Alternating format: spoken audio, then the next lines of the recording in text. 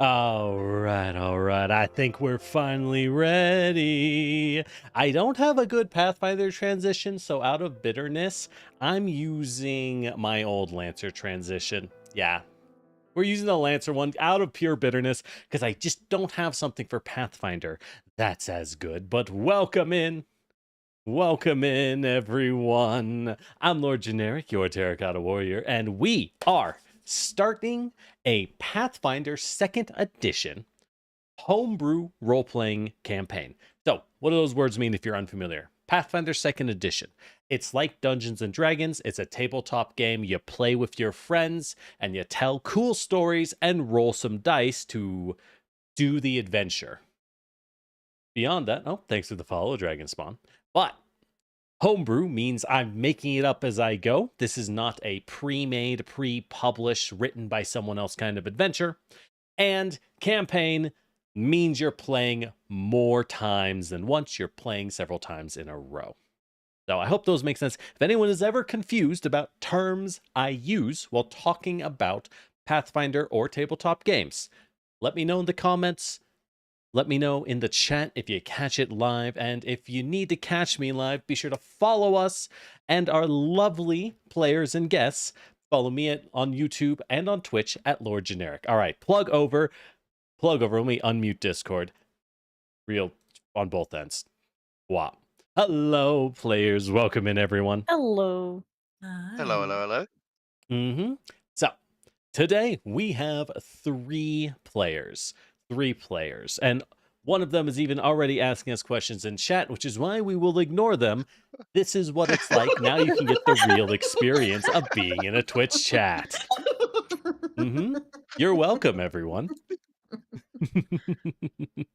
All I right. thought it was important. It is important. It is important to get the real experience. So, welcome in. So, what you see in the background, by the way, under my giant face, is indeed my own personal homebrew world, my own personal campaign world, where I set my stuff when I do run fantasy settings. We'll talk about this later, but I have everyone's favorite. How do you find the path? That's a great question. Honestly, we've all been wondering. I have everyone's favorite. You thought you were here for fun and adventures. You're here for PowerPoint. Isn't that fun? Everyone We loves love Yay. PowerPoint. PowerPoint. We love PowerPoint. Because I figure out how to get this on OBS. But while we do that, why don't we introduce ourselves? So we have some lovely players joining us, all three of them. Would you please introduce yourselves to the crowd? Let's start left to right. Culvert, you're up first. Oh, that's me. Hello, everybody. Um, my name is Culvert. I am a deer who sometimes occasionally drinks a little bit more than he should, sometimes on stream. And I play video games sometimes too. That, Mm-hmm. yeah, that's about it. Hi. Perfect. Well done. Lorelai, would you like to go next? Yeah. Sorry, I couldn't tell who's next. There we go. That's why I'm Thank you. saying it. Plus. Hello, hi, I'm Lorelai, your Raven Queen, and I'm here pretty often, honestly. Your community probably knows me pretty well. But I'm an artist and a gamer mostly. Mm-hmm. And Numi, you're up. Hi. I'm Numi Blue, aka just Numi. I'm the free floating star lady, and I am also an artist and a gamer, and I'm here for fun times with friends. Yeah. There we go. So, as far as I'm aware, everyone here is either new to tabletop role playing games entirely, tabletop games being like Dungeons and Dragons, Call of Cthulhu, Vampire the Masquerade, where all the nerdy games where you sit with your friends and you tell a story together. I Well, they're not necessarily new. They're either new entirely or at least new to Pathfinder 2nd Edition. So we'll be taking it slow, and we'll be introducing a lot of concepts today. We're not starting the real campaign. This is what's called a Session 0. A Session 0 is when we talk about rules, understandings, expectations, and really setting things up so everyone is on the same page.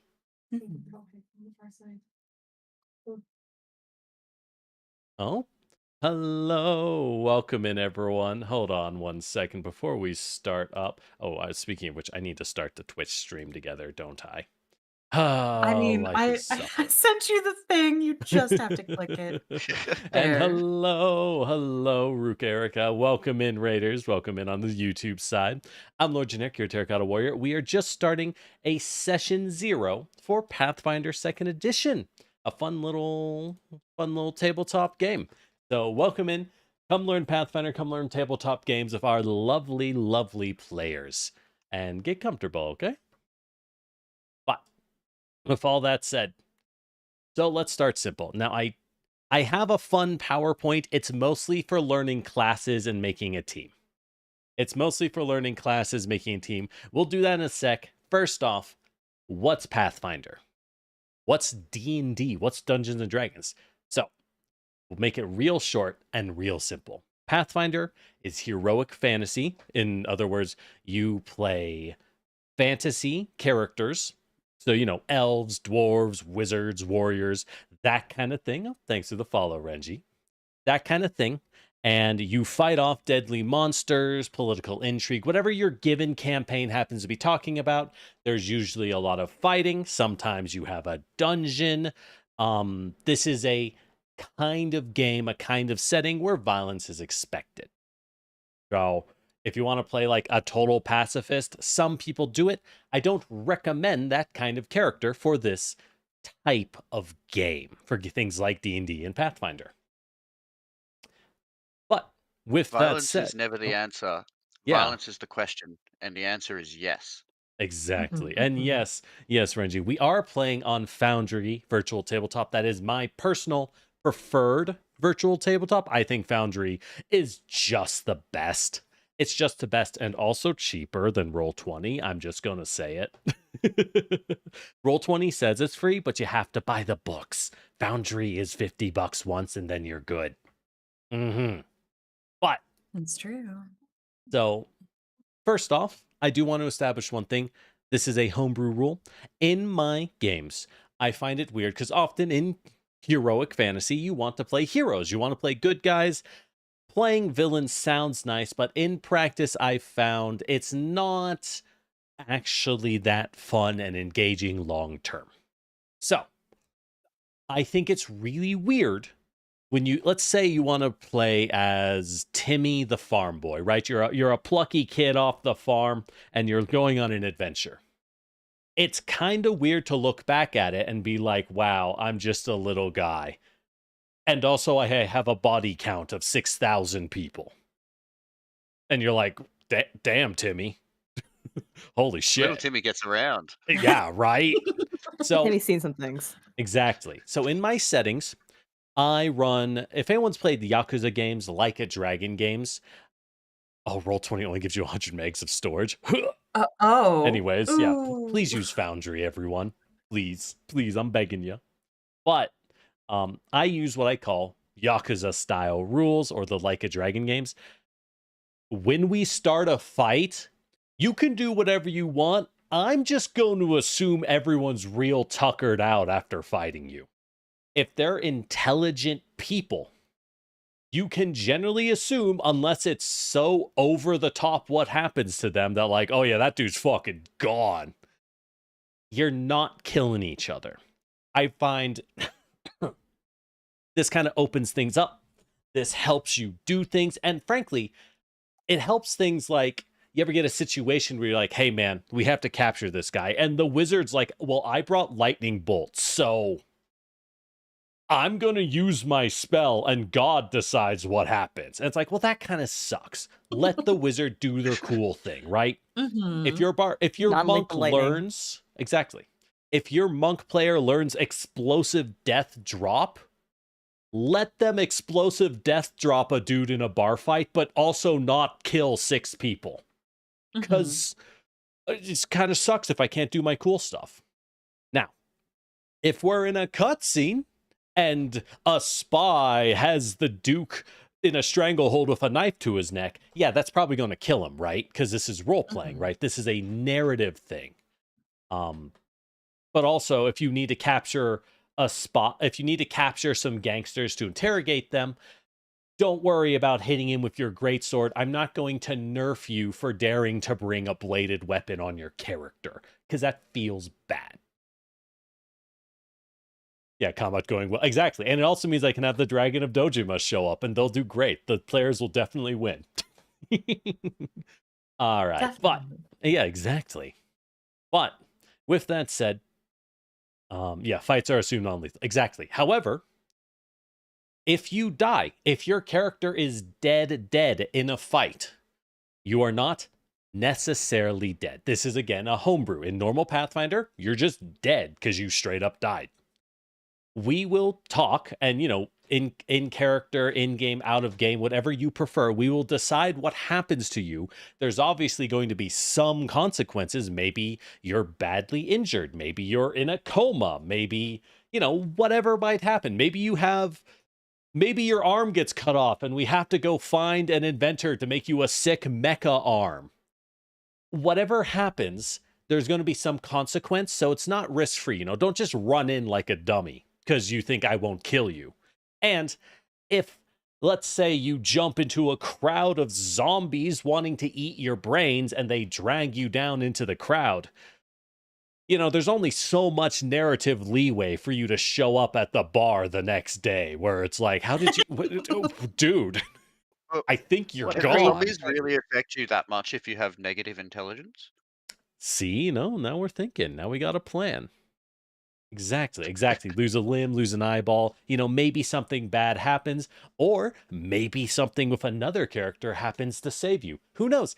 I think it's an opportunity for potential narrative moments. And with our next rule, these are a lot of things I'm just placing forward so you can keep it in mind. I have a fail forward narrative philosophy. Lorelai, you played in our Lancer campaign that we ran last, and so you're more familiar. If you fail a roll, I'm not going to say, okay, well, you can't figure out the puzzle. The story's going to stop. I'm going to get a drink while you guys figure it out, right? Mhm. That sucks. I will say, okay, well, you figure it out because you punched the clock till it breaks open. Maybe that really hurts you or something, right? Like, there's probably some penalty, but at some point, it's like, look, I only prep so many scenes. We are moving forward because we Yeah. have to. Or, you know, So, you fail so spectacularly in a single fight that you join the other side. oh, yeah, you really made that last chapter hard last time, didn't you?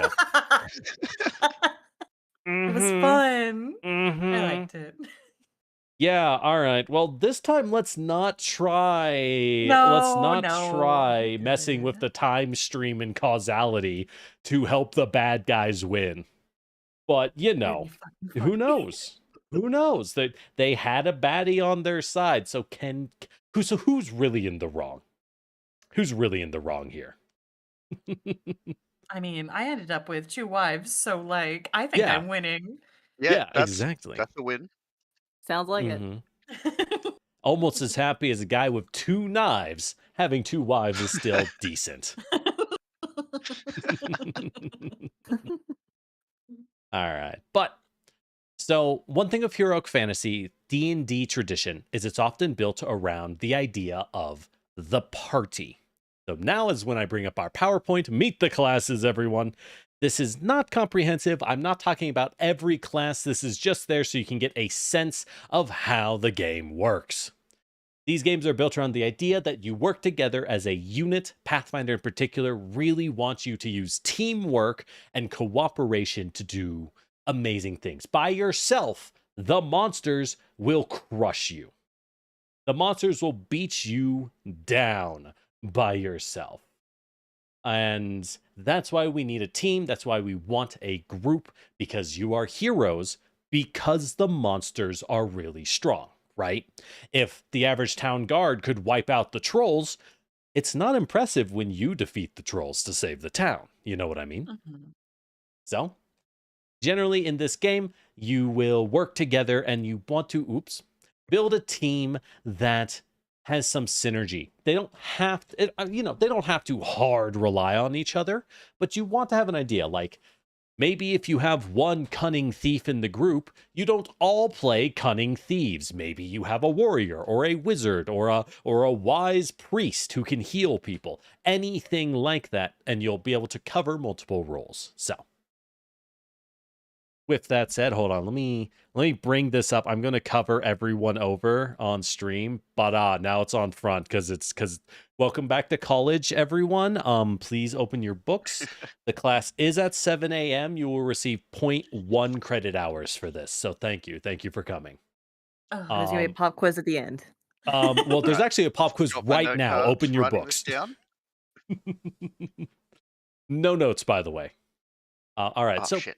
generally, this isn't a hard thing. This isn't hard coded in the game. This is more of how I consider Pathfinder, and a lot of these ideas are built off of Dungeons and Dragons 4th edition, the edition that was before its time, and a lot of people hated single tier. 5th edition threw out most of its innovations. Oh well, but generally, you can think of classes as 4 roles. You have defenders and you have strikers. One class is better at taking hits, standing in doorways, protecting the team. Strikers are good at dishing out single target damage. Controllers and leaders are your backline. Controllers tend to control the environment. Wizards who summon walls and rainstorms to slow people down in the mud, or psychics who literally, shatter their enemy's mind to stun them and stop them from acting. Whereas leaders buff their own team, give them alchemical potions so they can Hulk out and become stronger, or magical songs to inspire them, or a commander who literally orders their team into formation to fight more effectively. How does Summoner fit in? Great question, Conway. Summoner is all 4 roles, but only a little bit. They generally are more of a striker, but they can do a little bit of leader, controller, and defender. That's why we're not talking Summoner. It's one of the weird classes. And I haven't mentioned this, by the way. I do have another YouTube channel, for anyone wondering, called Lord Generic RPG, where I have mostly made class and spell builds for Pathfinder 2nd Edition, ways to explain classes, how to build them, how to play them, and give general ideas for new players. Exactly. Summoner is a generalist. They are a flex character. And often in these roles, classes are not one thing or the other. Generally, defenders and strikers are similar because they're frontliners, right? A knight with a sword and shield, you can take hits, you can do damage, and a lot of spellcasters are both controllers and leaders. A wizard can buff his team with a haste spell and speed them up. He can also summon a rainstorm to slow people down, and maybe he throws a fireball as well. You're not locked into this. So, yeah. Generally speaking, we have frontliners, lots of tanky characters on your defense, like champions, which are paladins in Pathfinder. They're the same thing. Guardians, which are non-magical Giga Chads wearing heavy armor who literally jump into the hits to protect their team. Monks, which I will note, Lorelei has already decided to play a monk. So monks are high speed, kind of skirmish specialist defenders. They're very hard to take down very fast, but their downside is they don't have much built in to protect the team. They're just very annoying. If you've ever played Marvel Rivals, Captain America is a monk.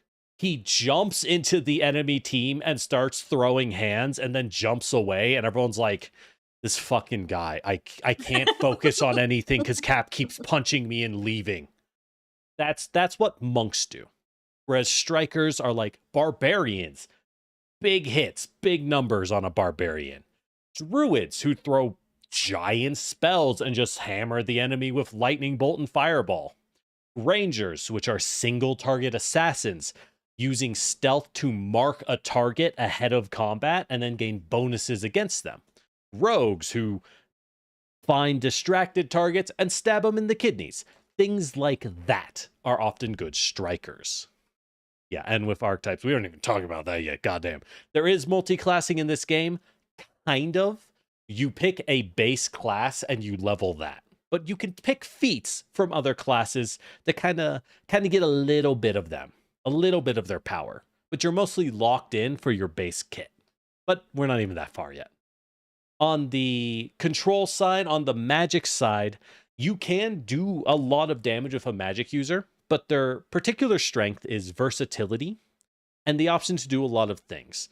We have controllers, witches, druids, alchemists, lots of debuffs, lots of crowd control, making walls, moving enemies around. If you want to feel like a brilliant strategist or tactician, if you've ever played XCOM and you're like, yeah, guns are nice, but I love throwing smoke grenades and confusion grenades and stuff, a controller style might be your speed. And leaders, they're buffers, they're healers. They protect the team. Everyone relies on them because they make everyone else do their job better. Bards are kind of the kings of buffing. Clerics are the kings of healing. Alchemists are just kind of weird. They do a little bit of everything, but they're very hard to play. Commanders give extra movement, extra actions on their team, that kind of stuff. Which, by the way, I haven't looked through this PowerPoint in like 6 months, so we're learning together. Envoys are the leader. Yeah, Envoy's another good leader archetype in Starfinder, which is Pathfinder in space. It's their sci-fi version. It's basically the same game, but very, very Star Wars, very Guardian of the Galaxy style. So the big thing in Pathfinder, this is the thing, if anyone's played Dungeons and Dragons, maybe you played Baldur's Gate 3, this is the thing that makes Pathfinder different at its core. The 3-action economy. On your turn in Pathfinder, you have 3 actions. You can do 3 things. The end. That's it. If you want to move 3 times, you can do that. If you want to punch a guy 3 times, you can do that. If you want to drink 3 potions, I don't know where you're holding the 3rd potion, but you can do that. You might need to pull out a new potion with your last action. So what this means is generally you're trying to build to be a little versatile because you can like move, you can attack, and maybe you defend yourself by raising a shield. Maybe you debuff them with your intimidation skill to scare a guy and lower his stats. Or maybe you drink a potion to give yourself a healing regeneration or something. So this, in practice, the 3-action economy, we'll run a practice combat if we get far enough and everyone still has time. And that'll help make this make more sense when you see it. Yeah, it's Pathfinder where everyone has guns. Yeah, exactly. It's in space.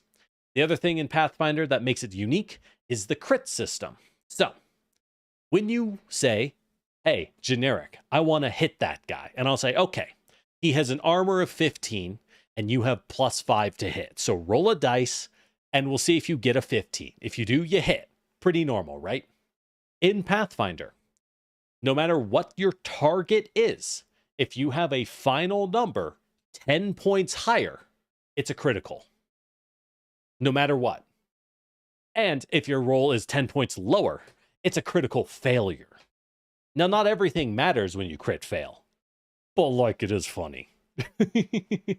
And most importantly, this also means this is for every roll in the game, even saving throws. If I cast Fireball at you, right? Again, if you're playing Baldur's Gate 3, you throw a Fireball at a pack of goblins. One of them rolls a 2 and is 10 points lower than your saving throw. That goblin takes double damage. Fuck that guy. So critical failures can be brutal. And this also means buffs are huge because a bard giving you +1 to hit doesn't just mean you hit more often. That means you just get a critical hit chance increase. So giving your enemies small debuffs, giving your team small buffs, you're actually changing their critical hit chance, which is double or more damage. Crits in this game, I'm going to draw a parallel to D&D 5th edition because it's very popular. It's what many people are familiar with, so the fools in the crowd might be more familiar. Crits are double damage in this game, outright. In D&D 5th edition, criticals are to roll twice as many dice, but flat numbers don't change. No. In this game, if your barbarian has a flat plus 20 damage and you crit a guy, you do plus 40. That dude is paced. Crits are really nasty, and they come out surprisingly often in combat. And is that it? That's it. All right, there you go. There's your spreadsheet. All right, is everyone done with class? That makes a Yay. surprising amount of sense. Yeah. Did that all make sense? Any questions from Mhm. that, just to begin with? Mm-mm. All right, Not a present. Cool.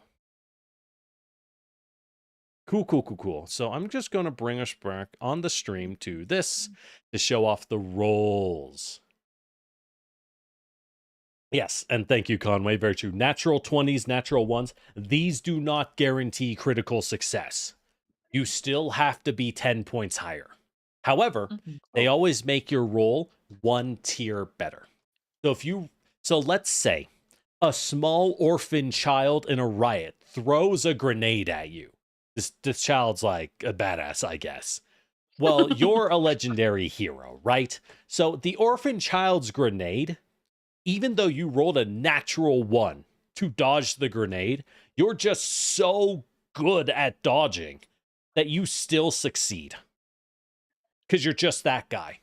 Well, the natural see. 1 changes it from base success down 1 tier to base failure. It's not a crit fail because you're just that good. And likewise, if that orphan tries to hit you with a rock and rolls a natural 20, well, that orphan, he still can't hit you on a natural 20. That's still a miss. However, because it's a base miss, not a critical miss, it would go up 1 tier to a basic hit. Does that make sense? Yeah. Yeah. It also Not entirely sure I understand the tiers there. Like, basically what's your tiers are critical success, base success, failure, critical failure. Whenever you do something. okay? This, Practically, how does that change a dice roll? what it means in practice, this does not matter often. What matters is Okay. that if you throw hands at some dude in a white suit and you find out he's a dragon of Dojima, and you roll a 20 and I go, oh, nice, you land a hit. What I just told you is that you miss on a 19. And you're like, Oh. I should not be fighting this guy. Holy shit. Because what that means is like, oh yeah, his defense is so high, you can't even hit this guy. You lucked out, and then it's his turn, and he enters beast mode, and you're like, no. Because he's about to just beat your ass. And in this game, you always add your level as a base number to everything you do. So what it means, exactly, your lucky cheap shot wasn't that you crit him. It's that you landed a hit at all. Yeah, no secret. Exactly. Yeah, you swing at Lu Bu and he's just like, dude, I crit you on a 3. And you're like, I'm sorry, what? Oh, shit. Even on a nat 1, he still hits me. Because in this game, you always add your level to every roll you make and every defense you have. So if you're 2 levels higher than your enemy, you have a 10% higher crit chance at all times. Which means you're just going to rock this dude. Okay. And if your bard friend immediately buffs you with a spell, you might have a 20% higher crit chance. And like, it's not even close. Once we do a combat, this will make more sense. So don't worry too much about it. Okie dokie. Mm-hmm. It's one of those concepts that's it's a little nebulous until we play it a little bit. That's why I'm always an advocate for playing a little bit in session 0. Because, you look at Path Builder, you see a lot of numbers, and they don't mean anything. You gotta go, all right, have a light birthday dinner. It's their birthday. Time for them to buy you the nice stuff. I mean, what? Yeah. So with that said, Lorelei I already talked with them. They spent some time building a character. So let me hop over to them first. Oh, good. I think I saved their character. Did I? Did you? By Jove, I mean, I you just sent the don't link know. for it, so There we it's go. in our There we DMs. go. All right. There we go. That was the wrong thing. I turned off Discord audio. All right, it's back on. Hell yeah. So this is, I need to zoom this in a lot. So Lorelai is playing a monk. So your party will have a defensive, high-speed character. Monks in Pathfinder are really cool. I really love them. Yeah, in practice it'll probably feel natural. It'll be fine. In practice, it'll be fine. So basically, you have a high-speed martial artist in your team, specializing in slashing tiger stance moves. Monks in Pathfinder invest their feats to learn different martial arts stances that change the attacks they are able to throw out. Lorelai is a tiger stance character, which means super fast, long lunges and like slashing claw strikes that cut people open and leave them bleeding are Lorelai's specialties. But also Lorelai has a little bit of chi magic, which means that she can basically do a JoJo or a punch rush for extra damage once a fight. At the moment, at level 5, you know, it's more limited. That's just what she has. But character building isn't that hard. We are using a system called Path Builder. I really recommend Path Builder 2nd edition. It's on Android apps and it's on browsers. So it's really nice. The only downside is, and why I have you here to do it with you for making your characters, it offers every character option in every book because every rule in Pathfinder is free. They're all available from the company for free. Which means guys like this can just make this app with everything, and it's a lot. Yes, John Ton, it is Udyr. Monks can play Udyr style and switch stances all the time. Udyr is a great example of a Pathfinder style monk. But builds in this game are very versatile. As we level up, if we were to level to high levels, Lorelai would be able to like, okay, if at level 18, there's a monk feat where you just turn into a Super Saiyan. Just straight up. You just become a Super Saiyan. You start flying. You start glowing with energy. It's very clear what you can do. But you can play a monk. That is each attack lasts like 8 sessions. Yeah. That is the downside, isn't it? Yeah, your friends have to wait for you to finish powering up, unfortunately. They will all be dead, but it's okay. You'll take out the bad guy. You'll res them later. It's cool. But with that said, who would... So first off, Culvert, I know you were thinking about trying to find time to watch our previous session 0 when I ran a short session introducing some other people to Pathfinder. Did you watch any of that? And it's fine if you didn't. Yeah, I was going to watch it, but then I completely forgot. Totally fine. So I know both you and Numi have different ideas on characters. My only question is, who would like to talk through the character building process first? We'll make the character on stream. So we make up... Numi can go first. New character. I was going to say, you can go first. Hell yeah, there we go. Speed is the essence of battle. Always push your buddy in front of the drill sergeant first. Yeah, we do it live. Is indicative of our actual dynamics we're gonna have here. Okay. So you might want to be you might want to know. All right, Numi. So I know you haven't really played much tabletop games before. I have not. Oh, there you go. Open to learning. Yeah, totally fine. I know you've played a little bit of a barbarian, and I know you've played quite a few CRPGs. Which is why I'm also like, I feel like you'll pick this up pretty fast. If you can play Fallout 1, you can play Pathfinder, because that game is a nightmare. Okay. Good to know. The numbers here will be pretty easy. If anything, actually, you know what? I'll say a lot of Pathfinder's building ideas maps pretty well to Dragon Age 1. Where it's like, yeah, the warrior rushes in front and slams a dude down. That's something fighters in this game literally have as a feat. So like, it's pretty easy to translate the ideas of like, okay, I kind of like this more than that, you know?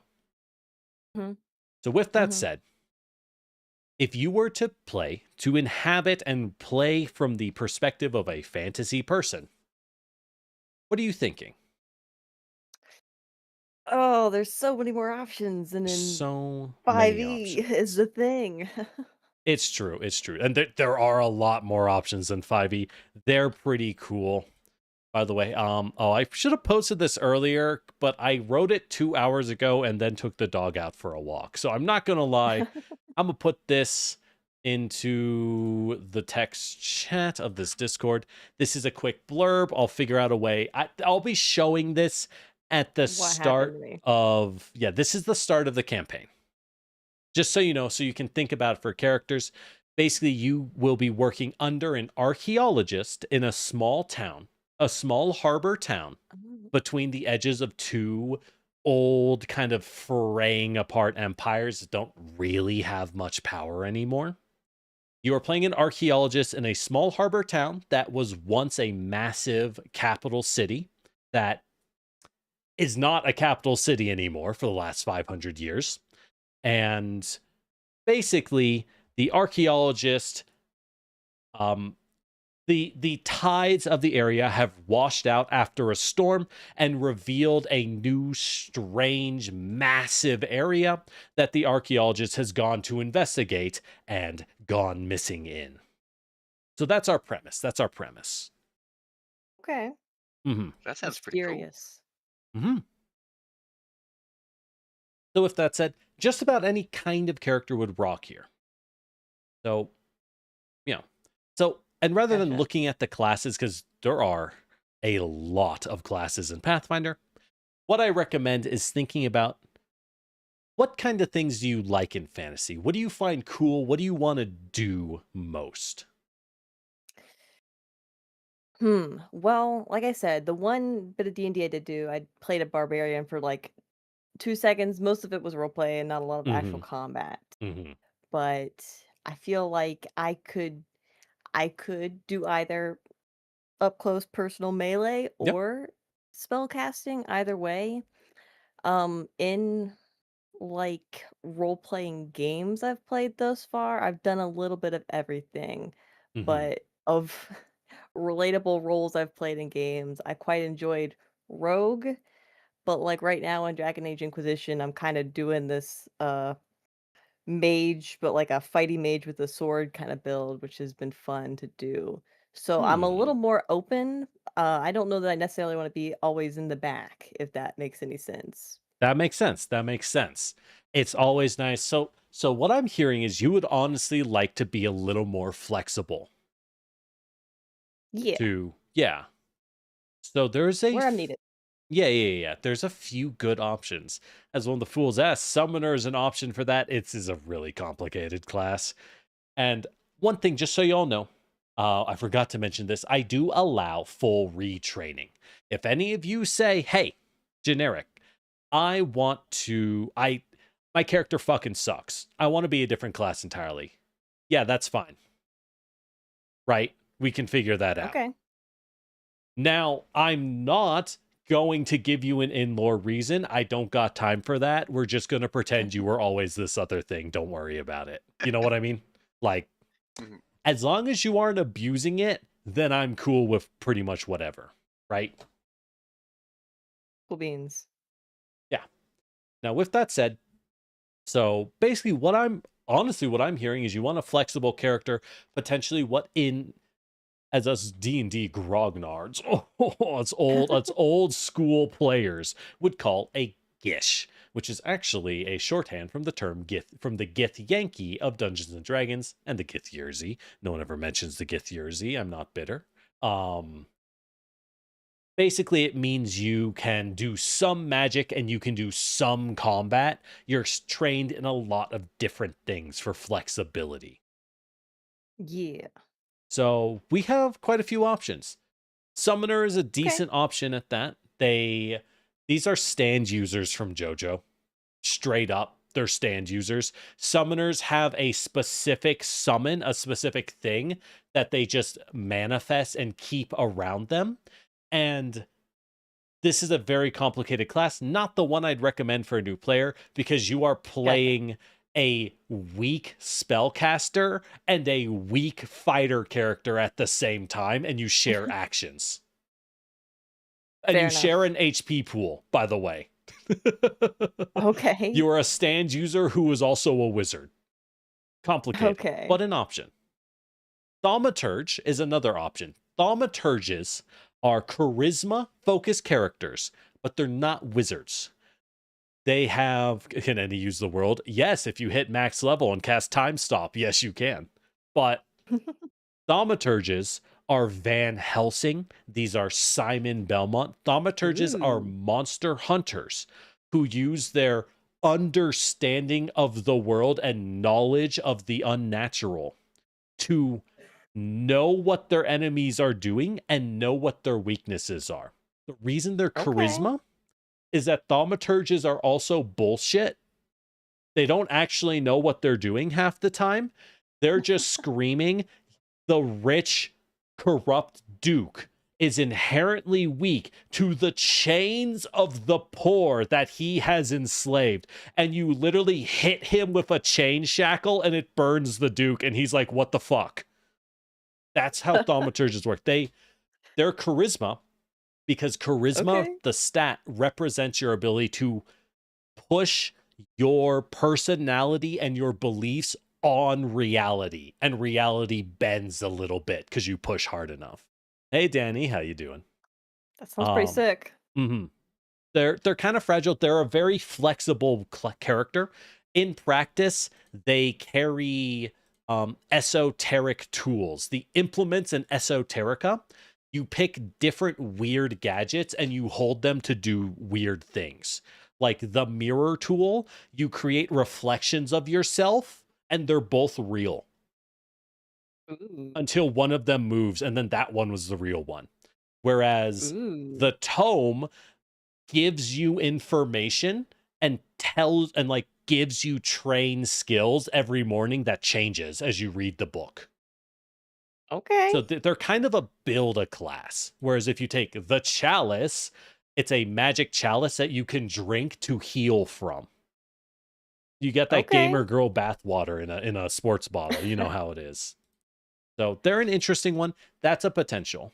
Playing DD. We are teaching Pathfinder 2nd edition today, actually. Another potential flex character is the Ranger. Rangers are nature specialists. Very Dritz, very Minsk from Baldur's Gate, very Strider, very Aragorn. They're nature specialists, and they can build a lot of ways. They're good archers, decent in close combat. You can have an animal companion. You can have essentially a trained war animal with you. It's optional. You don't have to have it. And they can also specialize into magic. They can use natural magic to imitate wildlife, to make their weapon heavier so it hits harder, or to spit acidic slime at people once or twice a fight. They aren't, they're not wizards, but you can use a little bit of magic. Ooh. So that's an option. There's a lot of options, as you can tell. This is a less flexible option, but also it gets spells. There is the Magus. This is your red mage from Final Fantasy. This is your spell blade. Maguses specialize in doing what's called a spell strike because they're decent warriors, not great, and they're okay wizards, but also not great. But you can make blade strikes that also are spells. So if you hit them with your weapon, the spell also hits them for full damage. Okay. So Maguses, they're very feast or famine. You're going all in on these giant flaming sword swings, and if it misses, you're fucked. Because now you're standing there on a fairly fragile warrior like, oh, hold on, let me recharge, as you have to like refocus your spell strike real fast. Yeah. And it's like, nope. Gotcha. There are kineticists. These are actually an excellent flex pick. These are weird. There is no analog for kineticists in these kinds of games. Has anyone here watched Avatar: The Last Airbender? Yes. That's what a kineticist is. You pick elements and you can Gotcha. manipulate those elements and pull them out and throw them at people. Ah. So, and you can pick more than one element. You can be like metal and water, or pure fire, Ooh. or earth and wind. Like, you make your own bender. Can you blood bend? Well, the water benders can. I don't think they can blood. No, they have blood bending. Water benders can heal with blood bending. They can also summon tsunamis. So, kineticists, they're weaker than wizards. A druid is Okay. more powerful than a kineticist, but druids run out of spells. They run out of magic after using it. Kineticists cannot run out. They just keep doing it. So this is a Gotcha. class that can go all day, but is weaker. They are consistency over burst, and they tend to run on a cycle of an on turn and an off turn, where you summon the elements and then you use it in a giant hit, and then you have to resummon. An Gotcha. ATP bender. Yeah. So kineticists are a pretty cool option. This will be a complicated one if you want it, but doable once we set it up. Other good flexes. Cleric is an excellent flex character. There's variants of cleric. We could pick the War Priest cleric.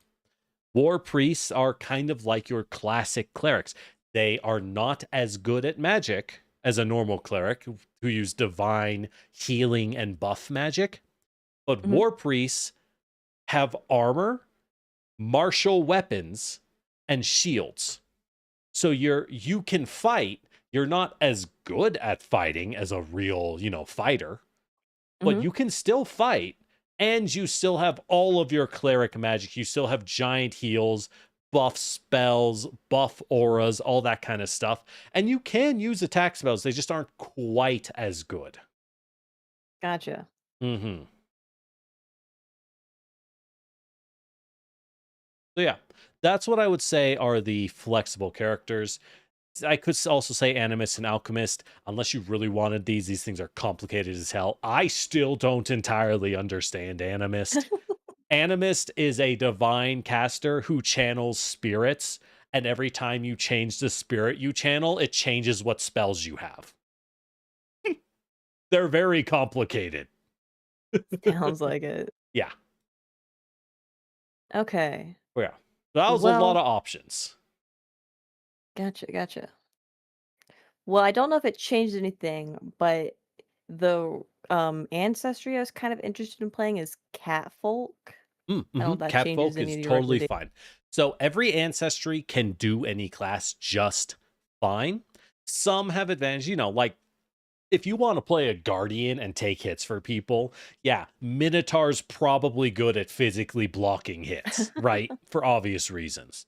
Catfolk, taking a look at ancestries, which is your race, your species. It's called ancestry in Pathfinder. Catfolk they're Khajiits, right? From Skyrim. They're cat people. They're not anime cat girls. They are, 60% cat, 40% person kind of cat person. Yeah. Yeah, they tend to be pretty fast. They're not very wise. They're kind of foolish, which makes sense because they're cats. And if these stats never work, it is in the game. You can always say, all right, I don't want the standard ancestry stats. Just give me like generic human stats. And the game goes, okay, sure. So if you want to play someone who needs wisdom, you can always do that. Okay. But yeah, Catfolk, their main thing is they have what's called the Catfolk dance. They have a special feat they can take where they can make acrobatics checks, which are dexterity-based skills, to reduce a person's reflex save. Basically, if you're fighting a guy, you can do a dance to fuck with him, and it will make him more vulnerable to fireballs. I just distract him with my catty ways. Yes. And you don't have to do that. That's really their main unique thing that they have. It's that and they have the cat's luck feat, which lets them once a day re-roll a reflex save. So if you Yeah. roll a nat 1 on a lightning bolt, you can be like, no. Re-roll, redo. Gotcha. Okay. Question. Yes. So I kind of was based on the little descriptions you gave me for in terms of classes. Then hmm I kind of like the sound of either a war priest cleric or a thaumaturge, Okay. but I don't know how like difficult a thaumaturge would be, especially for a beginner. They're not okay. Thaumaturge isn't that bad. Because while they have 9 different esoteric implements, you pick like, hold on, level 5, you pick 2. You only have 2. And once you pick them, that's what you have. Okay. So we have to decide which ones you want, but then those are the ones that you have. Okay. So that their other main mechanic, their in-game mechanic is called exploit vulnerability. You spend 1 action, you look at an enemy and you say, "Hey, I'm making a skill check with a unique skill all thaumaturges have called your esoteric lore, your knowledge of the bizarre. And based on your skill roll, tell me his weaknesses. And if he doesn't have a weakness, thanks for the hydrate, say. If he doesn't have a weakness, you make up a weakness so that when you hit him, you get bonus damage." Okay. So that's it. That's really their only things. This is a kind of a build a class kind of class. It can be as complex as you want. They have Okay. feats to you be able to use all scrolls. So you can just be like, "Hey, is that a an ancient wizard scroll? Oh, what spell does it have? I know how to read that." And it's like, "Can you even do magic?" I didn't say I didn't say I could do magic. I know how to use the scrolls though. So like it's Sick. really powerful, but only if you want to have to look through spells and carry a bunch of scrolls. You know what I mean? Mm-hmm. hmm But you could also just buy a bunch of utility things like there's a first level spell which summons a 40-foot staircase. Really handy to have. Useful in a fight? I don't know. Maybe. But it's just nice to have. Where it's like, how do we Yeah, get to the roof? It's fine. Staircase. I And everyone's got like, what the this. fuck? hmm Stand back. But they also have a different feat that allows you to recall knowledge on anything. So you're just like, yeah, I actually know a lot about wheat crop cycles and the lifetimes between. And everyone goes, why would you know that? And you're just like, hey man, you know. Don't ask So questions. yeah, don't ask I just questions, know. dude. Like, why you asking weird questions? Yeah. Thaumaturges, they work fairly well. They're very flexible. And again, once everyone's locked down their classes, that means everyone else has a better idea of what they might want to fine tune on their character later, right? Yeah. Don't Yeah. worry about too much. Gotcha. I really like the idea of it. If you want So, to go thaumaturge, let's go thaumaturge. heck yeah. You don't need to have a character name yet. If you do, that's cool. If not, we'll just change it later. It's fine. My Or if you just want name. your character to be Unknown. named Numi, that works too. Sorry, what? Kunumis. Sorry, what? Crazy. Yeah. So, all right. So if you're a thaumaturge, tell me, as a cat who knows a lot about weird stuff, how did you end up becoming an archaeologist's assistant in a small town? It doesn't have to be specific. Well, I'm just looking for a background. yeah. There's a lot. hmm Well, I feel that partially the thaumaturge stuff Mm-hmm. lends into that maybe a little bit based on Mm-hmm. what you've described to me. So that's definitely a thing.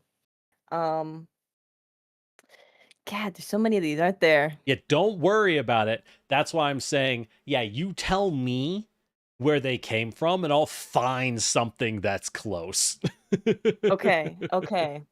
Well, the only other real thing I had like thought about for my character besides hmm like catfolk was because I was like, okay, what are even like the races involved with Pathfinder, catfolk? And then it was talking about like the luck, which I was kind of that's a cool thing. So Mm-hmm. I was like, what if I'm like a black cat and there's Okay. like bad luck involved in like my past or All something, but like right. I'm lucky or I'm something along those lines. Yeah, yeah, yeah. That makes sense. I get you. I get you. Well, So in maybe I'm that running from a case, past, or maybe yeah. it's just like this is where I've wound up because of what my class is Mm-hmm. doing the thing. That that sounds good to me. Heck yeah. Hmm. In that case, as I do a quick roll, and if you want, if you yeah, so we're looking for something with luck, right? You could be a fortune teller who steals people's luck.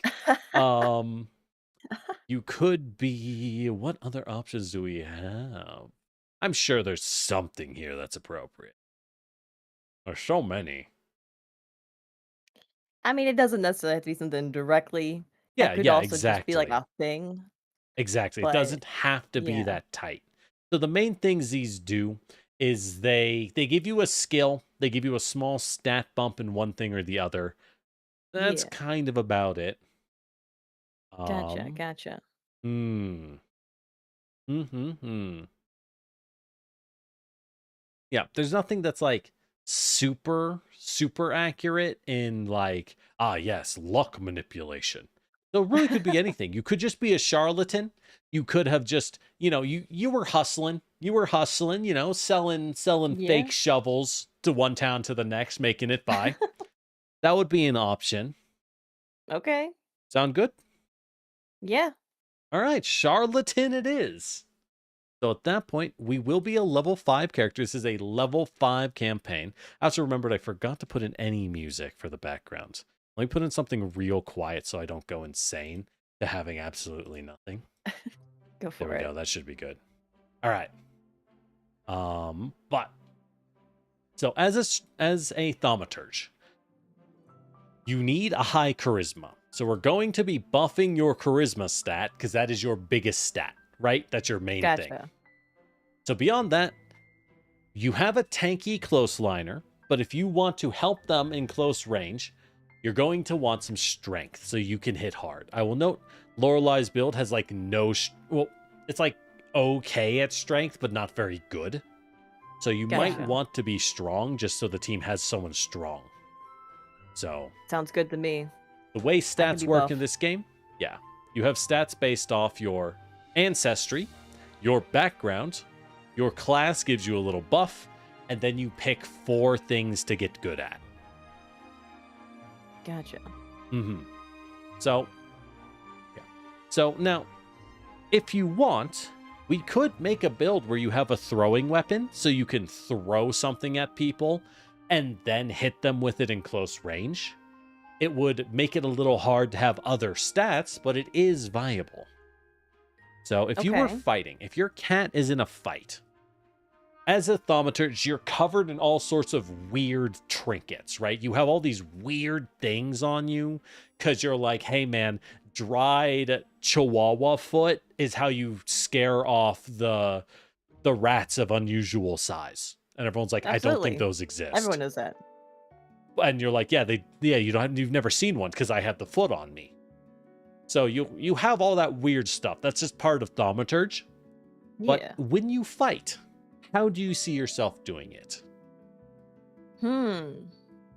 Well, I don't mind being the sort of person who has a throw weapon. My one concern would be like then retrieving it, I guess, and it being weaponless until I get it You could back. get a magic rune to make it a returning weapon, so it just flies back to your hand. See, now that's pretty sick right there. Yeah, You so you make a don't have good to worry point. about it. You make a very good point with that. Mm-hmm. I know.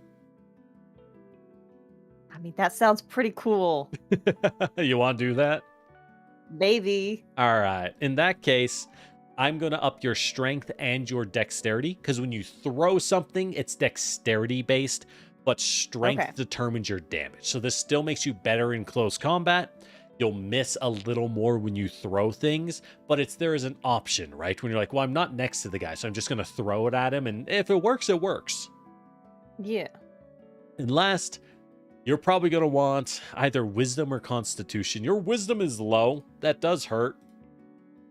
Both of these are saving throw stats.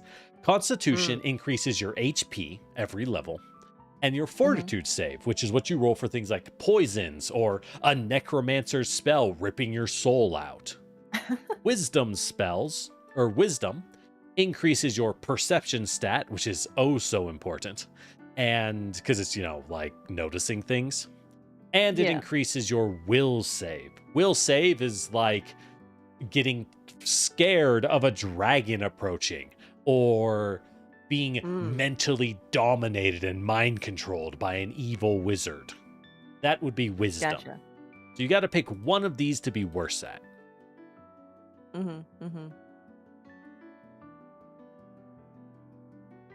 I mean, if I'm already bad at wisdom, like Just there's lean two in. wolves inside me saying, hey, you could get it to 0 and then like be not bad at all Yeah, of we them. could be balanced. I could be balanced, but then there's Or- another wolf inside me like, or wisdom could just be my bad thing. Yeah, or you could just be bad at... Here's the thing. It's kind of funny to be really bad at one thing. And if in practice, after playing, you're like, I fucking need wisdom, we can go back and change that, right? Hit my mouth. Yeah. Hit my mic. Yeah, we can just go with back con. and be like... Go with con. All right, go with con. We're going to be a little tankier. That's always good. At this point, you get a few skills. As a thaumaturge, you are trained in every knowledge skill. You're trained in religion, arcana, nature, occultism. Because that's your thing.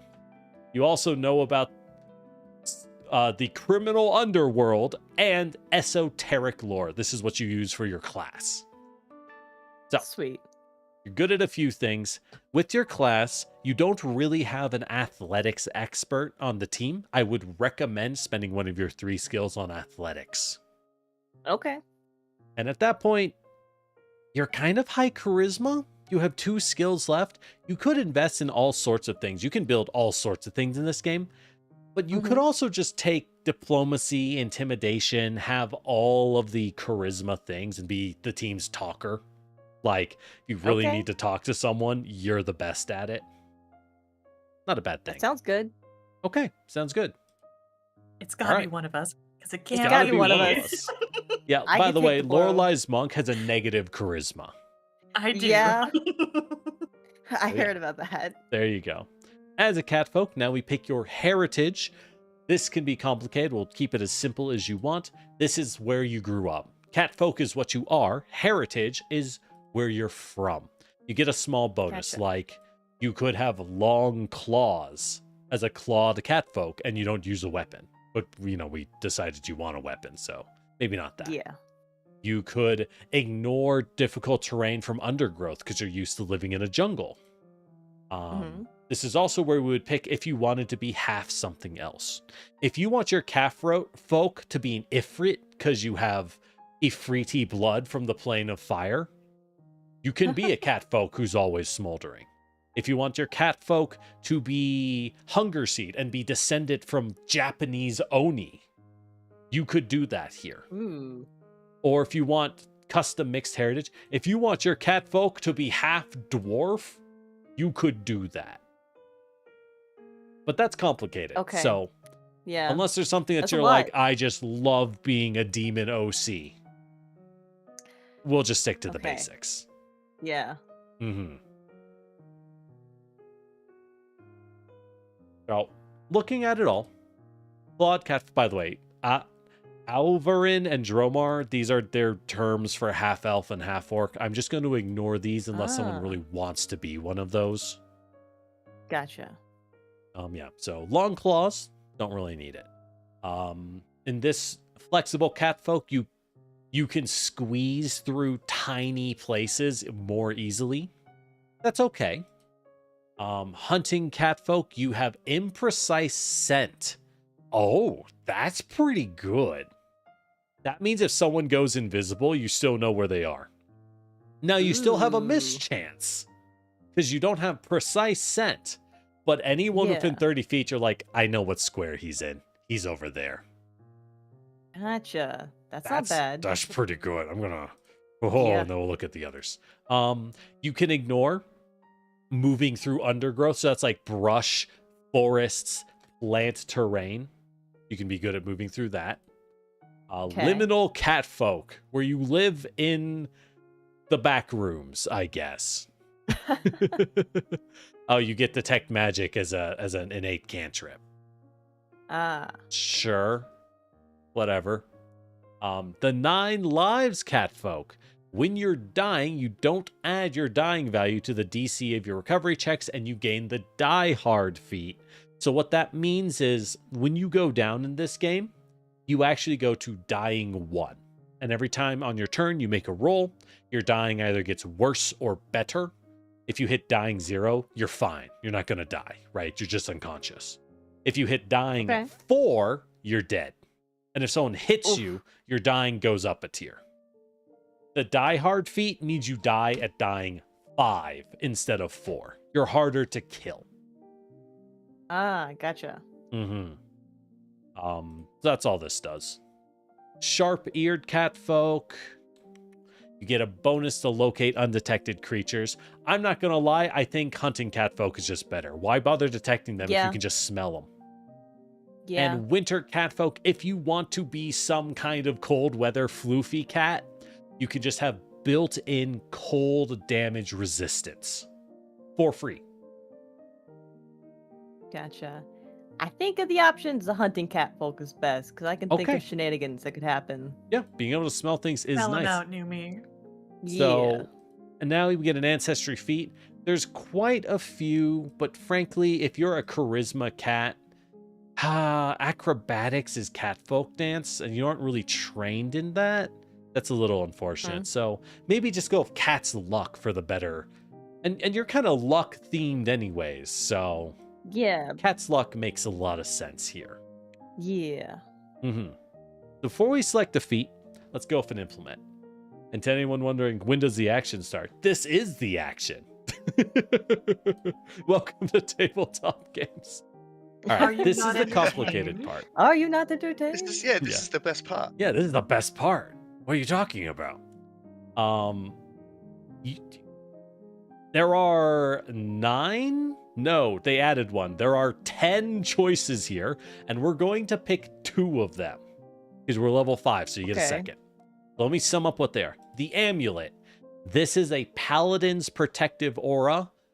These are all weak versions of other classes' things, right? The amulet lets you reduce damage from whatever target you're focusing. The exploit vulnerability, the way you like target someone's weakness. Your class is good at fighting one dude at a time. You're kind of an assassin. So the amulet means you can reduce incoming damage from that one guy as a reaction. Gotcha. The bell is similar, but instead of reducing damage, when that guy tries to hit you or an ally, you debuff them. You ring the bell and it hits them with negative stat debuffs.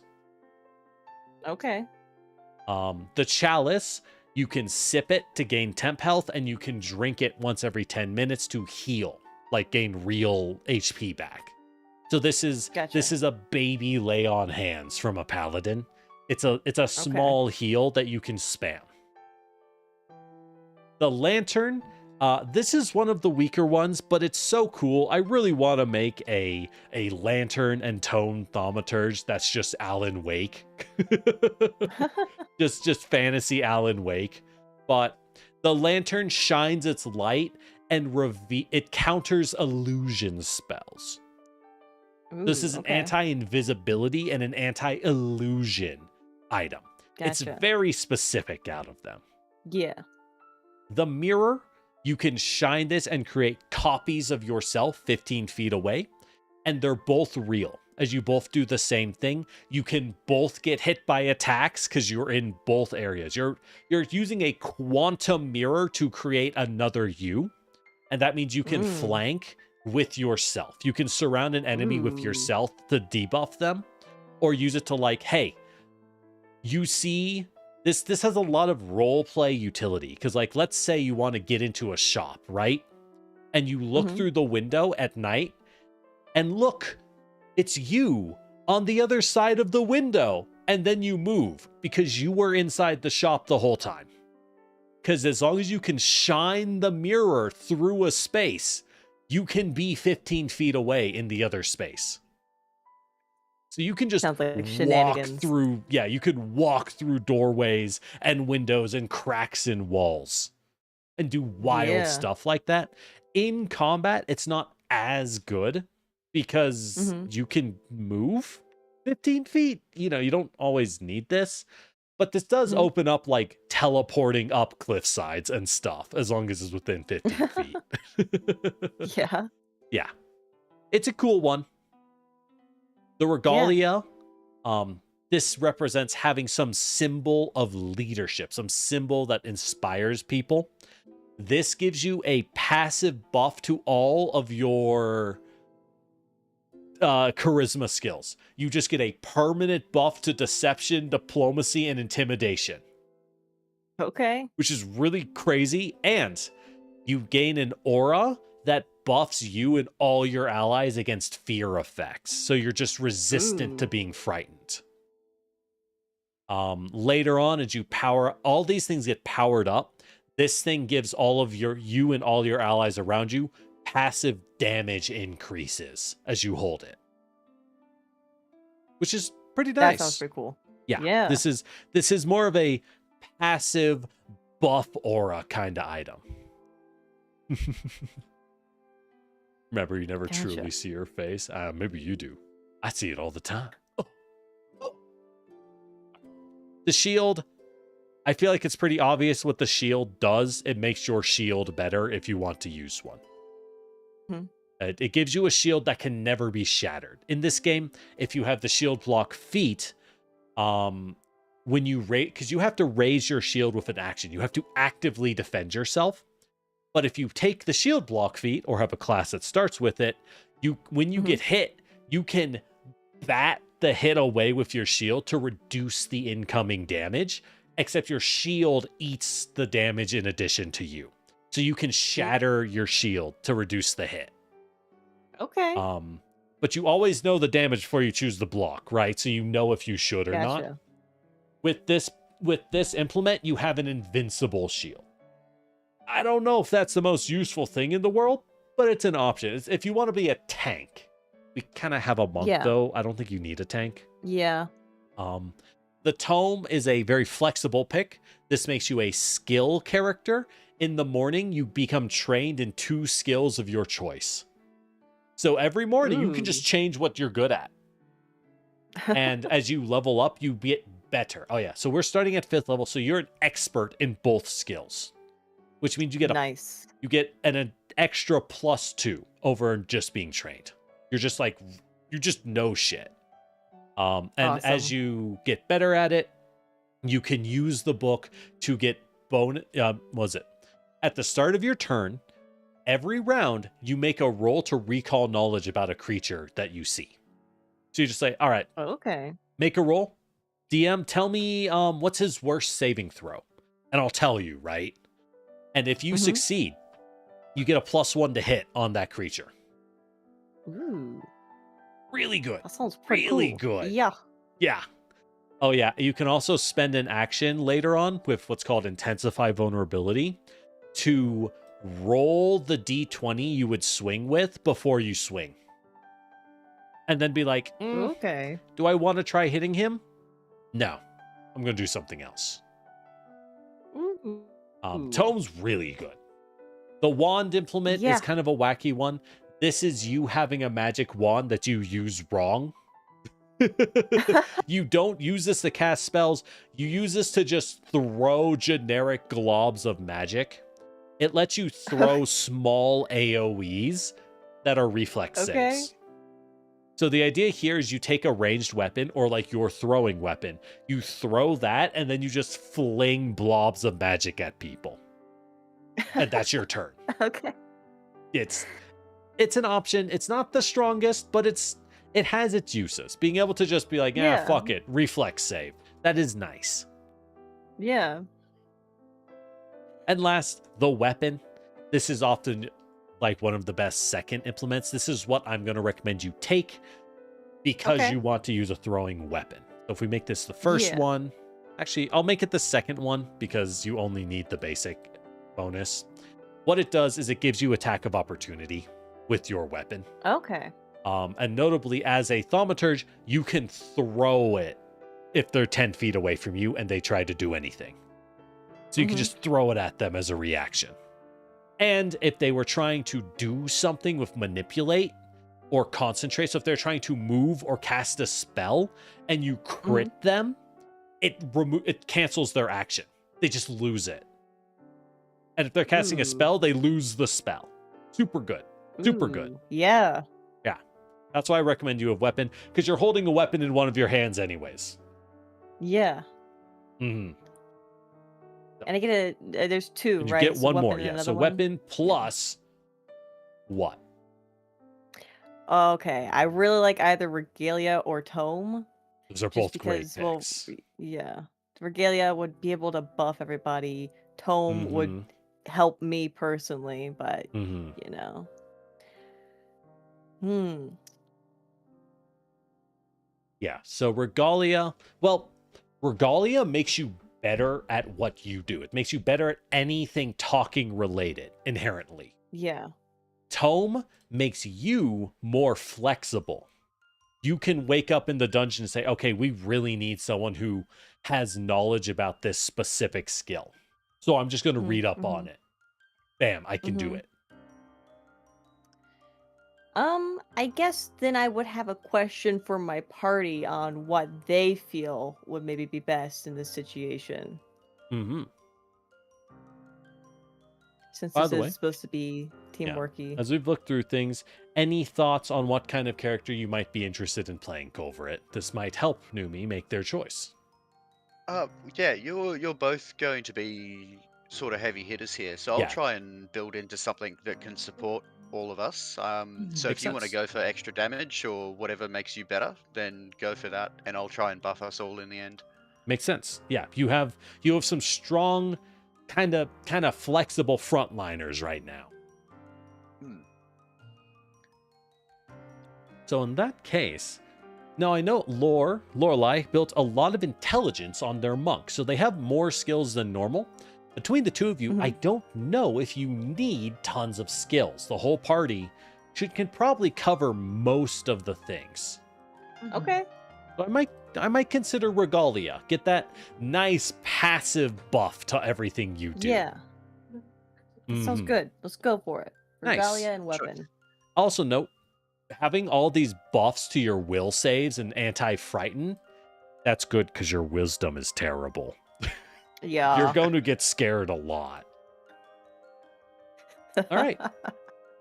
Couple more The things. goblin in me kept screaming Belle because cat, but Yeah. Oh, yeah? I mean, that would have been fun. you could pick the bell. That's a decent option. It's not a bad listen, pick this is because just cat. a bad thing just because I was like, Uh-huh. but cat, so Belle. Bell's not terrible. It does debuff people. It's nice. Pick what you want, but- Yumi. Yeah, pick what you Pick your want. best character. Yeah, I'll go with Regalia, but you're right. That would have been Sounds so good. cute. Well, at high levels, you do get a third implement. I don't know how far we're going to go. I'm not intending this to be super long. It's tough. These kinds of games, they can go as long as you want. So I'm thinking we go a few sessions and then I talk. I'm like, hey, how you guys feeling? You want to wrap things Fair. up? You want to keep going? You loving it? You hating it? You want to run away and never show up again? What can I say? Common occurrence when I talk to people. We're never collabing again after this. Yeah, I get that often. Don't worry. First time. So now at this point, you get your first level class feat. Feats in this game are how you build your class. Basically, all the class features are in big buckets per level. And you pick which one you want. You build which class, take which class feature you want. Pretty normal RPG stuff. Gotcha. Got a lot of picks here. I have played Thaumaturge, so I'm just going to recommend a couple, also for sake of time, right? Yeah. First level Thaumaturge. Main ones I'd recommend are either Scroll Thaumaturgy, letting you use all scrolls, all magics. That's kind of crazy, but it is a lot of work. Or For maximum funny, diverse lore. This allows you, because normally esoteric lore explicitly lets you learn the weaknesses of creatures and nothing else. Diverse lore removes that that limitation. You can just use it for all knowledge checks on all creatures. Just cuz. Oh yeah. Also, when you exploit a vulnerability, if you would have succeeded, you also get a recall knowledge. So this will just give you massive information about whatever it is you're fighting. Yeah. Which is pretty nice. Yeah. I would go with that. Yeah.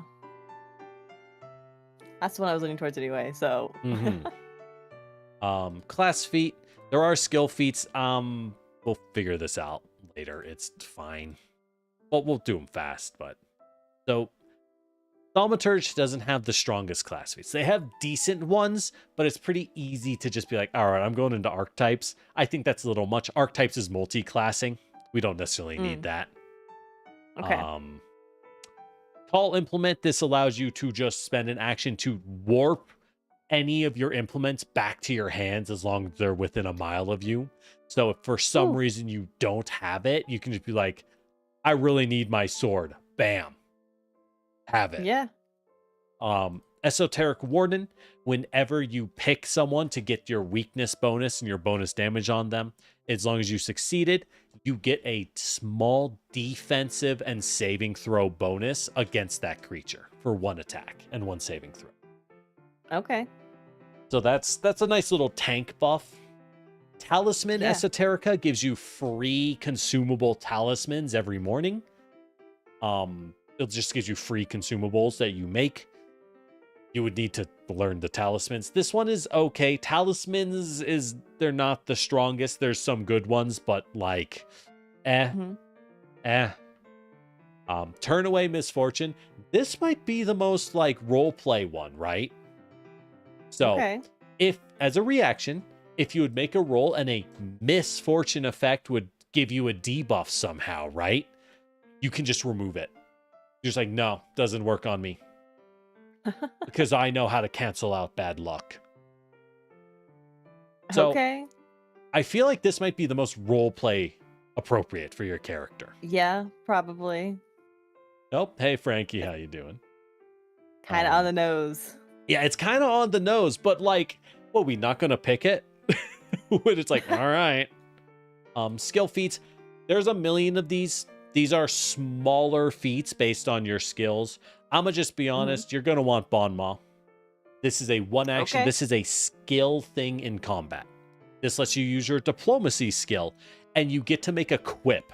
You get to make a little, a little one-liner at someone, and it distracts them. It distracts them so much that their will save and perception skills go down until they spend an action to be like, no, you. Yeah. You're right. Really good. And if you have any kind of caster support, they're like, oh, thank God. I was going to hit this dude with a will spell, right? You could just be like, hey, debuff. Hit him. Nice. It's good. General feats. These are like your stat boosters. They're... I'm going to break it down. Do you want to move a little faster, be a little tougher, or have a higher initiative, a higher chance to go first in combat? Well, I guess I don't know quite what spells or anything I would have right now, so I don't know if necessarily going first at this moment would help people. I don't think I really have like a bunch Makes of sense. debuffs going on. Yeah. So I don't know that initiative makes sense. And I think I might be misremembering. I'm already pretty fast as a cat. You're like normal speed, I think. Catfolk, I think, move 25 feet in action. Yeah, they're normal speed. You're normal. Okay. So move speed is decent. The alternative is robust health. As a monk, Lorelei built to have medicine skills.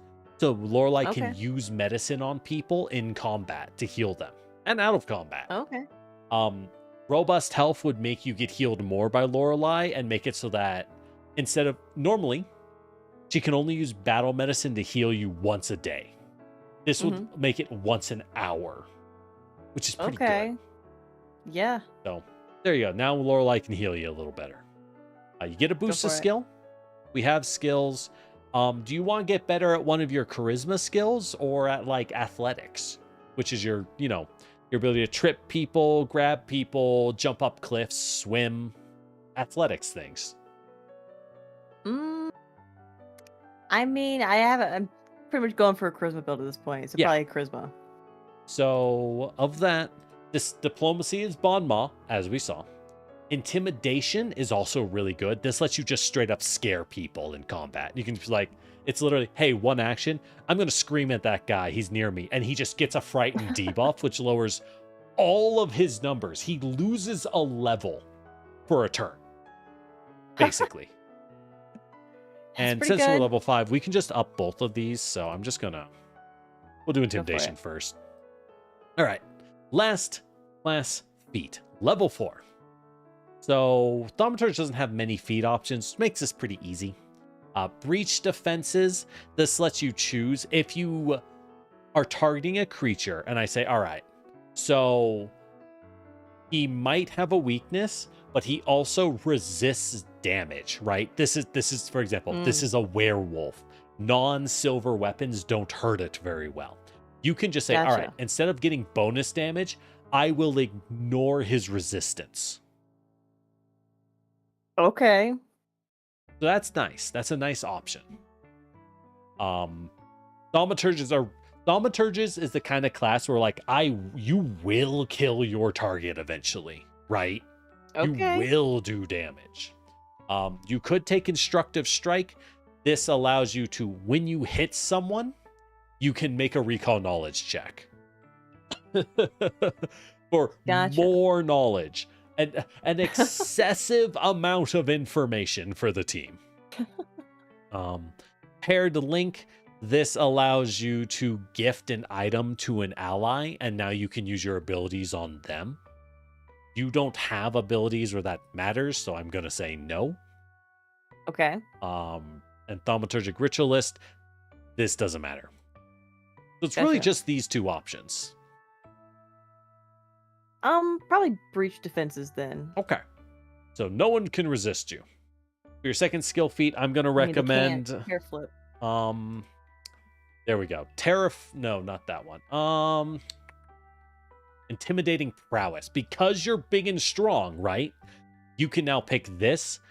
So you're so big and strong that you physically scare people. So when you demoralize, you just get a bonus to your check. You get a +1 bonus because you're so strong. And you don't need to share a language. Everyone knows that you're about to beat their ass. So you're even better. If I was at it. growled at by a mountain lion, I'd shit my pants. Yeah, pretty much. Yeah. Pretty much. If there was a 5-foot mountain lion standing up like, I'm gonna fucking eat you, it's like, oh, I don't need to know what it's saying. It's looking at me. Exactly. Mm-hmm. All right, so at level 5, every 5 levels in the game, you get to boost your stats again. 4 stats. So charisma, it takes 2 boosts to increase charisma. So we'll have to wait till 10 to bump it more, but you may as well pick it now. I'd recommend strength and dex, because those are your combat stats, and you need both with thrown weapons. Makes sense. Would you like more constitution or more wisdom? Might as well boost that con. Which wolf is winning? There we go. Yeah. I love being a fool. All right, and you can now boost, diplomacy. There we go. Now you're good at talking. You're not quite as good as deceiving, but like you're still pretty damn good at it, so whatever. That boosts your options. All right. You get 1 ancestry feat, and then we're pretty much done. Sweet. Mm-hmm. So you can get a climb speed. You can just climb. Now you still need your hands to be free. You can't have your hands full of all of your bullshit while climbing cliffs, but this does technically mean you can just climb up cliffs, which is that's kind of nice. Graceful guidance. Let's see, what is this? you can use the aid reaction to grant a bonus to an ally's reflex save. So what this means is you can spend an action on your turn to say, hey, when that explosion goes off, I'm going to use my reaction to buff Culverit's reflex save to help them get out of the way. Okay. Doesn't hurt you. You can just help other people. That's pretty Light good. pause. You can spend 2 actions to move and then step, ignoring difficult terrain. Nice way to get over problematic areas. Mm-hmm. Difficult terrain, it halves your move speed, rounding down. Gotcha. Lucky break. You have Cat's Luck, so you can do this. You can now triggers Cat's Luck when you fail any saving throw. But you can still only use it once a Ooh. day. Gotcha. So it's really good, but it's once a day. Yeah. I think, was it at level 9? I don't know. There's got to be a way you get more of it. I don't know. Doesn't matter. We're level 5. So Yeah. buff your luck. Pride Hunter, you can use lesser cover from your allies to hide. So if you stand behind an ally, you do get cover as you use them as a Okay. meat shield. This means you can literally hide behind your friend. I don't know if that's what you need right now, but Probably it is not. an option. This is more of a rogue thing, right? Yeah. And well groomed. You gain a bonus against diseases because you clean yourself. Ugh. At the expense of a hairball. Yeah. Blah. Good old hairballs. Lucky yeah. Break, I guess, makes more, role It play helps sense. build that but I luck also thing. do I do like Graceful Guidance as well. That's pretty good. And honestly, also climb speed. Like, this is just nice to have. Just be like, I'm Yeah. climbing that wall. Okay, Yeah. you can do that. Yeah, these are all Um, pretty good picks. Yeah. Eeny, meeny, miny, mo. Mm-hmm. Catch a mountain lion by the toe. Mm-hmm. And we always let it go. Eeny, meeny, miny, mo. Graceful Guidance. Graceful Guidance. You can buff your friends. All right. I'm going to handle weapons and defense a little later. Let's just Gotcha. pick what weapon you want. Hold on. I had a thing, which was...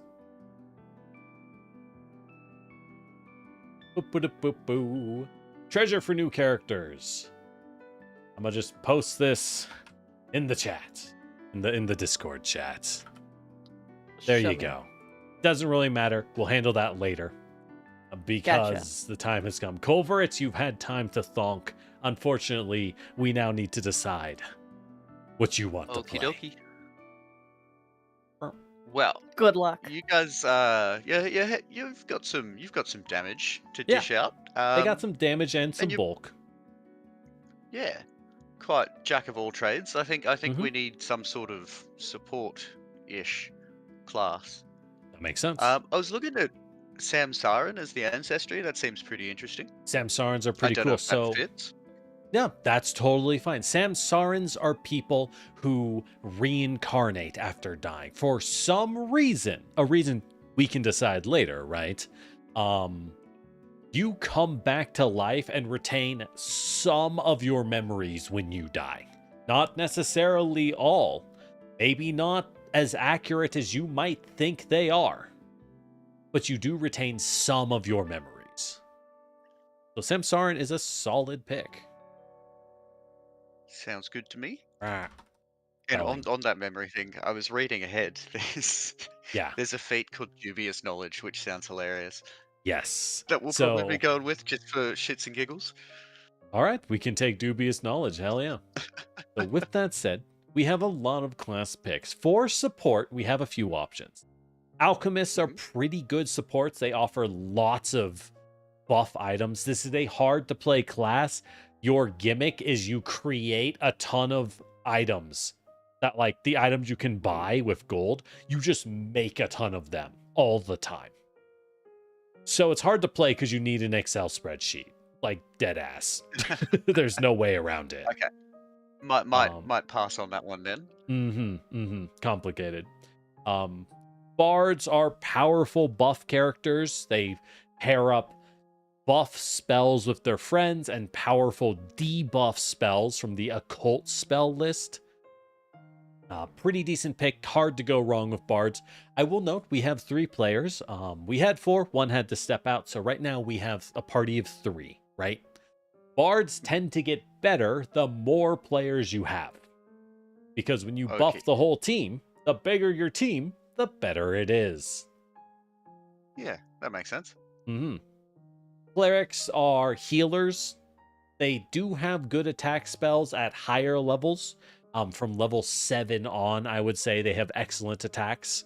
But they're mostly healers and buffers. That's their specialty. Druids are the sledgehammer of casters. They have big spells, big effects, big numbers, no subtlety, no buffing, no debuffing. We cast big spells, if that makes sense. Like, I'm not here to manipulate numbers. I'm here to make the sky fall on you. Not really a support character. Big damage. Yeah, it doesn't sound like what we need. Yep. Exemplar fighter. These are all kind of martials you don't really need. They're fighter types. Investigator, you don't really need that. That's like investigator is a very Sherlock Holmes thief, like hyper focused on knowing things. You already have a knowledge character. Kineticists can be built for support. They can be built for just about anything. They can have some support options. They aren't necessarily the strongest. If you think playing a Bender from Avatar is super cool, we could always go with that route. Oracles are divine casters. They use the same spells as clerics do. But rather than getting their spells from devotion to the gods, oracles are cursed. They have some kind of curse that gives them divine power at a cost. As they use their powers, they get stacking debuffs based on their curse. But the powers they get are really good. I would avoid Psychic. They're a little complicated. Sorcerer is one of your standard spellcasters. You pick any spell list, you can cast those types of spells. And you're really good at Sorcerers cast a lot of spells, and they have slightly stronger spells. They have slightly higher numbers than other casters. That's their thing. Okay.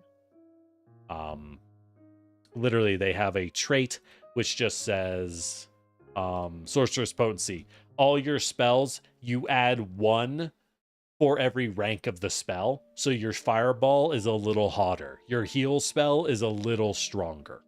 Like, they cast spells. That's their thing. Summoner, Swashbuckler is okay. This is very Errol Flynn, very wacky, not really support. Witch and Wizard are also hard spellcasters. These are prepared ones. They need to bring a lot of knowledge, know what they're going into, and plan ahead. Wizards can pick their spells in the morning, and they get arcane spells. They get the most spell choices of anyone in the game. But they're hard to play because they also get the most spell choices of anyone in the game. Valid. Yeah. Witches are weaker at spells, but have some spammable tricks. Because they get their spells from a mysterious patron that is giving them magical powers for some reason. So do you reckon we could run Oracle as a support? Oracle can be a great mind support. I don't mind a couple of debuffs if I'm not going to be the one punching the enemy in the face. Well, in Oracles, they have 8 hit points. They're tougher than Wizards and Sorcerers. You will have the same HP as Numi's Thaumaturge. Oh, okay. So you're decently tough. You don't have armor. You're another charisma character as an Oracle. So now this means you can just kind of not take charisma skills, right? You can ignore that. And just let Numi handle that, and you spec into something else. So you're a Samsaran Oracle. Do you have any idea for a basic background? What did you do growing up? I mean, out of those, there's too much to read. So I just picked what looked cool, and Yeah, that I don't chose bother occult reading all. librarian. I don't know if that means Great, anything good for us or good something enough bad, for me. but I mean, we All mess right, with the occult occult. There's nothing that's librarian. ever gone wrong Boosts with that. enter wisdom. You get an ability. You get occultism. Great, good enough. You are an occult librarian. Totally makes sense how an occult librarian ended up an archaeologist's assistant. Oh yeah, true. 100%. Nice and simple. I like that. So, for your skills, I'm going to boost your wisdom from occult librarian. That'll help boost your saving throws. As a Samsarin, you're kind of bad at charisma by default. So, I'm going to switch you to standard abilities. What that means is you aren't getting your unique ancestral stats because that's really bad for your class, right? I'm switching you to That's fine by me. human stats where you get to pick 2. I'm With used to having human this- stats. Yeah. I was born and raised a human. Unfortunate. That's kind of cringe, but we accept that. Hmm. So at this point, I'd probably up your dexterity because you are a wizard who does not wear armor. Dexterity will help you not eat critical hits to the face. Oh, sounds good. I know, right? So up your charisma, get your dex. Unfortunately, your dex is going to be a little lower at +2. We'll take a feat to kind of mitigate that a little, get you some armor, but let the other people get in the fight first. Ups your constitution. That's probably nice. Now at this point, we could up your wisdom, make you more defensive, make you faster, more likely to get a good initiative and go first. I don't see a reason to up your strength. That doesn't make sense to me. You don't need to be strong. Okay. And you are all occult flavored, which worked out pretty well. You could up your intelligence, get more skills. I don't think you really need that. And Lorelei is already a higher intelligence character. Numi handles knowledge skills. I would probably go wisdom. I'm happy with the wisdom. Yeah. I'll trust your wisdom on this. Oh boy. So, what? Yeah, good idea. So we get 3 skills. At this point, I think you could pick just about everything. Most of these have already been picked over by the rest of the team. I'd recommend acrobatics. The only reason is you will be using this skill to escape grabs. If a big old monster grabs you need this to escape because it's either this, athletics, which you're terrible at, or an attack roll, which you're terrible at. Oh yeah. No, So- acrobatics sound good. Let's grab a little bit. I'll just have to practice my backflips. Oh, there you go. Yeah, you get real good at squeezing. Hmm. Maybe you can learn to do those baton rallies. Those are cool. At this point, you could do just about anything stats wise. So you're freed up from these skills. You could still pick a charisma skill if you wanted, right? Diplomacy, deception, intimidation. Or you could also pick performance, which is the last charisma skill no one has. Now, what does this yeah, I mean? mean, we'll fill in that gap there. Yeah, I don't know sure. what that means. Yeah. But sure. What does it mean? Whatever you want it to mean is the answer. What does performance mean to you? At this It point, means people telling you to break a leg, and hopefully you don't. yeah, there you go. Exactly. Exactly. At this point, we could take one more skill. You're trained in occultism as an occult librarian. I don't think you'll use it very often with your intelligence and with Numi just being better at that. But hey, Okay. it's always nice to have a second person. You can always help Numi. Team up. Yeah, you can team up sometimes. You're trained in religion just because you're an oracle, which is fine. Takes just about anything. Do we have someone who's, or do we need more healing? Is what I'm trying to ask here. Should I go into medicine instead of occultism? I wouldn't mind help. Well, so Lorelei has medicine. Mhm. I wouldn't recommend you go into medicine. If you need, you Okay. can always cast a heal spell, which is what you'll Okay. specialize Okay, that's in. good. So Well, it's occultism like, sounds all right. good then.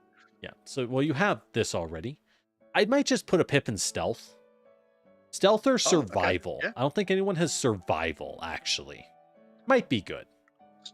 Surviving is one of my most favorite things to do. Yeah, not starving. I don't know if you'll need survival, but it might be nice for someone to have it, right? Yeah, If you sounds ever So yeah, so Culverate is the one who'll be like, all right, guys, it's time to start drinking your own pee. There's no other way. We're trapped here. And they're like, we walked in the door. Look, you want to make it out. Desperate times. Desperate Us right next to times. the McDonald's. What do you mean? You just happen to pull out a jug already pre-filled. Desperate times. Here's one I Survival prepared master. earlier. Waste not, want not. So now we pick your curse, your mystery. Mhm. These are not built Mystery. even. Some are better than others. They each do different things. So like you could be cursed by the voices of your ancestors. I don't. This one's bad. Maybe maybe you see the world as rotting and turning into burnt ashes around you. And you just permanently see things like that. And the curse is that it starts to become real as you use your things. Your body starts to turn to ash and you become weak to fire damage. Battle is bad. We'll ignore that. Bones. The bones curse means that as you use your abilities, you start to turn undead. You become weak to both positive and negative energy, and you become hurt by them, and you become more fragile. The Cosmos is this is one of the better curses, I think, in terms of power. The penalty here is you start to float and gravity stops affecting you as you use your powers. You become lighter and you can jump better, but you also become enfeebled and physically weaker. The reason this isn't as bad is because you're already a wizard. So, like, why were you trying to punch someone in the first place? I'm not gonna lie, flying sounds pretty cool. Yeah, that one's Even pretty if I don't have good. control over it. That one's pretty cool. Well, the trick is you have like minor control. Flames, this is like a damage curse. It gives you fire abilities and fire spells. The flames curse means that as you use your spells, you catch on fire and start to burn. You just start taking burning damage. And the fire doesn't go out until after combat when you refocus to calm it down. Life is the Giga healer. You're insane at healing. But as you use your magic, you cannot heal yourself with magic anymore. Because all of the life energy is going out from you, you can't put more in. So is that just I can't heal myself with magic? Yes. If Lorelei So you're tries to heal healing. me, would that still work? Yes, Okay. it does. It's specifically magic. Lore is knowledge based. It's okay. This idea is that as you're using your curse, you start seeing too much information and it confuses you and stupefies you. I don't recommend this one. And Tempest is that you are permanently in a storm. As you use your magic, the storm starts to grow worse around you, and you start attracting electricity and becoming weaker to lightning. Huh. But the spells you get, so the spells are always the Mac, right? Tempest, you get spells where, like, you can start throwing thunder bursts and touching people to electrocute them. The Flames Oracle gets to just start throwing out fire. The Cosmos Oracle gets to throw out sprays of stars that blind people or trap someone in the cold void of space, so they start just taking damage. I'm not gonna lie, I really like the sound of Cosmos. Let's go with Cosmos then. So this will determine a few spells you get and your weaknesses. So yeah, Heritage. Decent support spells and fun. I get to fly. Yeah, and you can jump good. So as a Samsarin, you get to pick where do you come from? Where have your past incarnations lived? So healer, Samsarin, you become trained in medicine. You're better at using medicine. I don't think you need this one. I think there's Mountaineer. one that, looking at that list, fits very thematically. Right under Mountaineer there. Oracular Samsarin. Well, that does make sense, doesn't it? And you get to pick a cantrip. Now, what's nice is this lets you pick an arcane or occult cantrip, which is not a divine cantrip, so you can use this to pick up a nice damage spell from Arcane. Well, that's not bad. Ooh. That's actually pretty good. All right, and one Yeah, ancestry feat. One thing that is from the fact that you're a Samsaran. So all this will happen again. You can re-roll a failed will save. That's okay. You can gain dark vision. I don't really know Samsaran that well, so I have to read through it. You can get extra skill training if you need it, or you can become good at weapons. Weapons are not useful for you, though. Yeah, I don't think so. Hmm. I think I've already got low light vision as part of being Samsaran. Yes. Do you have any recommendations? Anybody here?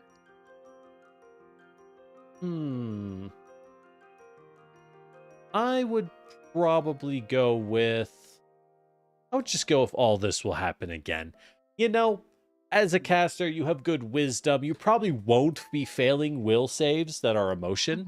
But if you do, it's pretty nice to be like, no. Because failing will saves often have the most brutal effects in the game. Someone's got to be willful. Yeah, as it said, sometimes when you fail a reflex save, you get hurt. When you fail a fortitude save, you die from poison. When you fail a will save, you kill your friends. Oh yeah, we don't want to do that. Yes, Let's because will take that saves one are then. things like mind control or confusion spells. So there you go. All right, so we're going to level 5. So let's take a look here. Class feat, level 1 and 2. So casters don't get a level 1 class feat, so we got a lot of shit to look through. The main things here is we're going to want to be picking your either a domain spell, which are nice but not necessary, or picking up different curse actions. These curse actions are what allow you to tap into your curse, get those benefits at a cost. Ones you even get. Ooh, that might be the one. Oh, foretell harm is good. So, Foretell harm. What's this? foretell harm. Basically, if you hit an enemy with a spell that does damage, you can then say, all right, at the start or at the end of this guy's next turn, he's going to take extra damage somehow. I'm predicting something bad will happen to him. And then he will take bonus damage. I like the sound of that. Yeah, that's a pretty solid one. Your other options are... What are your options? You can get a move speed buff for a minute. Oh, that ain't bad, actually. Nudge the scales. You can spend one action to heal someone and restore their HP. Whispers of weakness. You have someone who already knows weakness, so you don't need that in this case. Yeah, those are really the main ones. So yeah, let's just go foretell harm. When you do want to pack a damage spell, you're going to be better at it. Sounds good. Quick skill feat. Honestly, with your skills, skill feats aren't. No, These aren't going. this is where I saw that dubious knowledge thing that I had a good laugh at, but I don't know if that's a good choice or not. It is a funny one. The main thing is know that you could take it if it's funny. Yeah. Fuck it. Take it. I'll Numi go for something also useful. has dubious knowledge built in to being a thaumaturge because they make shit up. That's true. Yeah. Reality is just a suggestion. Exactly. Stifle flames. Oh, that is so specific. Oh my god, that is not useful. You're better at putting out non-magical fires. Okay. Fucking wow. So what I'd recommend here is Catfall, because you already have athletics or acrobatics, sorry.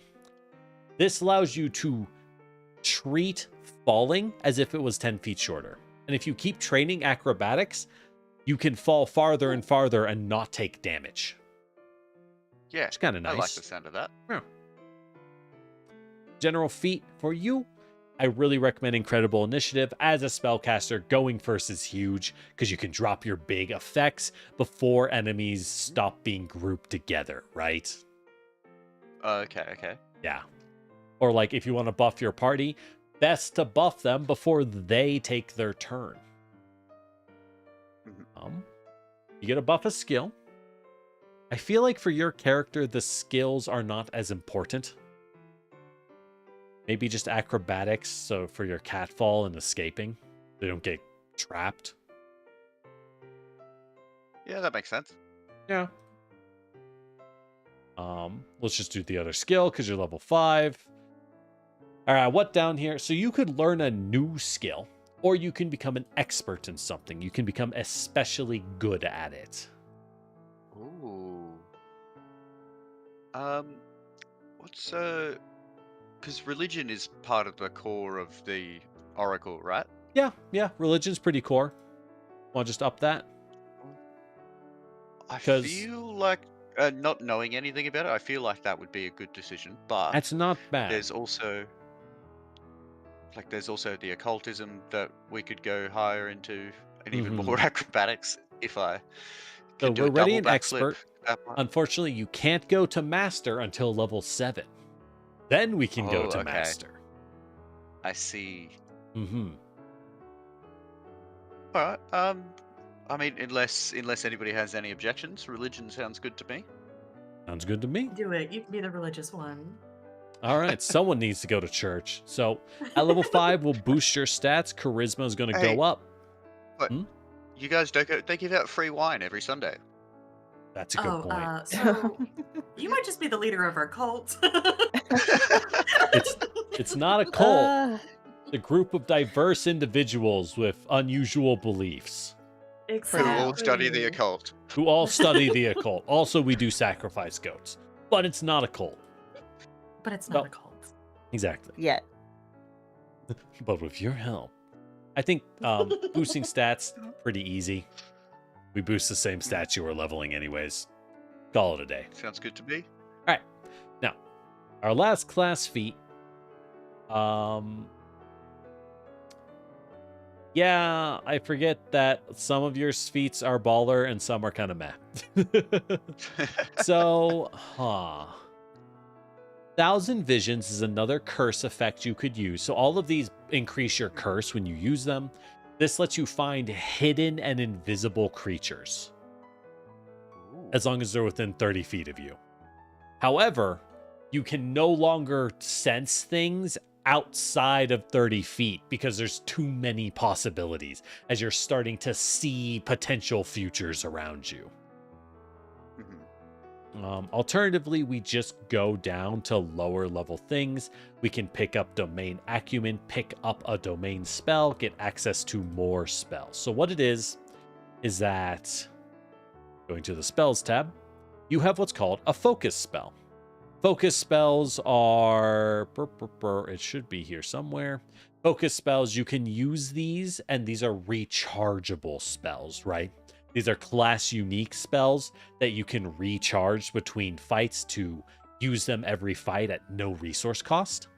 Right now, you have one focus point. You can cast one spell a fight. We could take a domain to get a second focus spell and therefore a second focus point. So you can cast 2 of these a fight.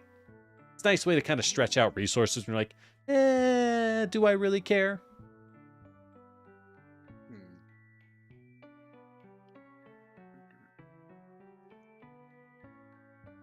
Moon's a nice direct attack spell, but I'm not really sure I'm going to Yeah. be doing direct attacking. Well, it's nice to have the option. It's though. definitely nice to have the option. Yeah, I would go with the option. I'm- So what it is your focus spells are going to be a lot of your damage picks. It's going to be big on you for Okay. the direct damage choices, I which see. means you can then use your other spells for other things, right? Ooh, okay. One Sounds more good. skill feat. Once again, There's a lot there. Slippery prey. You're better at escaping. You're kind of squishy, so Oh, that I forgot. Okay. General feat, I'm going to change it.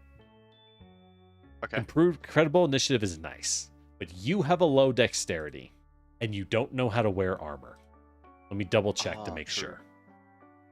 Yeah, I'm No, pretty you sure are I can't trained in wear light armor. Never mind, you know how to wear Oh, armor. okay. You're good. I'm smart. Yeah, you're smart. You try not I to can die. dress myself. Let's not get crazy.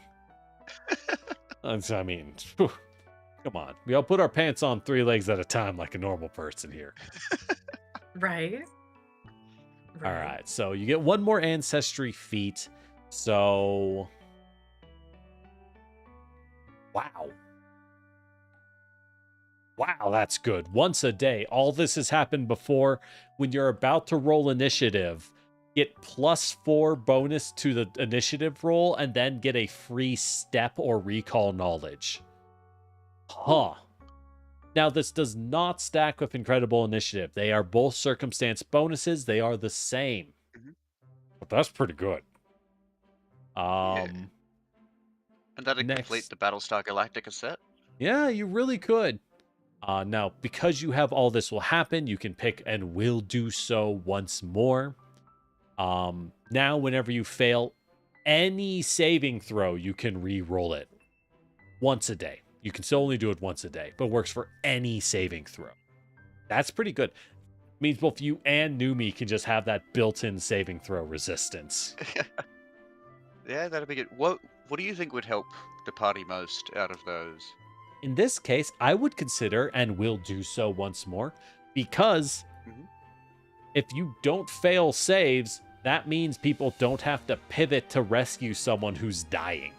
You know what I mean? True. Very, very true. Yeah. Sounds good to me. Having good defenses is easy to overlook. Easy to overlook, but it means you aren't getting your ass kicked. I like that. I like that. I know, right? I know, right? So with that It's quite said, an unpleasant experience. yeah. Let's pick up some armor for you. I'm just going to make some quick choices. I'm going to buy you a chain shirt. I need to change your gold to 50 because you're level 5. Then I'll give you some items. So I'm going to buy you a chain shirt. This is, it's light metal armor. The reason is that in this game, all armor has a maximum defense bonus of 5. Between the armor and your dexterity, how fast you are. Heavy armor, you can't be fast. Because you have +3 dexterity, you can wear a chain shirt. Now, normally, this weighs you down. Chain armor does not weigh you down because it's light. It's just really noisy, so your stealth score goes down instead. But you're not stealthy to begin with, so who cares? Yeah. And yeah, the armor, that's a 10% It's less still a chance stealth to eat a mission critical if all hit. the enemies are dead at the end. Exactly. Doesn't matter if they find out you're there. You just gotta you only need to be leave no stealthy witnesses. long enough to walk in. Weapons, you don't need one. I'm going to buy you a dagger. I just do this because I feel like what kind of adventurer doesn't have a knife on them? What are you, crazy? I've got one within reaching distance. Exactly. Sometimes you just need a What are you knife. talking about? Okay, well, not all of us have monk bodies hardened beyond steel.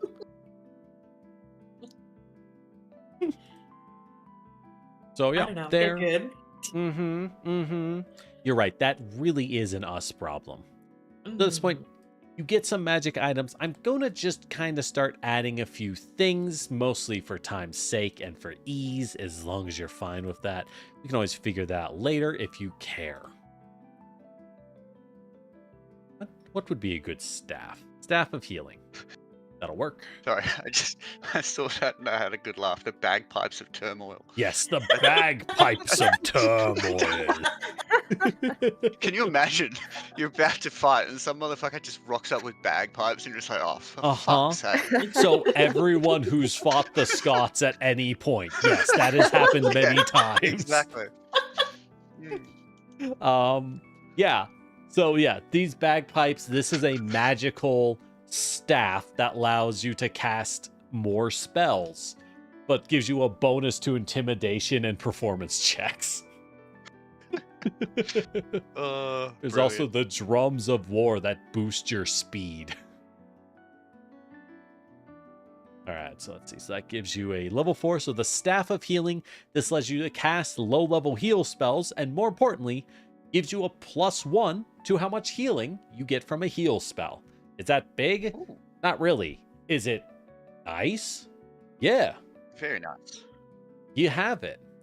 Speaking of which, let me add a staff to your weapons because you have a Staff of Healing.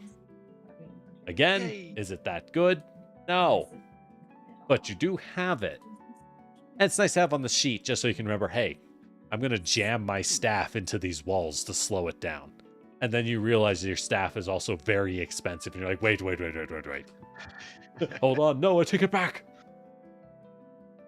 Boy, now unfortunately, this is the part where I'm like, right, I forgot about how annoying this is to do on stream to go through items.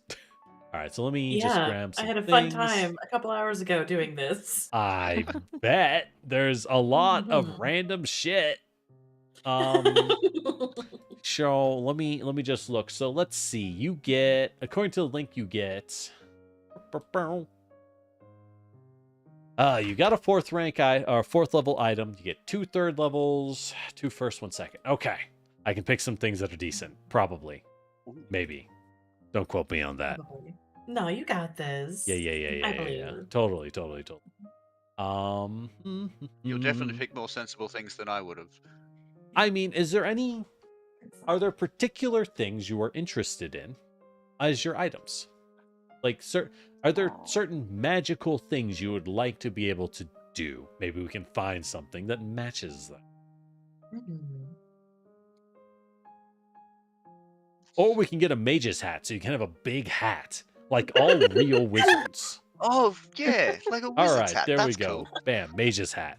This lets you cast Hell the yeah. prestidigitation cantrip. Yes, good. Also, Totally it gives you a gonna bonus forget arcana. about that effect. I just got an awesome hat. Yeah, more importantly, you have a really big hat. That's what Yeah. matters. Thank God.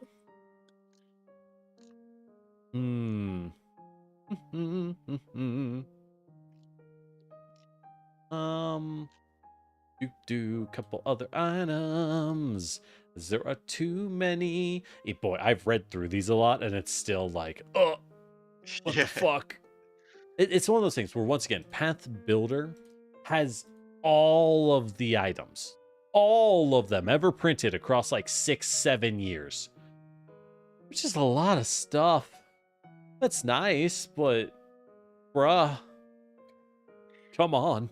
It's a lot to look at. Yeah. Bracers of missile deflection aren't bad. So these, once a day, when you get shot by a ranged weapon like an arrow, if it hits you but doesn't crit, and you see it, right? You're like, oh, this is within 2 points of my armor class. You can activate the bracers to deflect it. So That nice is little defensive perfect. buff.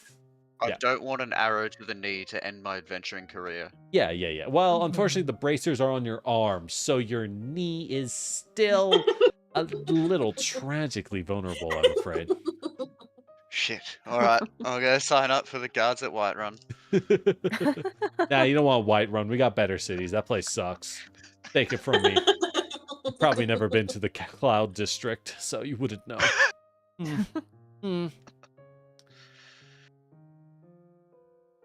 What do we even pick? There's a lot of random stuff that is kind of funny, but not really useful. Get a couple of 1st level items, but I'm kind of like, they don't really matter. That sounds like a them problem. You know what? I'm gonna give you a cloak of feline rest.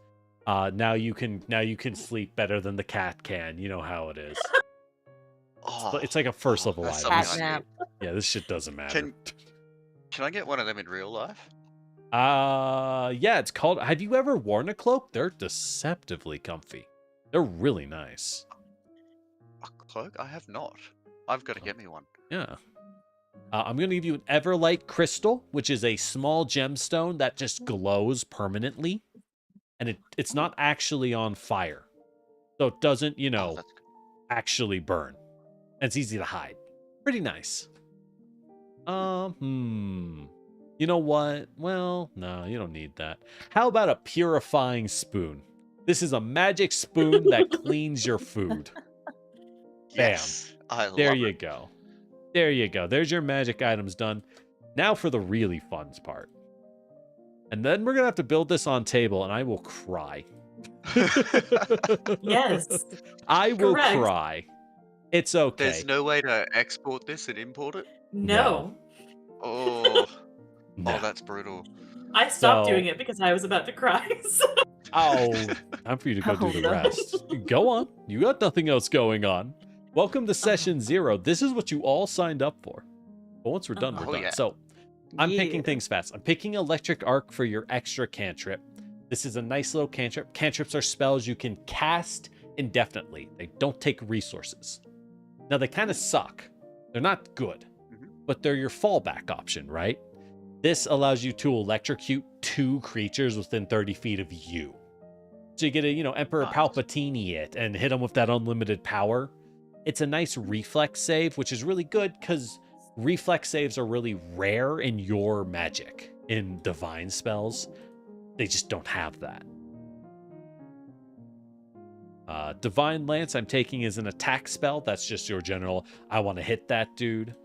Guidance is a little 1-action buff spell you can toss on someone if you're like, I don't know what else to do. Message. I think Message is a good pick. Message allows you to just silently send a sentence to someone stealthily, right? Ooh. Up to 500 feet away. And they can tell you a 1-sentence response. And no one knows. It's Oh. telepathy. Really nice. Well, I mean, if they can respond, I can't use it to just make them lose the game then. Yeah, they might strike back. And I'm going to give you the shield spell. It lets you create a little force shield. It's not as good as a real shield, but what's nice is you can use it to block hits. The shield has hardness 10, so if someone hits you, you can say, all right, the shield will fly in the way and absorb 10 of the damage. Ooh. Which is all right. And with this shield, is it can I only cast it on me or can I cast it on Only on you. allies? The Okay. psychic class can get a shield that goes on allies, but that's part of their special I was looking mechanic. through psychic before, but then you said, Mhm. "Oh, that's really complicated," and I was like, "Okay, yep, nope, They're- not doing that." It's not that they're super complicated. It's that they are built heavily around using special cantrips, and they're not very good at normal spells. Okay. So they're a little weird. I wouldn't recommend them for a first time. You could. It's fine. I'm pretty happy with Oracle. Yeah, Oracle's pretty damn cool.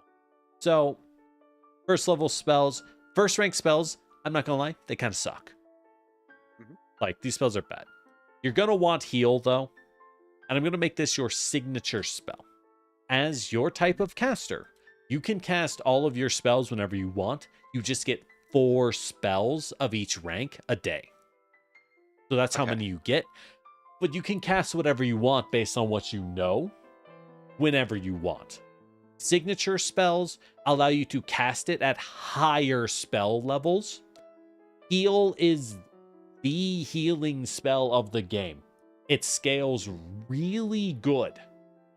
And you can use it as a 1-action, 2-action, or 3-action spell. You can spend your whole turn, and it changes how it works. Ooh.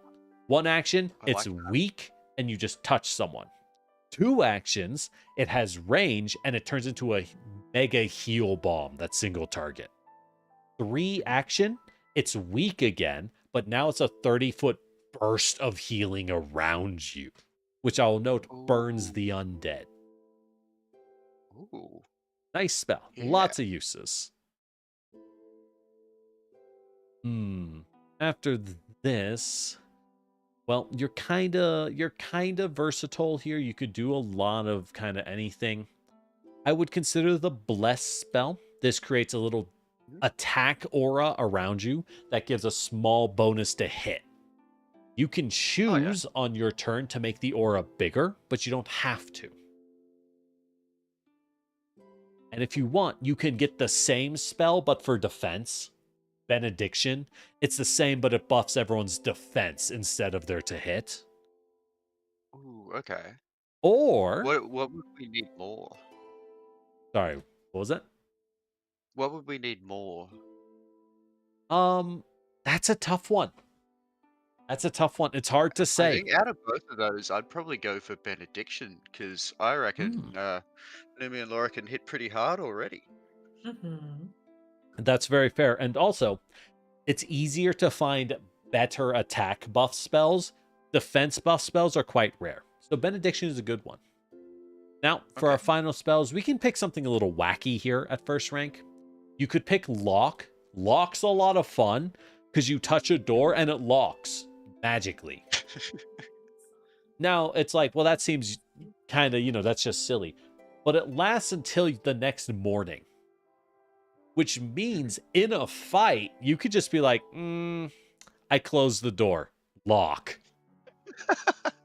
And it's like, well, he'll open it. He can't. It's magically sealed. And it's equal, to your spell DC for them to try to force it open. That's interesting. I'll note, if you heighten this to second rank, the lock is permanent. Oh my god. But it costs 6 Oh gold. my. So you can weld a 6 gold door to shut. lock someone in a room forever. Yes, you could That's- just weld a door shut. They have to bash it open. I like the sound of that. Oh, and note, But you before I can take a meme open the spell- door whenever yep. you want. Oh, I can do it. Okay, that's good. Mm-hmm. So lock's a good option. The other one I'd recommend is Helpful Steps, which is Summon Ladder. You can just Oh. create a 40-foot staircase at any time, anywhere. Can't someone already summon a 40-foot staircase? No, We talked no, about it. that was an but no example. one So Oh, took no. it. Oh, okay, well, Yeah, it was just an fuck example. honestly, We do that. honestly, this spell Or fucks. wait, that or lock. I'm Yeah, it's so that like or I'm so lock. torn. Locking Now, you someone in could a room always get permanently rid of just to fuck with them, Benediction. or- It's true. You could always That- ditch that the is good true. spells and go for the I do- wacky I do have- utility. I do have an Maximum AoE shenanigans. heal if we need it. I mean, I'm feeling lock and helpful steps. I'm not gonna lie. I Go get for that. it. That sounds like too much fun. I get it. I think that's a good pick. So, all right. So you also get Dizzying Colors. This is also known as Color Spray. This is not... So it has the incapacitation tag, which means it doesn't work on higher level enemies. You don't want to use this. You have it, because it's part of Cosmos Oracle. It's only useful at level 1 and 2. So we're going to ignore it. Okay. You just have it, but Good. you're not I going to use it. definitely don't want to cast dizzying colors on myself. Yeah, you don't want to pocket sand someone. Unless you want to upcast pocket sand, but there's just better Ooh. spells. There's just better spells. Mm-hmm. Spell rank 2. You get darkness for free. You wouldn't believe what darkness does. It's crazy. It's crazy. Makes it dark. I know. Oh shit! I never would have guessed that. I know, right? Yeah. So this is really nice when your team has dark vision, which I think they do, if I remember. Anyone have dark vision? Lorelai does. I have dark vision. Does Numi I have think I it? have low light vision. Oh, you're I don't low. I've got know. low light vision as well. Okay, so it's good. So if you want Lorelai to recreate if you want Lorelai to let the devil out, you can always just make the room pitch black and only Lorelai can see what's going on. And Um, Lorelai, you're that psychotic monk, right? Yeah. that Yeah, sounds I'm the monk. Yeah, let the devil out, Yeah. Lors. You're ult ready. It's time. Oh, it's definitely ready. So yeah. So note, this is only basic darkness. If a monster has dark vision, or if you make it dark versus like a skeleton, skeletons don't see you in the first place. They don't care. So pick your targets, right? But if you're arguing with like a bunch of humans, yeah, now it's really good. Just remember, works on you too. Yes. So rank 2 spells, there's some wacky ones here. A lot of really specific choices, so it's kind of tough. I I'm not going to lie, early divine magic is kind of bad. It's unfortunate, but it Okay. is. So revealing light is one I recommend a lot. This is your swords of revealing light. You do a little blast of light in an area, and it dazzles everyone. So they get a 20% chance to just miss anything they try for at least 2 rounds based on the save. And it reveals invisible people. So if someone's hiding or invisible, you just hit them with revealing light. It's a really good spell, decent debuff, nice use. And of course, we can always change these later. I'm just kind of picking things I know are okay. Yeah, no, this sounds good. Yep. At this point, generally for damage spells, I'm waiting for your highest rank spells, because what's the point of using weak damage spells when you could just cast a cantrip? Because those scale. What's up? I saw something in the list there, status. That could come in handy in certain situations. Status is pretty nice. Yeah, you touch a creature, and until the next morning, you now know where they are and any conditions on them at all times. That's pretty good. That's a nice, versatile spell. And if you ever have to escort someone. Yeah, not bad. Oh, good. Escort missions. Our Yeah, favorite. so when I send you to rescue the president's daughter from Las Plagas, this might be handy. Leon would have had a much better time if he just knew where Ashley was at all times. I'm just saying. So at this point, let's pick something that's like a general spell. If you're going to spam a second rank spell, you're like, fuck it, I'll pop one. What do you want, right? So one option is Blood Vendetta. When someone cuts you, as a reaction, you curse them and they start to bleed.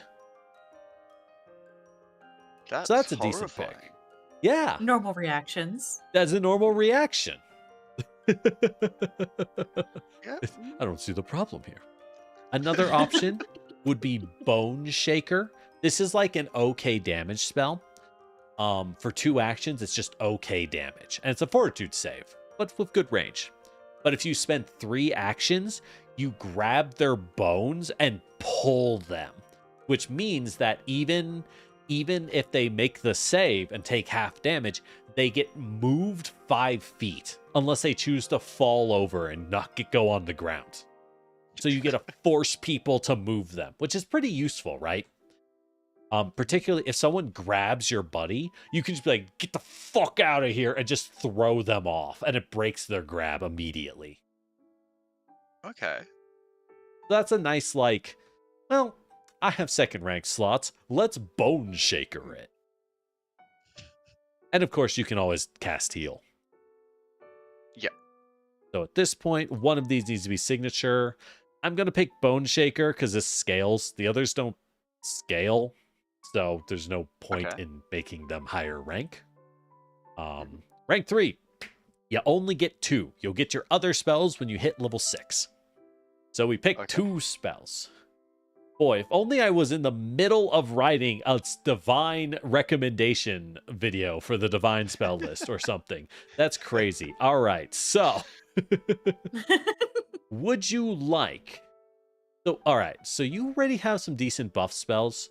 If you want a really good general buff spell, I would recommend... what is it? Heroism. Heroism. For 10 minutes, you touch one dude. And then he gets a bonus to attacks, perception checks, saving throws, and skills. That's really good. It's really good. At rank 6 and 9, the scale goes up to +2 and +3. So this is what I'm going to make the signature, because that's really good. Oh, for sure. Yeah. Nice general buff. You can't go wrong. And at this point, let's pick something a little more damaging, because these are your strongest spells. If you want to hit someone, this is what you do. Thanks for the hydrate. Okay. I got 2 options for you. They're both funny. We can pick Holy Light, which lets you shoot a guy with a ray of sunlight. Alternatively, we pick Moonlight Ray, which is the same thing, but it's moonlight. so it does cold damage instead of fire. If so, these things don't do that much damage. 5d6. Most spells do 2d6 per rank, so this is a little below par. Oh, and a Okay. stretch. Wonderful. I kind of need that, actually. However, if you hit something unholy, if you hit an unholy target, which specifically means like if you hit a demon or a devil of some kind, it doubles the damage and hits as hard as a rank 5 spell. Ooh. Fucking hit them with the full force of the moon prism power and just annihilate them. The alternative, well, sorry. I mean, looking at this backstory, I feel like there's going to be some unholy shit underground. There But might be. important thing to note is because Newbie didn't take the bell and she's a cat, we do kind of need a laser pointer. So holy light. That's pretty good. I was going to say Makes your sense. alternative is a new spell called Horde of Underlings, where you summon 6 little guys with 1 HP that all rush someone and create difficult terrain. And every time you Ooh. sustain it, they all move 20 feet, which is 4 squares, and just start slapping anything next to them for 1d4 damage each. Which is like they die to literally anything. But you just like, fuck it. Hit them with the boys. As you summon a that's horde silly, of but it's fun. guys. It's really funny. And it's actually pretty good damage because it's a d4 per guy. Mhm. There's And it's no 6 saving guys. throw. There's no to hit. It just happens. Every Oh. time you sustain it, every turn. If they don't kill the guys, you just keep slapping. I know, right? I kind of like taking the dice roll out of my hands on that one. Yeah. Consistency is nice. Hmm. It's up to you. You want moon prism power or a horde of boys? I don't know. What does everybody else think here? Is difficult terrain gonna impede other people? Like our friends, not I not the will have a enemy. I weapon don't that care I'll about the enemy. throw. Okay, perfect. Yeah. And Lorelai's I'll fast just as step fuck. over da boys. It's fine. No worries. I'll make sure they don't slap you. I mean, I don't know. Maybe. Just a attacked by D4. da boys. All right. So Horde of Underlings. I just think that spell's really funny. So I'm. Yep. Let's go with that one. Very funny. All right. There you go. You're done. Good job. Perfect. I'm gonna hit save. Hold on. Let me. Just in case I don't remember what shows up when I hit save. Okay, it's fine. All right, and I will be giving these out. I will also make these, well, I won't make them available widespread, but I will give these out to y'all for the links to save them on your own accounts, obviously, Okay, after thank this. you. Of course. Mhm. Gotcha. All right, Numi, your turn. We're going to give you some items. So, you Sick. want a thrown weapon, right? We got a few options. Yes. It has to be one-handed because as a thaumaturge, you're busy holding your other stuff. What if you miss? You never Yes. miss. And potentially magical, so it can return to me. Yes, so we will give it that in a little bit. So you have a few options here. The longest range throwing weapon. If you want to throw at 60 feet, which is really fucking good, you can throw boomerangs at people. Boomerang always comes It back. has double the range, and it always come back. That's pretty nice. As an Australian, I can confirm the efficacy of boomerangs. Yeah, Gotcha. there you go. You can boomerang it hard. If you want Boomerang's pretty good. slightly higher damage, but half the range, you can throw chakrams at people. Actually, a third the range, only 20 feet, so it's a lot less. You could throw chakrams, or you could throw tridents. You can Namor it up and throw tridents for much better damage. You don't get any squids though; those cost extra. You'll need Culvert to summon the squids for you. Happy to help. It's a team effort. Um, and last, if you want something with agile, which means, so if you keep attacking on the same turn, you get a penalty to hit. If you just stand there swinging wildly, you're not really, aiming your shots, right? You're not waiting for an opportunity, so you have a much lower chance of landing a good hit. Agile weapons have a lower penalty. So if you want to just be like, fuck it, I'm just going to keep throwing my hammer at him and try to stack my extra damage as a thaumaturge, the light hammer is the way to go. It does boomerang damage, but is better for multiple throws. Gotcha. Okay, question then, real Mhm. quick, about the order of operations it would come to in a battle then. Yes. Because I know you said there's like 3 actions you get Yes. when you're in battle, whatnot. Yes. And so, like, if I throw, for example, a hammer, that would be 1 action. Yep. I assume would then be an action to bring it back? No, and then another it action comes to back throw it? instantaneously. The Oh, returning okay. ruin basically teleports it back into your hand the moment you want to throw it again. Bruh, that's so sick. Yeah, so you could just triple throw a boomerang with a returning ruin. More likely, you would actually look at a guy, say, hey, DM, what's his weakness? Hell yeah, and then throw it twice. Yeah. Yes, and they do have range increments. So you can throw Mhm. these heavier weapons 60 feet. You can throw them beyond 20 feet, but you get a penalty to hit. The boomerang, Gotcha. if you want to be more of a ranged warrior, then the boomerang is the play. Okay. Boomerang makes sense anyway. It comes back. Yeah, and it always comes Boomerang always back. comes back. So I'm going to give you the boomerang, and now, because this will be I'm going to max this baby out with your magic items. I'm giving it a +1 to hit rune. I'm giving it a striking rune, which in Pathfinder is what warriors get for their weapons. This doubles the damage. You now hit for 2d4 when you throw. Nice. Then you add your strength bonus. Then as a thaumaturge, you just add 2 points of damage per damage dice. So you get another +4. So you throw for 2d6 plus 8. Pretty good. Ooh. Mhm. Yeah. And if they close into melee combat, you're slightly more accurate to hit with. At this point, it does make me wonder. So, because you're level 5, we could Yes. choose for you to be slightly better at ranged combat and slightly lower damage and worse at melee.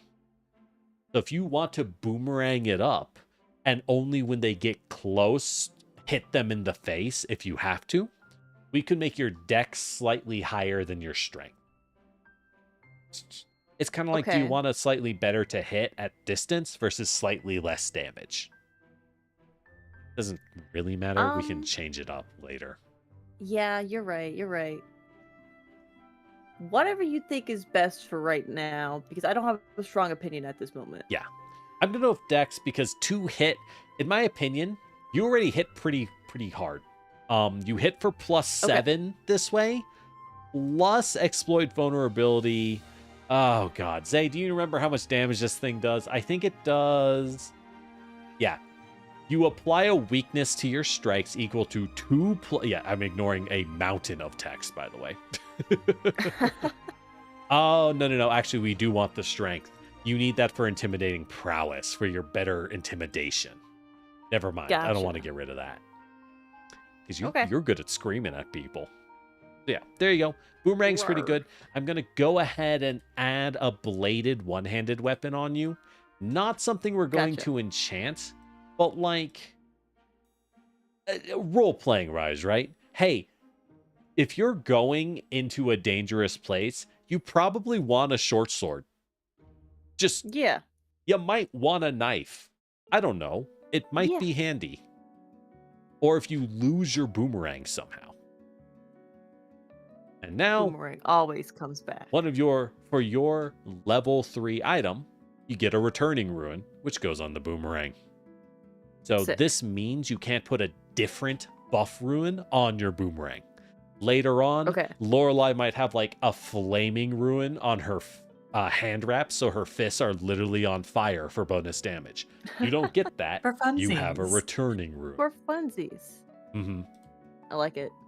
Armor, you get to wear some kind of medium armor. So let's pick. We're really just picking what you like the idea of. Your basic armor is hide armor. This is, pelts, leathers, layered animal skin is your armor. So you could Really pick good for this stealth because it's literally made of hide. But ting. Yeah, there you go. Good at hide. Notably, it is a little cheaper. That doesn't really matter, but it's a fourth the price of a breastplate. And because you're high Gotcha. dex, you can get away with it and be just as good. Okay. Other choices, just to look cool. You could buy ceramic plate and have a ceramic, a cooked clay ceramic breastplate. This is noisy, but you can take it off as a single action. I don't know why you would want that, but you can. For aesthetics. For aesthetics, exactly. You could have armor made out of coral, grown from underwater coral. You can have a lamellar breastplate. You don't really need that. That's for that's higher armor, lower dex. You can wear Niahat. I think this is. I don't remember where this historically is from. It is a kind of armor made from slats and strips of bone and horn that's been layered on top of each other. Yeah, so it's like layered bone and horn over leather and fur and surcoat. So so you're wearing like a gambertson underneath, and you put bones over it for defense. Gotcha. Or you could have a wooden breastplate, which is a choice. Fucking, I got wood. I'm invincible.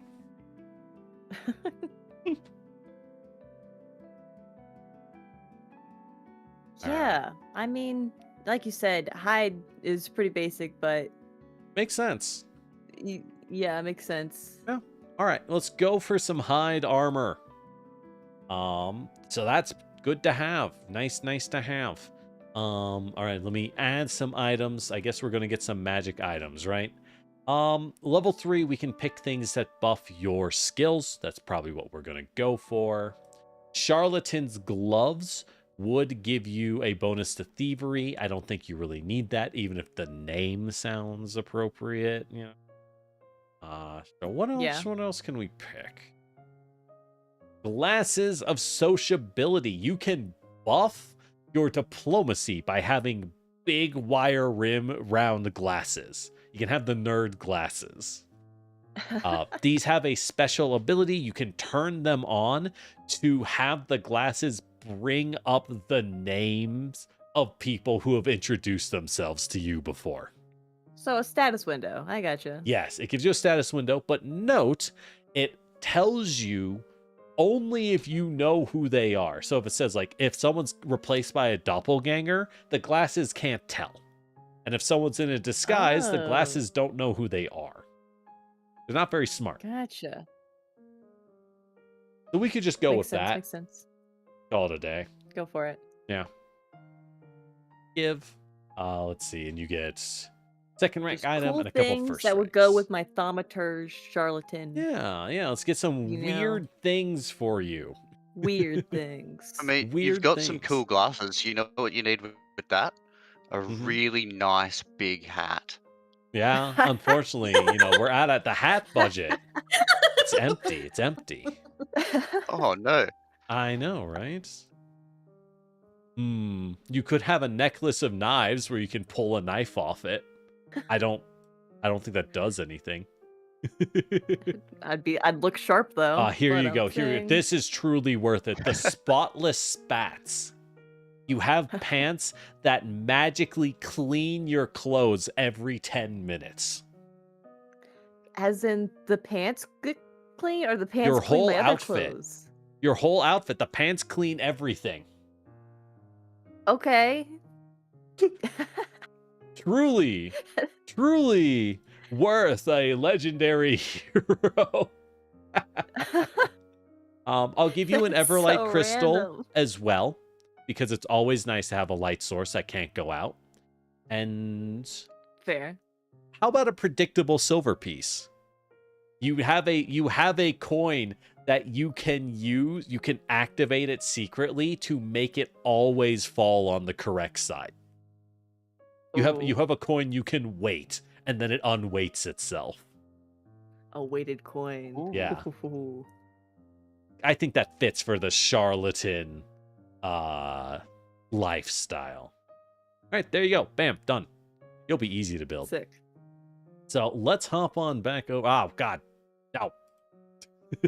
Why are you there? It kicked me out of Foundry. Oh no. Let me load No. back in because I was AFK for too long. It kicked me earlier too. Yeah, just for Yeah. being AFK. All right, let me load back in. If y'all want, you can load in. I think the link I gave you is good. Actually, I will grab another link. Give me just a second because there is an invite link versus a join link. So they're a little different. You'll see in Gotcha. just a second. I don't think it matters that you use the other link, but it can't hurt, right? All right. So I'm going to put this in the chat. Just like that. We'll figure out a better way. Maybe I'll DM it to y'all and you can pin it. All right. So the main downside is I don't have art for y'all. We don't need specific drawn art yet, right? But at some point we will need something, even if it's just a picture of you as your VTuber. And I put that in for your character's art. We'll need that at some point. Till then, I am just going to toggle your tokens to always, always, always show your name. And that's what we'll have to do. Update. Make sure these tokens work. And I will yeet the current ones out of existence and put in new ones. Oh, good. Yay! There they go. There they go. All right. So, Lorelai, I've been letting you make your character, so I'm going to ignore you for now. Good job. That's you got fine. this. It's fine. It's fine. See, they love being ignored. All right. I can turn Firefox back on. All right. I think. There it goes. All right. All right, Numi. So I'm building you first because you will be much easier to build. So Cool. this is welcome to the real bookkeeping. Welcome to the thing I have to do in order for us to, do everything else and actually get to that neat little combat. So you had the regalia, and I think you had the weapon. As Yes. it lags, as it's like, oh God. Want me Too to do much, too fucking much. what? Maybe it is freaking out. Hold on. He sent you to level 1. Now set you to 5. Why do you have no features? Alright, it did freak out. Oh, I don't think it took. Alright, set you to level 1. Slap that back on. Regalia. And we wait. Okay, good. 5. Alright, I'll do that. So, weapon. There you go. Select a weapon. Boomerang. Boomerang. All right, there you go. Hey, and I put in your inventory. Excellent, excellent. So now I can take your boomerang and adjust it to have runes. So, all right, so I've been saying a lot. I've been dragging y'all through a lot. I imagine y'all are feeling like you've kind of been thrown into the deep end of the pool real fast, huh? It's half I the fun. mean, not so bad. Okay, that's good. Sword, toss in one of those. Hide, hide armor. There it is. Toss in that. that on. Okay, so I think you're good there. And then I'm going to give you that. All right, the magic items. Because it's always nice to have a few trinkets. In my opinion, I think trinkets are fun because they're really those things of like, they're not useful until you make it useful. You know what I mean? Yeah. And then when you do, everyone goes, holy shit, what? And you're like, I've been carrying that thing for 27 days. Ah, damn, that's why I needed to update Pathfinder. Uh-oh. All right, I'll have to figure that out later. The table I'm on is not updated enough to update Pathfinder. It's like a full edition behind, so I'll have to figure that out. That's okay. It's just a magic item. We might have to change a couple spells, but that's kind of fine, right? It's That's fine, not yeah. hard to do. Forge, why are you behind? I think it's behind because my table was behind for the purpose of playing Lancer. Because Lancer, Yeah. is not as updated. Because everything on Foundry is volunteer led. So that's just how it is. Catfolk. Charlatan. There we go. Wait. Oh, I picked a feat. Why are there so many things called charlatan? There's so many things called charlatan. No. All right, where the fuck is charlatan? Get out of here, you. All right, now I gotta grab a lot of things real fast. Hunting catfolk. There you go. Cat's luck. Hop over to the feats. So yeah, this is something y'all could do at this point, but like that's a lot of As the person that's been doing it and is still learning Foundry. Ugh. The main thing is you just type in the exact thing and drag it in and call it a day. So that's it's not too bad, but it's kind of a pain in the There are butt. worse things, granted, but like some of these I'm like, where is it? Yeah, if you could avoid it, that would be nice.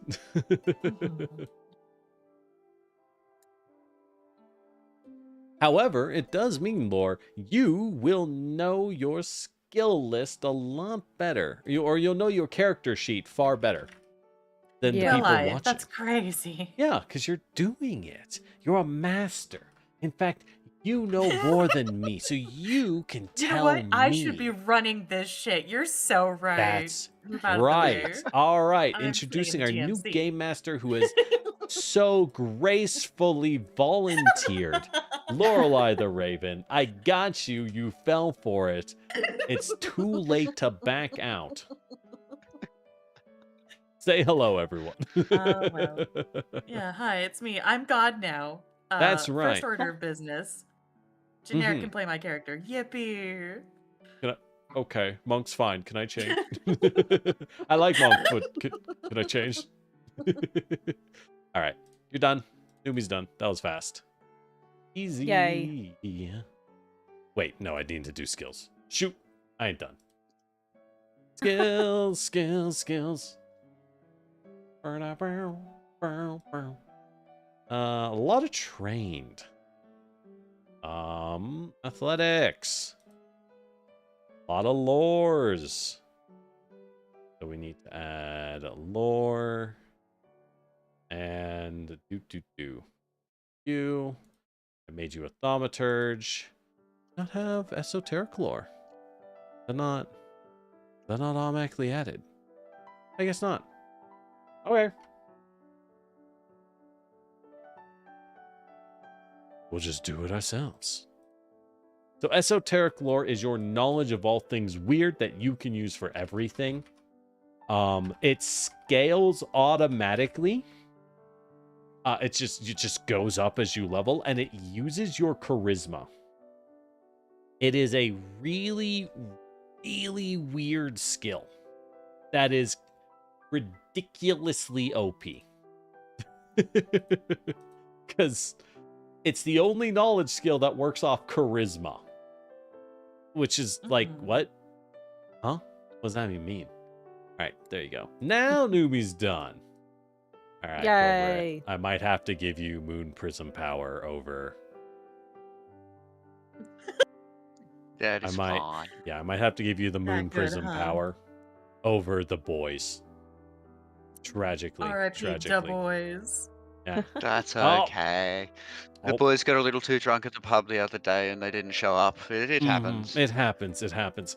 However, I do need to fire them. So, like, as one of the boys, I understand. I'm gonna need you to tell them that they need to pack up their stuff. So, Don't worry, they'll be gone they'll be gone when they wake up. Oh, good. So it was a lot of whiskey. It's might take a while for them to wake up. That's good. That's fine. We can deal with that. All right, 44 and 8. Let me give you your coins. You probably would like that. All right. Oh yeah, we like Over money. it. Let me give you an adventurer's pack. Oh, I gave Numi your money at whatever. How much does it even differ? Give me your money. You're rich, Newbie. Quite a bit, actually. Numi needs a lot less money. I'm sorry.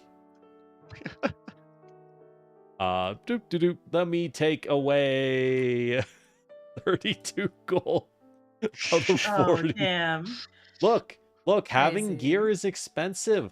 Casters. It's so expensive. So one thing is, in the future, you can spend that gear you have to buy a buttload of scrolls over it. You can buy scrolls and wands, which just lets you use extra spells, which is really nice. But it's not like needed. It's just something in the future. When you have spells that you're like, I really want more of these, it is at that point that you pick it. Okie dokie. Cosmos. Yeah, at the moment, don't worry about it. I'm going to be honest, I try to drown my players in consumables because I want people to use them. And if you don't, that's okay. I'm not letting you sell them. You're Good. stuck with them. Deal with it. Whenever I play Skyrim and I end up using the console to change my carry weight to effectively infinite because I just hoard all the consumables. I might need dude. it later. I might. Yeah. Dude, like... Okay, so I played through all of Stalker 2 on stream when it released, which was a terrible decision because that game ran so bad and my computer was slowly having a meltdown. So Oof. I had to constantly reboot the game like twice a stream just to make it functional. It was horrible. But I just really love Stalker and I'm incredibly stubborn. So I ended up playing through it anyways. When I replayed that game, I immediately modded out weight. Dude, it's oh my god, I'm done with this. I'm just so I done do with that. I do this. that in most single player games where Mhm. I play for fun. I don't mind doing a little bit of cheating in a single player game just to make it easier to play. Like carry weight instantly gone. Yeah. But it's just one of those things of like, man, I just don't got time. Right? Play Yeah. a little bit, make sure that the carry weight isn't in there for some really specific reason. And if it's not, all right, gone. Not doing this. Exactly. Like if it's a survival horror game, then yeah, we need to limit the carry weight. But otherwise, I'm not dealing with this. All right, so there's your feats, there's your skills, not your skills. The real problem isn't items. I have to make your spell list.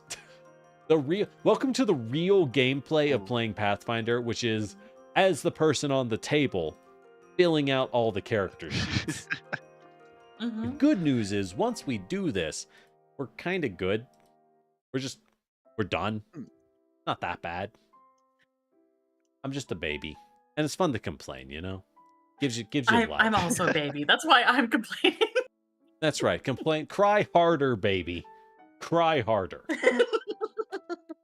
One day, Wow. someone will hear you, but it ain't gonna be me. It's not today. But yeah, but not today.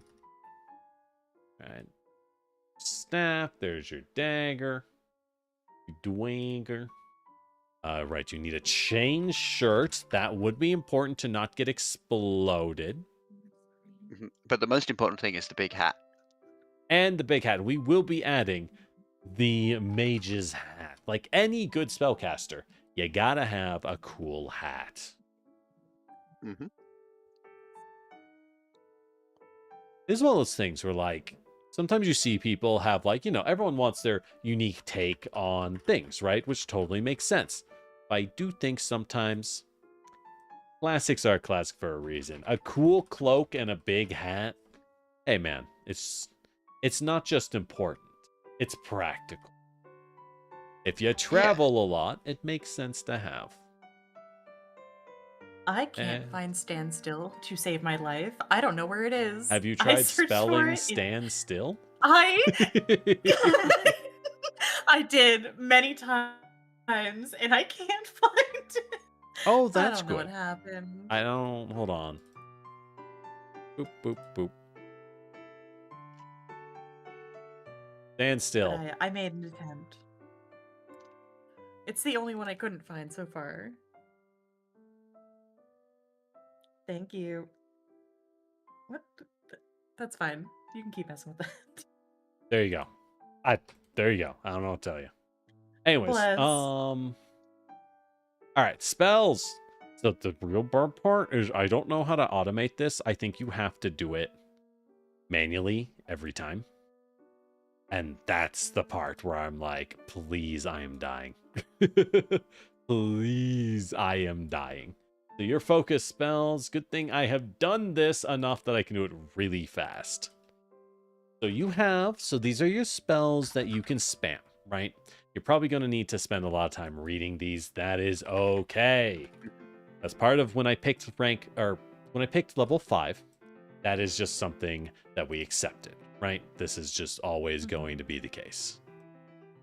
Spontaneous, divine, paired spontaneous innate focus. There we go. Blam, 1st through 3. There you go. So you do get electric arc, you lucky devil. Normally you don't get that. That is very nice for you to have. One of the best attack cantrips. And we are near the part of the game where it is kind of falling off. I won't lie, but that's okay. That's okay. It's still nice to have. But yeah, I don't know. Low-level Pathfinder, very functional. Much better than, like, 5th edition D&D. Most D&Ds, in fact. I still kind of am like, what if we just started at 5, though? There's a little bit more learning, but it's okay. I don't intend on making the initial fight super hard. You know what I mean? Like, yeah. We'll make things simple enough. We'll slowly, like you think of yourself as a cute little frog. And you've hopped in a nice pond. It's nice and warm. And it's very comfortable. And you won't even notice as I slowly hear this tick, tick, tick, tick sound as the oven, very slowly increases in heat. But, like, you don't even notice. You're so comfortable. Yeah. So it feels like there should be a metaphor for a situation like that. I know, right? Yeah. So relevant. Right. Anyways, shame there isn't. It's just nothing we could have done. At the end of the day, I can make this bigger. There we go. I can make it a little bigger. Even more big. Because all we're doing is staring at this anyways. Bone shaker. I thought I did make it bigger. Maybe. Wait, not darkness. Darkness. Darkness. There you go. She's the best girl in Konosuba. Don't at me. Don't at me. I said don't. Right, so until I figure out how to update this, we will not have the boys. So you will get what's it called? What is it called? Instead, you'll have to take Holy Light. Holy Light. We got the Super laser good. pointer for the cat.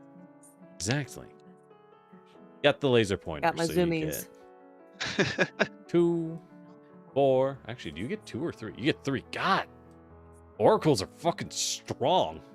They get so many spells. Hey. They get sorcerer levels of spells. That's pretty cool. Rest. And I can see the future, probably. Oh wait, no, I get cursed. That's right. Mm-hmm. Different kind of oracle.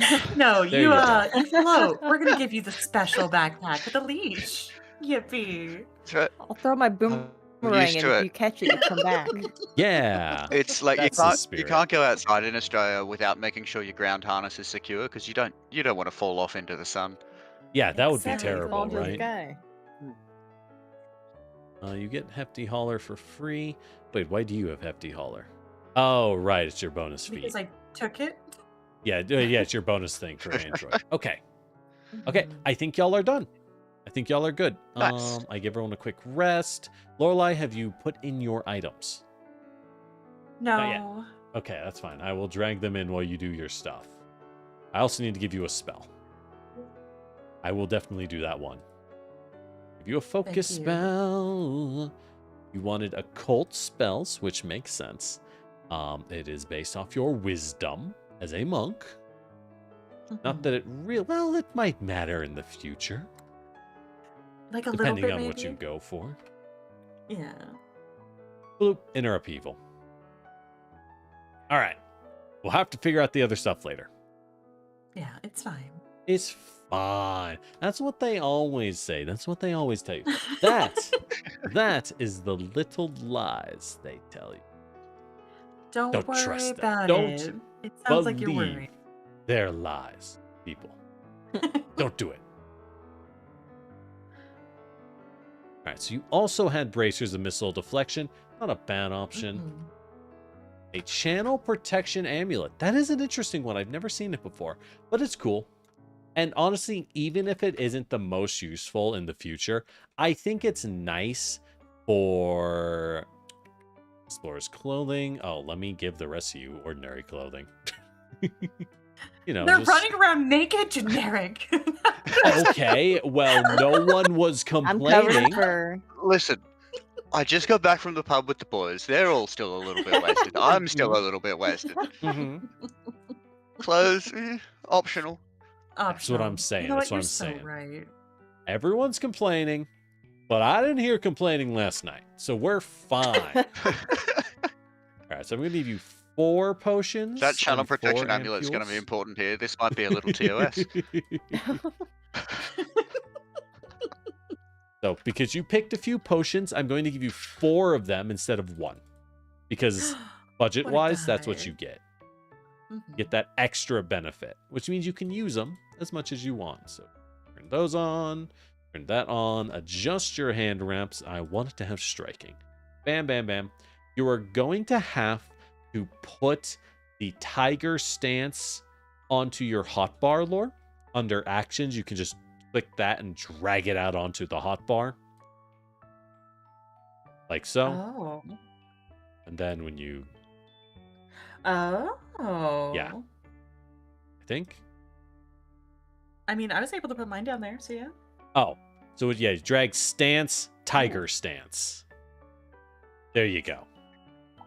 So if you click on it, so you see where it says stance, tiger stance under item effect, drag that onto your hotbar so you can turn it on or off. Oh. And that should enable you to turn it on. So, with that said, I was thinking we could do a small combat. You can get some practice, see how the numbers work, what they mean. Mhm. Do you all want to take a short Yeah. break before that, though? Go stretch, grab some water, Yes. scream into the void. Definitely scream into Probably the a void. decent idea. Sounds good. Sounds good. So, we'll be right back, everyone. How about a 5-minute break? Nice and easy. See y'all in just a little bit. Sounds good. Okie dokie. Take Yeah. care, Okay. everybody. Go ahead and stretch. I'm going to go grab a snack. Mhm. Oh, right. I still have the Lancer transition, which I'm keeping out of bitterness because I don't have a good Pathfinder one, but my Lancer one is so good. I should just run more Lancer because of these being so good. You know what? Change the campaign. New character creates. You're stuck here forever. Alright. Be right back. Don't touch that dial, everyone.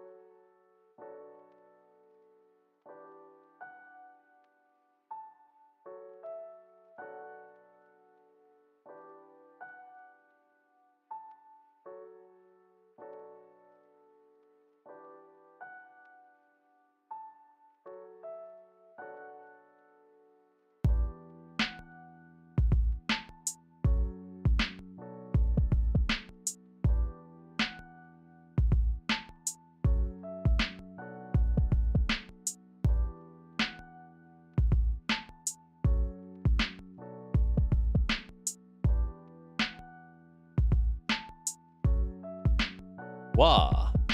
All right. Now it's right 5 minutes. Damn, I should have made it 10. That's crazy. You know, time passes at a linear rate.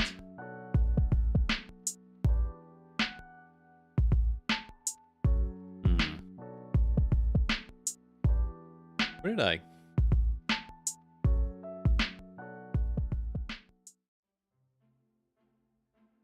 All right, and there you go. Everyone can hear you.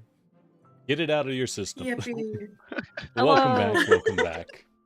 It's me. To me. All Mario. right. Mario. Man. I will lie. It's been a while since I played a Mario game. Just try to Should pick one change up that. again.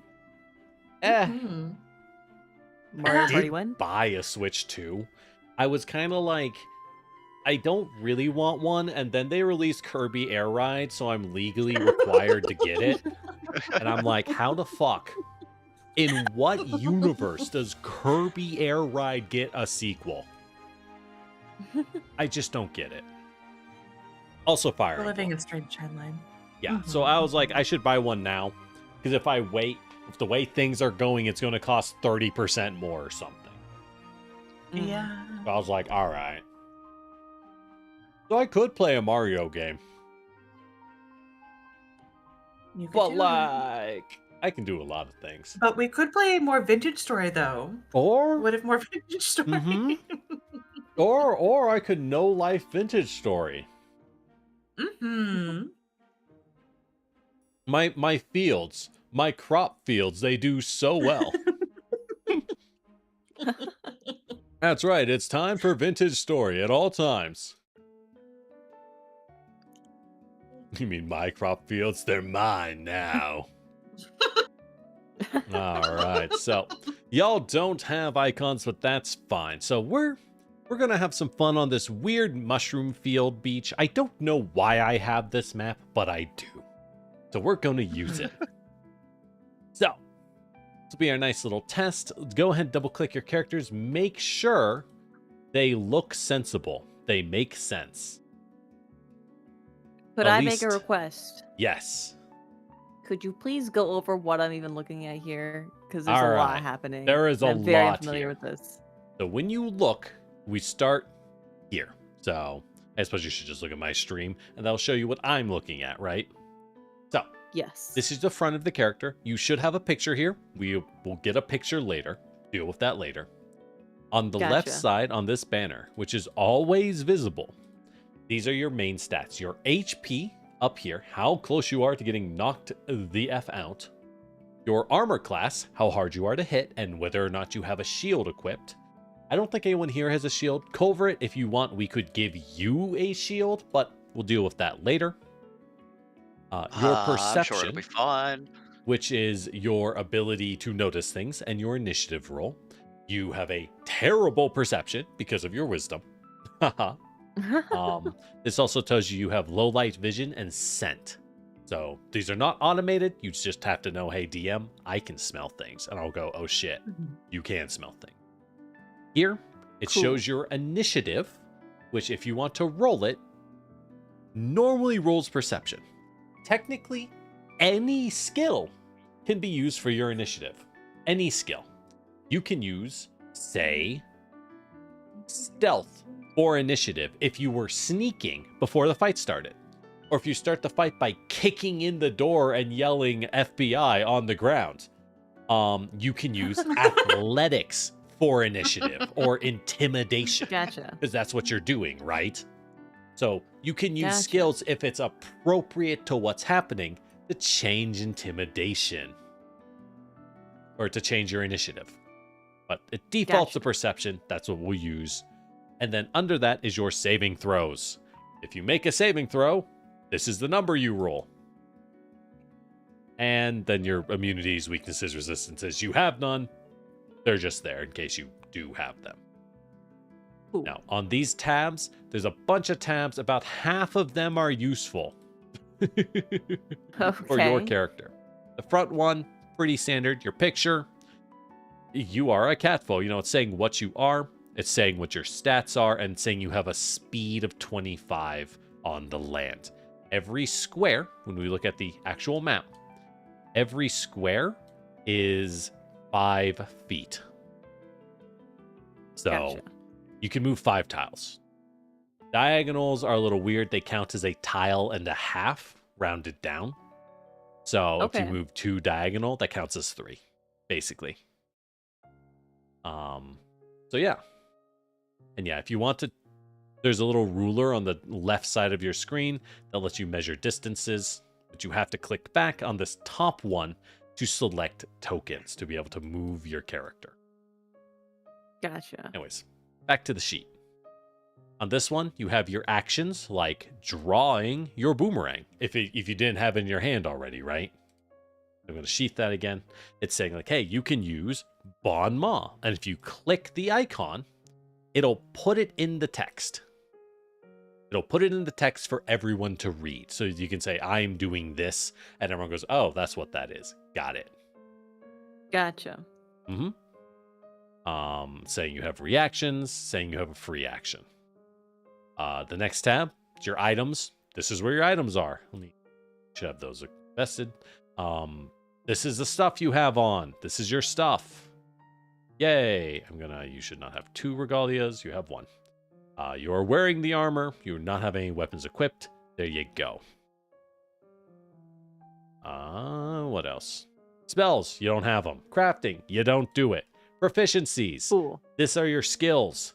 You can roll a skill from here, like intimidation. Your regalia is equipped. You're intimidating them. Oh, intimidating prowess and regalia use the same bonus. Oh, they don't stack. I guess you don't need that. Oh well, details. Like you can roll to intimidate. Bam, there you go. There's macros. There's fancier ways to do it. Let's not worry about that. Gotcha. You can also, under actions, you can like roll to hit, right? So you see like strike. So if you draw the boomerang, you can then strike and roll to hit someone. Okay. My rolls are terrible. Wow. I'm getting the bad rolls out of the way. No. And then last we have your feats. These are where all your class features, all your feats. This is where all this is stored. Mostly so you can look at them. Remember, you have them. You don't usually look at this. I'm not going to lie. I usually look at Path Builder instead. I find it a little easier to read. But these are here. It's pretty nice. It still works out. Don't worry too much about the details. We'll figure it out as we play. And when your character is selected... Oh, is there not a bar up top? There should have been a bar up top. Fuck. Nope, there it is. Just took a while to load. So I have a mod which has this action bar. So when you're clicked, you see things under Numinous Blue, strikes, actions, inventory. Basically, you hover over it, it just shows you all that shit.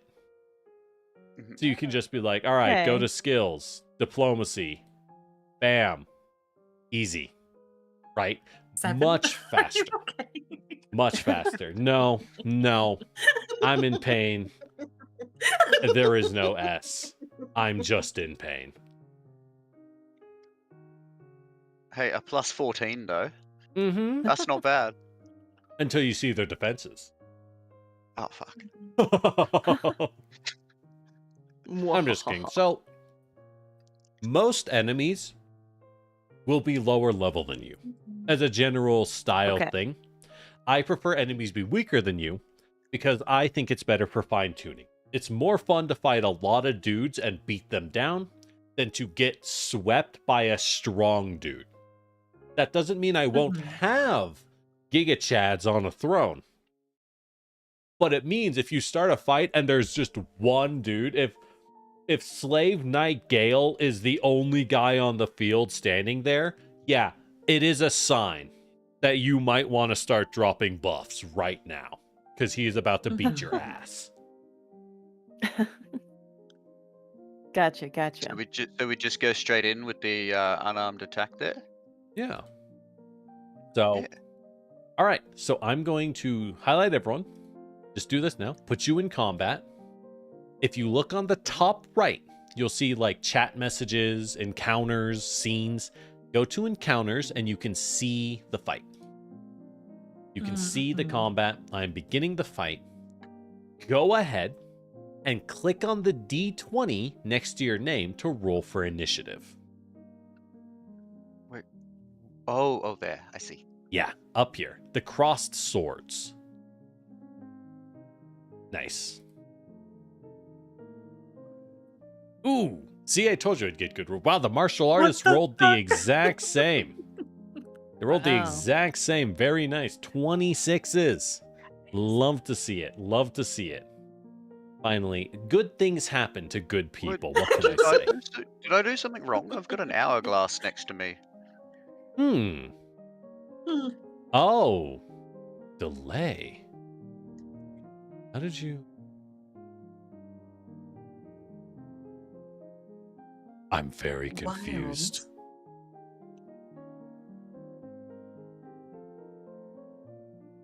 Whoops. Oh, that reset What? initiative. Oh. Okay, so I'll just do that. Yeah, We'll do try that it again. again. I don't know what that was. I don't know how you delayed. Wow, good initiative, Numi. So I click and then Yay. So you sends click up it, a pop out, and I bam, just hit roll. 23, and now you're good. So delaying is something you can do to drop your initiative. You're like, I'm gonna wait for. So in this case, oh, so you're delayed again? Why? I'm confused. What did I do? I don't know. Can I just click on the thing in my character sheet to do it? It's something is Oh, wait, putting a no. delayed effect on you. I just removed it. So Okay. in our current initiative, Numi and then Covert go. If Numi wanted, Numi could say, I'm going to delay my initiative to go after Covert because I want those tasty buffs, I for see. example. But Mhm. that means you have now permanently dropped your initiative. It's not going back up. Hmm. So, all right, let's mess around. Let's start. So you're having a lovely picnic on the beach, and then some mean old beach bullies come wanting to kick some dirt in your face because that's their spot. Anyways, it's time to fight to the death. Oh, okay. It's okay. Beach bullies aren't sentient. They don't have Gotcha. feelings. It's Yeah, fine. yeah, they don't have feelings. It's fine. Open fire. So at that point, oh, why do you have delay?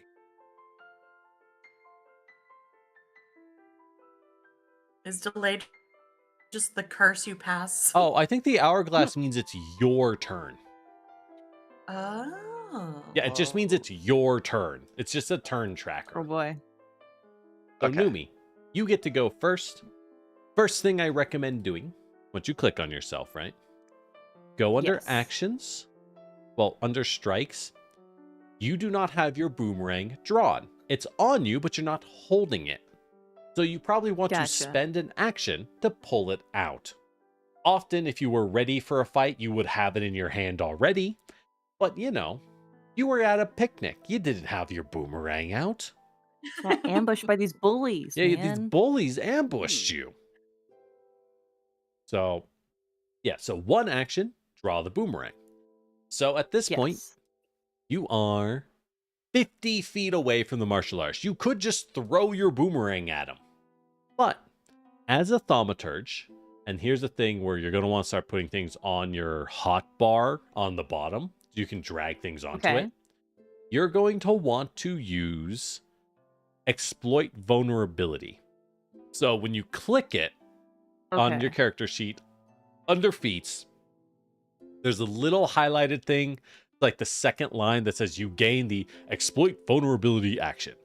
Left click that and drag it onto your hotbar in order to keep it on the hotbar is what I'd recommend. Compendium item, there's an effector condition. Never mind, doesn't let you. Damn. All right. Well, Huh. basically all that matters is just say I'm exploiting vulnerability. Indicate a character Okay. and say, hey, GM, I'm exploiting him. What's his weakness? And then you roll your esoteric lore skill under skills. So this is the harder point of learning your character. Once you get it down, it's pretty much just this from now on. Okay. So, recap. I Mhm. just tell you I'm exploiting vulnerability. I don't actually do anything with it. Yeah, pretty much. You just got to keep track yourself, I'm afraid. That's okay. Just making sure I Yeah. know what's going on.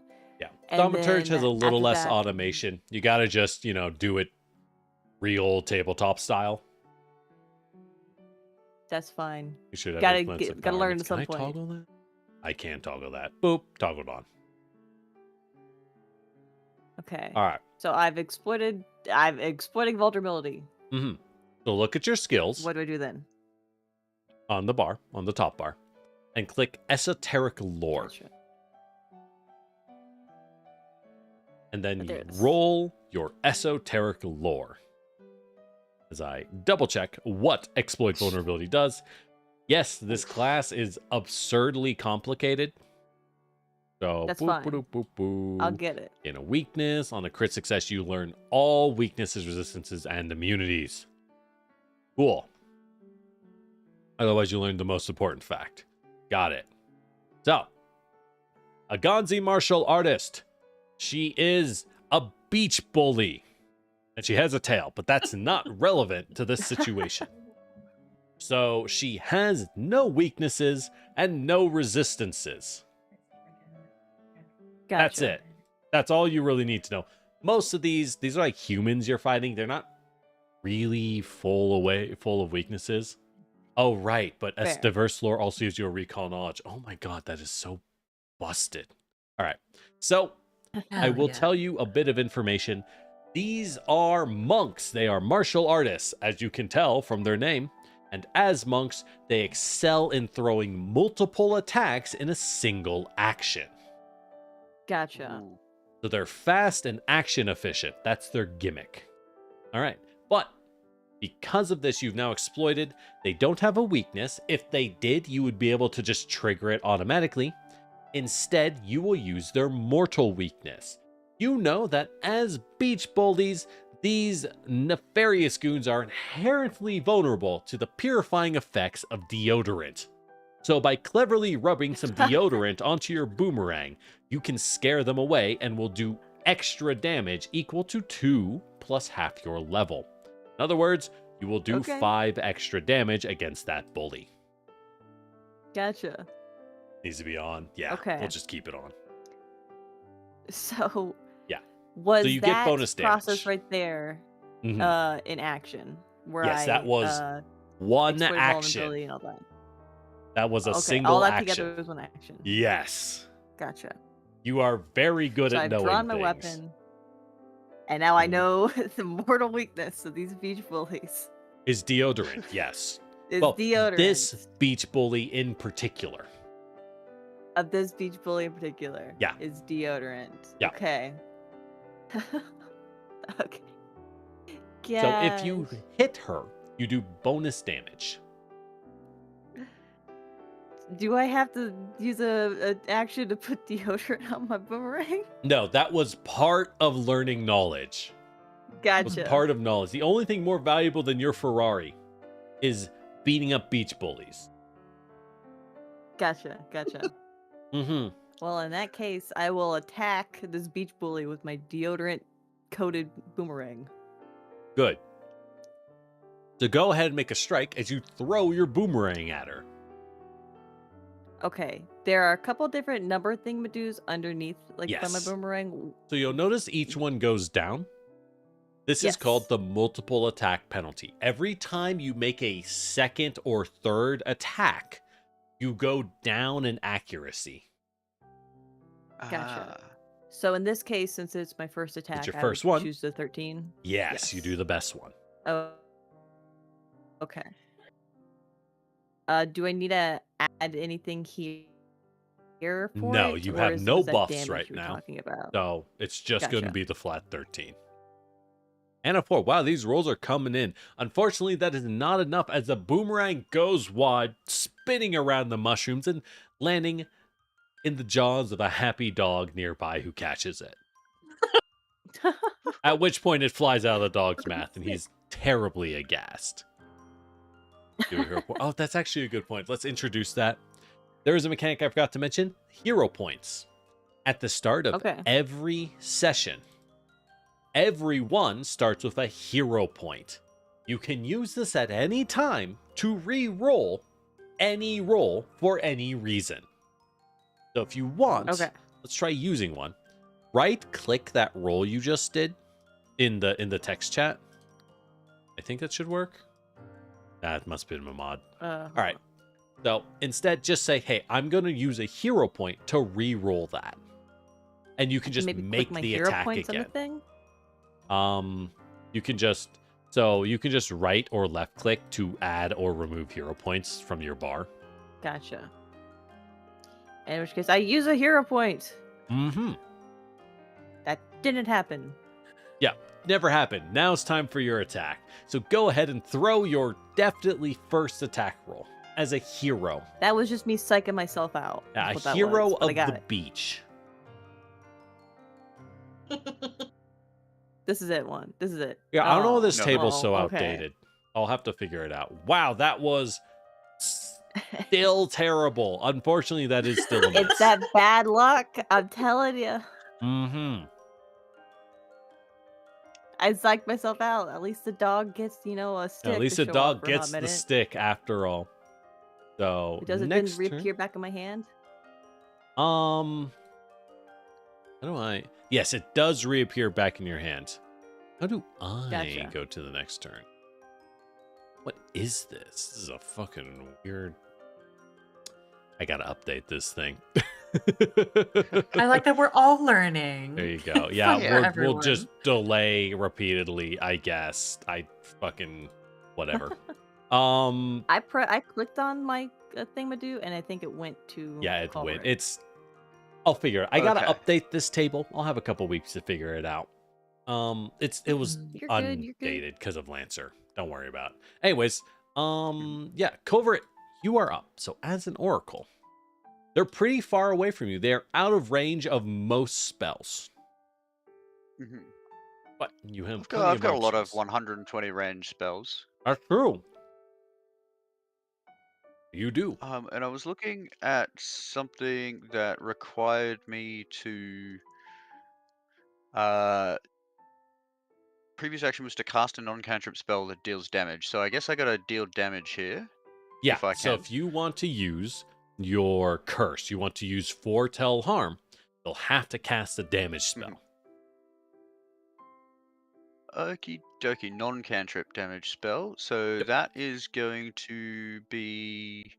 So focus spells Holy work. Light. Holy Light, Bone Shaker, these are all options. I think I'll go with Holy Light. Mm-hmm. This fella is within range, and is that line of sight? It says nothing about line of sight. Yeah, so the table won't know line of sight. I'm just gonna say yes. There is a mushroom in the way. Okay. I'm not gonna bother with it. We're gonna keep things simple, right? I mean, we got 3 actions per turn. May as well move. Yeah, you could move, and that would clear line of sight. Now you have a clear line shot, of sight. No cover. Yep. So I click attack. Or wait, I'm in the character sheet here. Should I just spell hover down Holy Light? Yeah, so in the character sheet, hover down Holy Light. Go ahead and just click the cast button. Oh, the card. There we go. Up there. Okay. Yeah. I'm making it more complicated than it needs to be. Cast it twice. I'm just going to give you that spell slack. It's cool. It's cool. So yeah, Holy Light is out. You fire a ray. So now you can click attack to make the attack roll. First, double right click on the martial artist that you want to attack. Okay. That will target her. Mm-hmm. And I click attack. Now you click said, attack. Roll yep. Because you have to try to hit her first. That makes sense. Hey. There we go. Ooh. That is a hit. Nice. Why was that so low? I didn't adjust your stats. Carry on. I'ma do something real fast. Don't worry We're about all it. You know, you figuring it feel out. I so see. strong right now. You just feel so much stronger than you used to be. You know, being on the beach is really good for you. I hear it's really good for you. You really are feeling that. Vitamin D, yeah. I It didn't know it would really have that much of helps, an right? A little effect. vitamin D is good for anybody. Mm.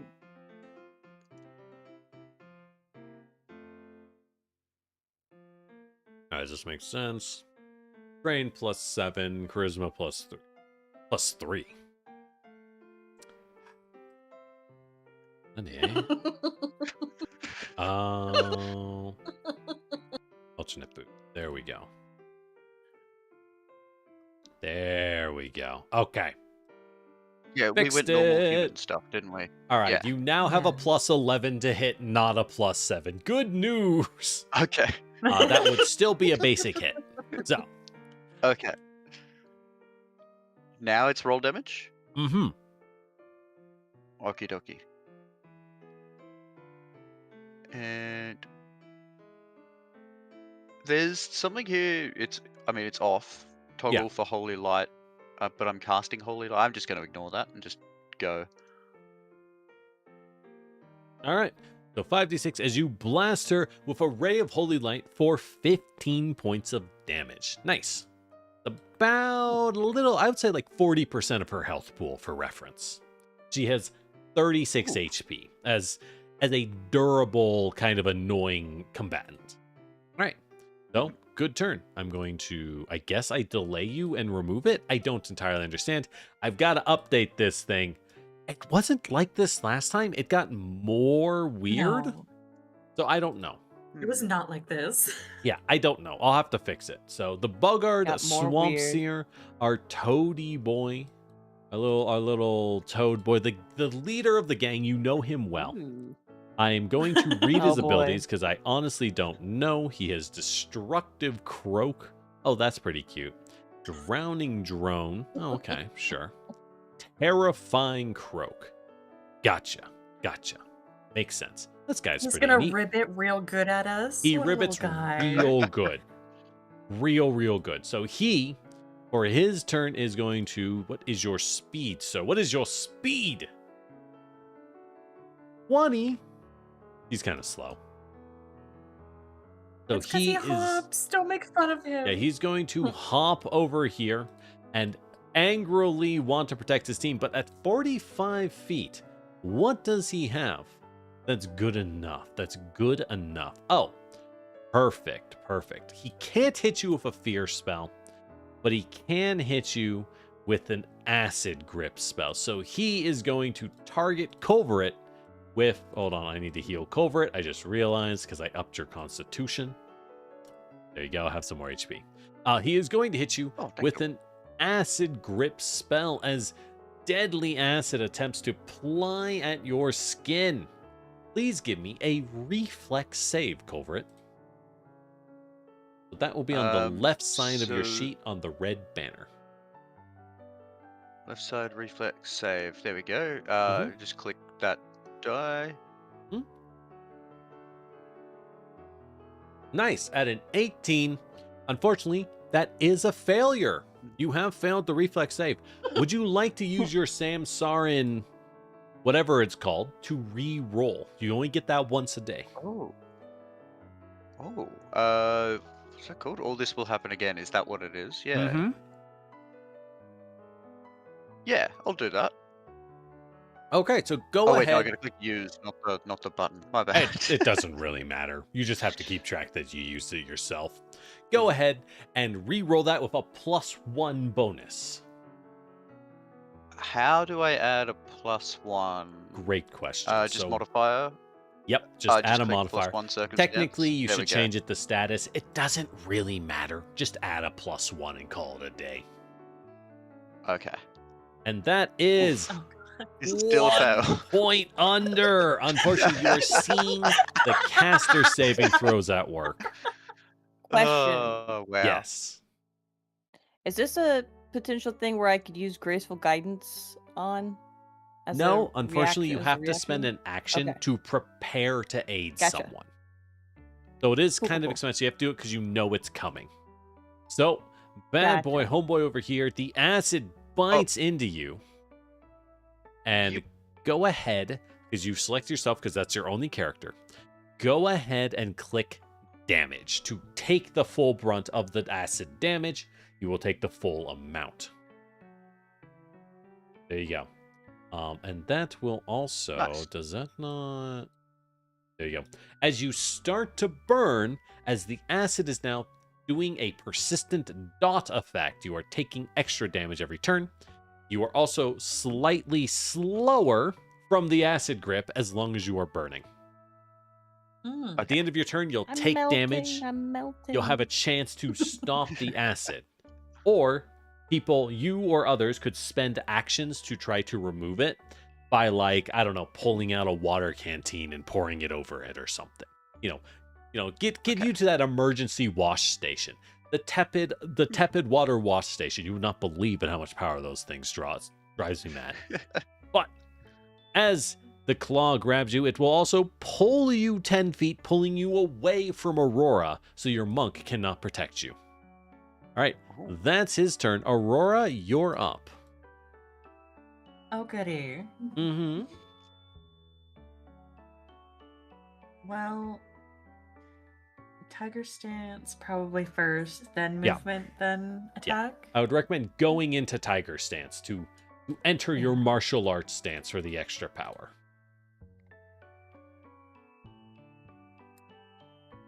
There you go. Yep, so tiger stance.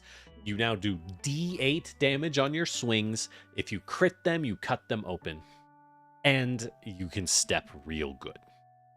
And your move speed is a mild 35 feet. You are very fast.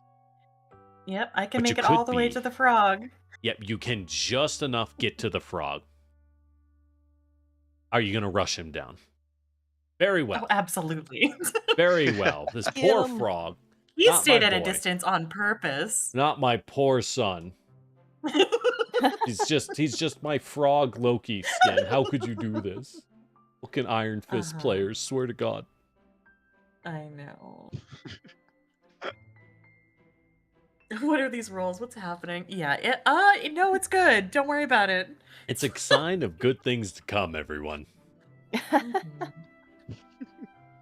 All right, and it's the 14. Mm-hmm.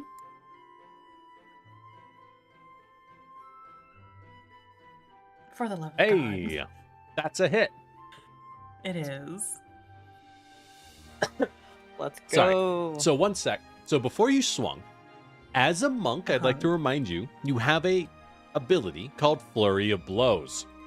Whenever you strike, You're so right. you can instead say, hey, spending one action, I'm punching twice. This doesn't cost anything. You can just only do it once a turn.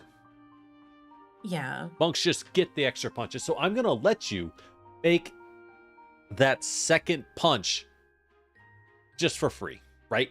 Because why would you Okay. not do that? Mm-hmm. Yeah, Do fuck I need that to frog. do the 10 or is it still 14? It's this 10. It's the second one. It still Okay, has perfect. multi-attack penalty. Good to know. Oh God. Unfortunately, that one's a 15. miss. And this is why, Yeah. if you can get accuracy buffs on a monk, it's crazy because they throw so many dice. So you get the chance of that accuracy, that +1, +2 to hit, mattering is a lot higher, if that makes sense. So I've got to give you heroism on my next turn.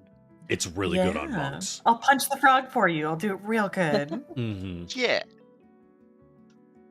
All right, so roll your damage from your one hit.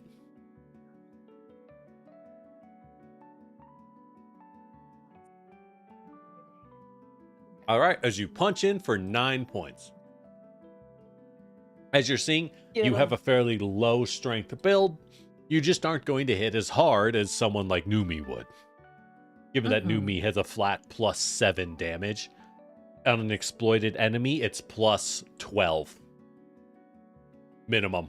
Gotcha. Thaumaturges just hit really hard. really, really hard. All right. So beat that's 'em your up. turn because that's 3 actions. Nice. I guess I'll just keep using this delay. I don't understand. I don't pretend to. I gotta update this table. It's really weird. So this martial artist is going to move. 1, 2, 3, 4. Aurora, you have a reaction. Would you like to take it as the martial artist runs around to your side? Yeah. So when I move from here to here, I have triggered your reaction, stand still. Stand still lets you swing when someone moves, leaving a square during a move action. Would you like to punch her? If you succeed, I would. you'll cancel the rest of her movement. All right. What do I need to? You strike out with. You just so make just an any unarmed strike then. Any strike. So Tiger Okay. Stance totally works. Okay. Do I need to do the 6 or do I go back to 14? It is maximum to hit. No penalty. Perfect. Ooh. Ooh, big 1 hit. point off a Tasty. crisp. Nice. Oh, shit. Good thing there was Get no 'em. heroism or she'd get exploded. All right. Which means we now know you crit on a 17. Against these martial artists, you have a 20% crit chance. So, Nice. go ahead and roll that damage. It's not enough to disrupt her, though. All right, 9 points, a decent hit, but she can keep going. One thing is at higher levels, well, late, early, level 5 isn't that high, enemies finally have enough HP to not just explode when they get tapped once, and so do you. Mhm. So now that she's moved into position, let me check her skills. Does she have anything she can use? Kind of. She is going to use her athletics and attempt to trip you, Aurora. She's going to use her athletic Sure. skill in an attempt to trip you. So she's targeting your reflex save. She gets a total of 22. You have a reflex of 23. She's 1 point Hell off of a trip. yeah. You Yeah, are fine. nice. Unfortunately, that trip has multi-attack penalty. It has the attack trait, so she is going to instead just make a flurry against you at a -4 on each swing. Because she I has see, already I see. attacked once, so this is the second attack. This is her third attack as she attempts to flurry. And that is a miss, followed by a Wow. critical miss, unfortunately. I was really hoping for that trip, I'm not going to lie. Oh, girly pop. So it hasn't gone well for her. Unfortunately, you are definitely a better warrior. This martial artist, emboldened by she's pretty sure that this beach bomb can't even throw a boomerang. So you're pretty cringe. You're pretty easy to beat up, Numi. So she's going to spend one Oh my action gosh. to close the gap and rush you. I really got to get these mods working. I got time. Whatever. And a second action to rush Culver. I mean, what? Nah, she's gonna rush up to Numi. Just fucking, I see a wizard, die! That's 2 actions. I'm not a wizard. You're profiling based off my hat. That's right. Quit resisting. All right, as she is going to do her own flurry of blows. Let me make sure I'm reading this correctly. She uses a flurry of kicks. My bad, very different. As she's going to kick sand in your face, Numi. Very rude. That's a 12 followed. Wow, much better rolls. Thanks for the 100 gold. So that's 2 hits. Unfortunately, you Okay. do get kicked in the face. Hold on. Ugh. I'm sorry. What? What? Not the whiskers. Acid?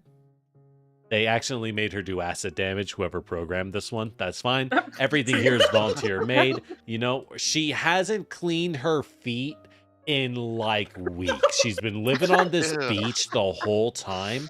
Not that beach Horrendous. acid. It's horrendous. It's got the beach toes.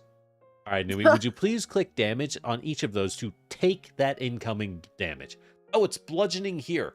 I don't understand. Whatever. Okay. Both of them. Damage. Damage. Okay. Nice. And that's I her believe turn. it worked. So that gives you a bit of a sense of like, this is like how much damage a close combat enemy is going to be dishing out, right? That's like what, a third Gotcha. of your HP from 2 good hits? Yeah. So Yeah. now it's your turn. You can do a few things, but obviously you want to beat the snot out of this martial artist. I'm gonna let you know a few Obviously. things. One, she doesn't have attack of opportunity. Most enemies, Okay. like 90% of enemies, do not have attack of opportunity in this game. It's a rare trait for trained warriors. However, that means you can just throw the boomerang at her, or just club her with it in melee, and you're better at it in melee anyways, so it makes sense to do that. But because you wins? have all your skills, before you swing, I would recommend using your intimidation to scare her. So you can tell me, I'm going to demoralize her. I'm going to use intimidation to demoralize her. So go ahead, right-click on her token twice. Okay. Go to your And then- skills and click intimidation. And then Gotcha. turn on. Honestly, these are the same. You could do either. Turn on either the regalia or the intimidating prowess. They're the same buff type, so it doesn't matter which Let's one. do prowess. I feel like that's Sure. more Yeah, story-wise. intimidate her.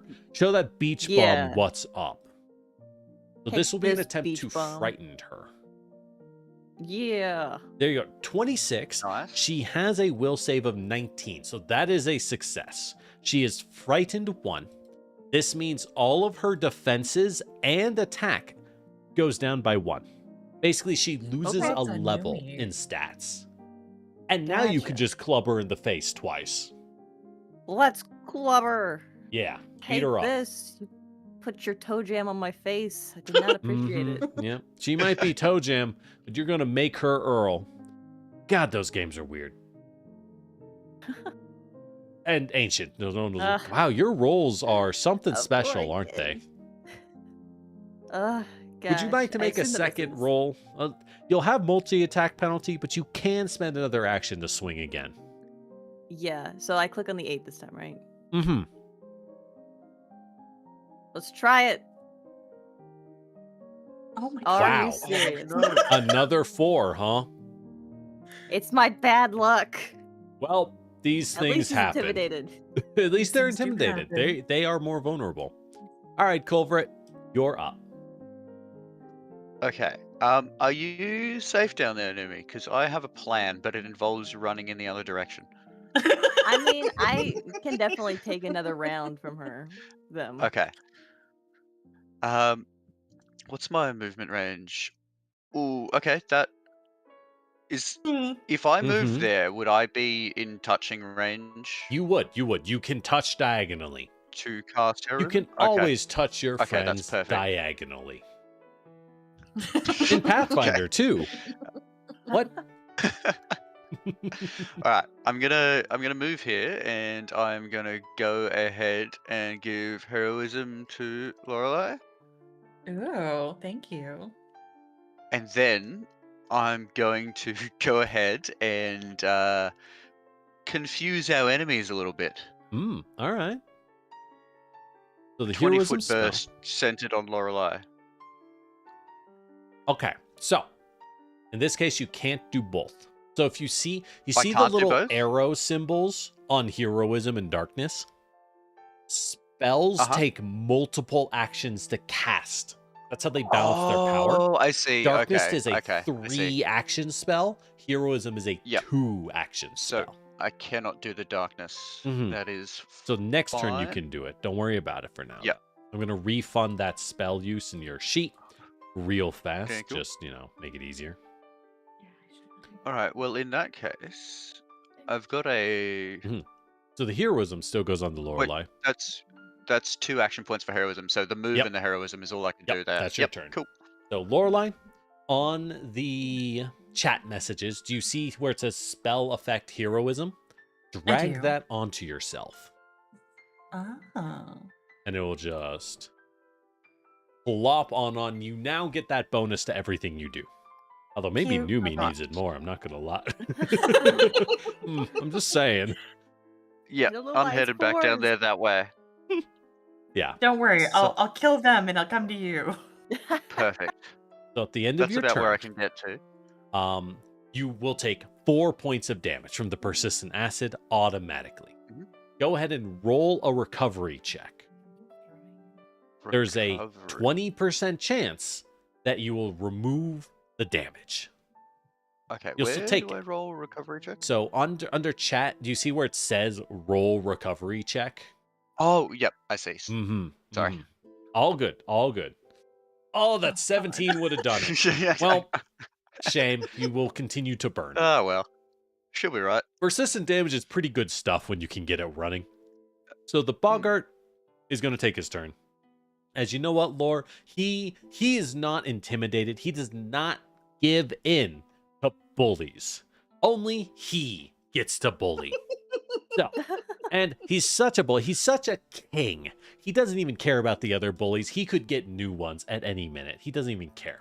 So he is going to use a terrifying croak. How do I put this in the chat? I don't think I can. He is going to do a terrifying croak as everyone within 30 feet has to make a will save if they're a non-Boggart, which the martial artist will have to make that save. So go ahead and make a will saving throw. Where are the saves? Both of us? Yeah, Oh, where under is the saves? attributes. It's under attributes. Okay. Yes, you will both make will saves. Ooh. Ooh, these rolls. Oh, all right. Aurora, you're not intimidated in the slightest. No, I just punched this bitch in the face. What do you mean? Good news is there's I no think I might be crit fail slightly penalty. intimidated. Okay. The martial artist is intimidated by how strong the boss is, and Covert, you are also frightened 1, so your defenses and stats go down. At this point, he is then going to... I wish I could... that's how I put it in the chat. He's going to make a destructive croak as another mighty ribbit emanates out from him. As How do I make my defenses and stats go down? I already put frightened on you. It's automatic. Okay, perfect. Give me a fortitude save. The martial artist is also getting rocked, but you know this ain't about her. Fortitude save. Okay. How many rounds until he can do this again? Let's find out. 4 rounds. Oh my god, a second nat 1. Colbert, are you okay, honey? Good thing this is a test fight. Look, I'm always incredibly lucky. Just most of the time it's bad luck. Hell yeah, I respect it. It's I'm the occult surrounded. theme, guys. See, my rolls are terrible, but if I find people even worse, I can win. I can win. It What a can strategy. be done. These level 3s are going to beat down the level 5 squad. They're the real heroes. Yeah, they are. All right. There's a reason I And then picked we a become them with all reincarnating their race. adventure. I see. So, yeah. So, Aurora, he is a DC 19. So, you are 1 point off from a critical success. You still only get a base success, I'm afraid. On a 16, thanks to heroism, you would have avoided it entirely. Just withstood it. He is going to echo out some sonic damage, though. So 16 points. So the martial artist is actually going to take the full brunt of that as she gets blown away from his mighty croak and is crumpled. Aurora, you will take damn, half. So crazy. click the Rest in half pieces. button. Uh-huh. And Culvert, you know what happens on a critical fail for a basic save? I'm gonna take double damage. Please press the double button. Oh my god. Fuck me. Oh my god. 32. Right. The strongest third level monster I've ever seen. Oh my gosh. Don't worry, Well, I'll lucky punch thing the I've got. frog some more. Yo, my stock's Fucking- all in on Boggart. Hell yeah. All right, Aurora, it's your turn. Would you like to test your battle medicine ability out? I think I probably should. Jesus Christ. Don't worry about me. I'll be fine. I can heal. Mm-hmm. Yeah, for sure. My Also, you are goodness. burning an acid, by the way. Oh yeah, I forgot about that. Uh-huh. If you go down, it'll keep burning you. It's really bad. It's one of Yeah. the easiest ways to get killed is to just have dots on you when you get knocked out. Fuck, if I was any younger, acid used to be fun, but this is a bit bad. Oh no, not again. As the Alright, so acid do I has need to gripped do the Culverin after a treat? nice beach day with the fam. All right, what do I need to do for my battle medicine here? Do So- I click the treat wounds or?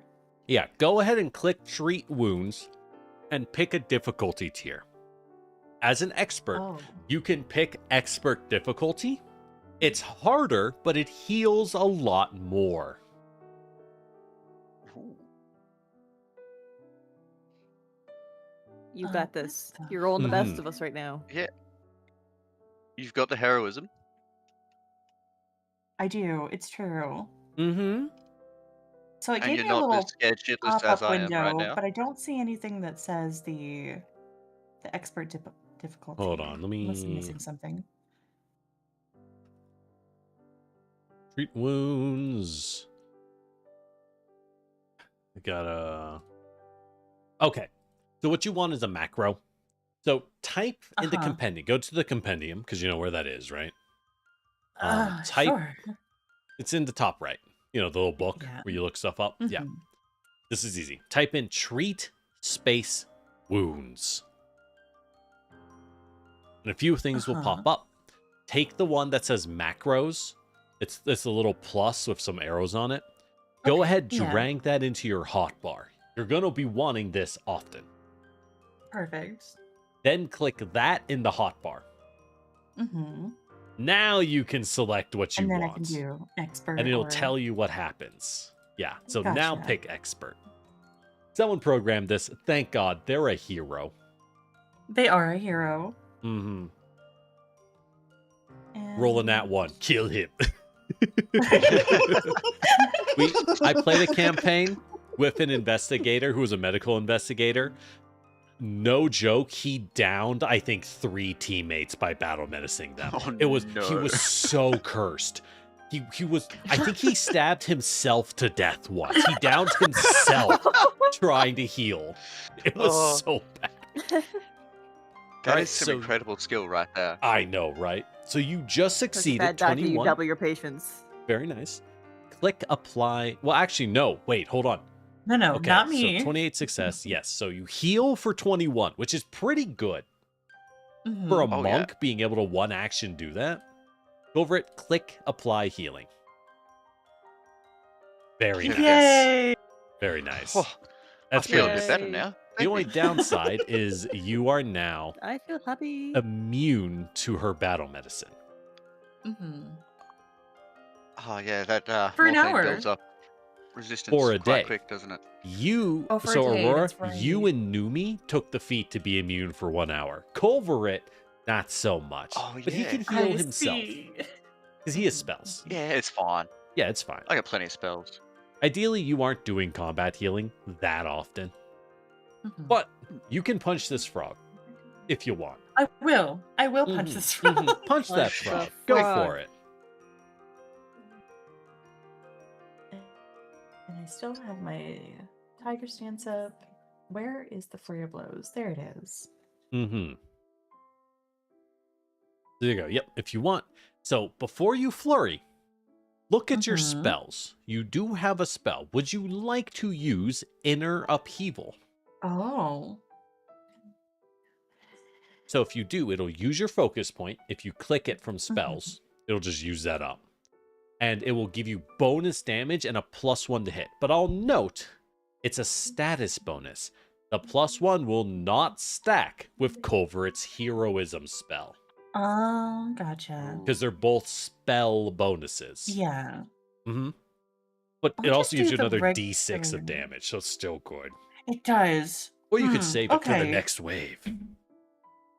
I'll save it because Numi's still fighting. Yeah, So- Numi's doing fine. You've landed 0 I hits. got this. Hmm. No, I'm just getting their guard down. Yeah, They don't yeah, know I what's think I'll coming. save it for now. face the In foot case Numi style. needs How my you help. like it? So there's 1 and 2. That's a good hit.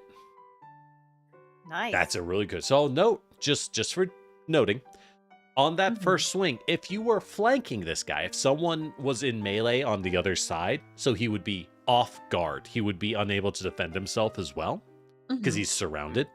That first swing would have been a critical. Thanks to heroism. Oh, You were 8 points higher than his armor class. I see. So that's why things like flanking are so huge. But with a Mhm. smaller party, it's harder to do, right? Yeah. But Good it's to know, okay. though. Yeah, good to know.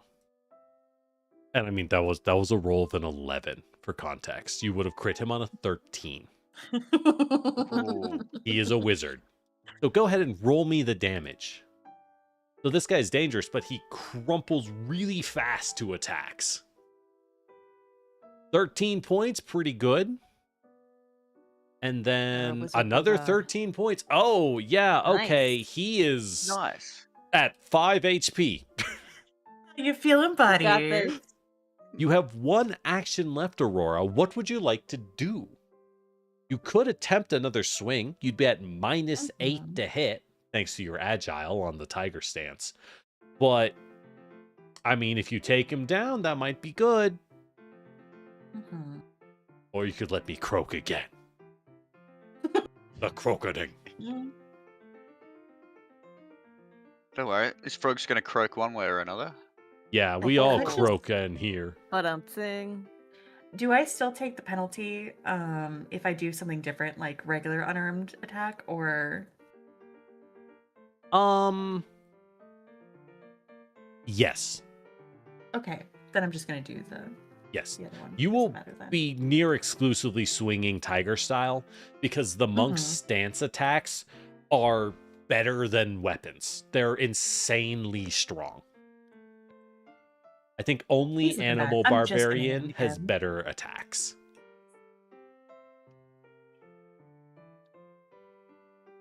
And that's a hit. Nice roll. That Nice. 15 swing. See, and that's why like attack buffs can be nice on monk because you swing so many times. Mhm. All right, that that's enough, going to DM? be low. That is enough as you crumple this bully. Let's go. It's fine. Let's go. He crumples on the ground, and as you spin around, you catch his ragdoll on your foot, and he kind of just... Yeah, exactly like that. Thank you. All right, nice work. So that means... God, this is weird. What is going on with this table? All right, so the last martial arts go. It would be... You know, I hate to say it, Numi, it'd be really funny if I just straight up defeated you. Like, if I Don't worry, just guys, I got crushed this. you. All right, the Got martial this. artist is going to attempt to trip Numi. I'm going to trip you, knock you down, and get you off guards and pinned to the Sending good ground. vibes to Numi. I'm too Mhm. intimidating. Unfortunately, you are intimidating. That is a failure. Hell So I yeah. now have multi-attack penalty, unfortunately. I'm going to try to swing at you with the flurry of kicks. That's a hit. Oh, that is barely a hit. Oh my Oh. god. Oh god. Oh no. my It's god. fine. I got it. Holy shit, it's Jason Bourne. I guess nowadays it's John Wick, huh? Mhm. But either way. God, I feel old. All right, unfortunately, Numi, you are getting kicked in the face, so we get to show off a crit doing... Oh my Oh. god! Whoa, no. Oh, holy shit, maximum Oh. damage. Okay. So that's 8 plus Are you- 5. Double. Are you alive? Or Gotcha. 26. Plus the 9, I don't. You are just enough. So go ahead and click Yeah. damage, absorb those hits. Wow, this Okay. level 3 monk is about to crumple a level 5 in like 2 turns. That is an insane. I'm just saying Do I need this to press this the person has double like on a either of them, or just the regular 40% damage hit. part? no, Don't click double. It's already been doubled. Okay, so just You click double, damage. you will take quad damage and fucking explode. You have the armor Yeah. on, right? I'm Plus doing 3, okay. 2. Oh, no, that's not good. That's not good at all. Okay. I'm You still should be kicking. fine. You're Should still be fine. kicking. You got this. Oh, 4 HP. What is going on? I was Why gonna- is that my unlucky number? Oh my It's god. for this, for that. Oh, yo, Taiga, you were at a con? I hope the con was fun. That sounds rad. Yeah. Don't worry, we were making characters all day. Welcome to session 0. I'm perfectly honest. I wasn't sure how much time we had. I prepped like 4 waves of enemies. Jesus. This monk is just beating your ass. I'm taking a lot of inspiration from Fire Emblem for some of my Pathfinder style game design and map design. This is the NPC that just like crushes all your guys, and you're like, I don't understand what is going on. All right, as the Gonzi, Numi, I got bad news. That was my second action. Yeah. We are going to do a handspring kick, which will allow it. me to step and then make a strike at a -1 penalty. We're actually going to step this way to get away from all those pesky fools who think they're better than the honest beach bully. As I'm going to do a cool... Why is my bar not showing up? Whatever. I'll do it through here. I'm going to do a cool sweep and then try to kick you. Oh my god. Okay. Oh, no. that barely missed. I missed. Thank God. I don't understand what is going on. Numi, your luck. Oh my god. Holy cow. Oh my I god. told you I'd be okay. Newbie, you're fine. It's your turn. Oh, by the way, at the end of the martial artist's turn, her frightened will go down by 1. All frightened conditions always go down by 1 at the end of your turn. Oh, that's good. Gotcha. However, she is immune to your intimidate. Gotcha. So really, what I want to do is just bludgeon her. That's what I'm hearing. Yeah, looking at what you got, because you have your charisma skills, you've already screamed at her. You could, no. So first, you can use your deception skill to feint. That allows you to feint and trick her and make her off guard, so you have a +2 to hit. Well, technically, she loses 2 armor, but it still gives you that nice buff. Because you really want to maximize that first swing, because that's where your crit chance comes from. You're fair. Fair. So you said deception? Yeah, use deception to feint. Okay, deception. Do I need to do anything with it? Nope. Okay. Just Well, rolling actually, deception. click the regalia. You get the +1. Oh, I didn't. That's fine. So that's a 26. We'll count for the +1. She's a will save of 19. As a base success, she is off guard. So if you Gotcha. were to crit succeed, she'd be off guard to every attack. She's only off guard to your next attack. So now, Gotcha. now you attempt to bludgeon. Gotcha.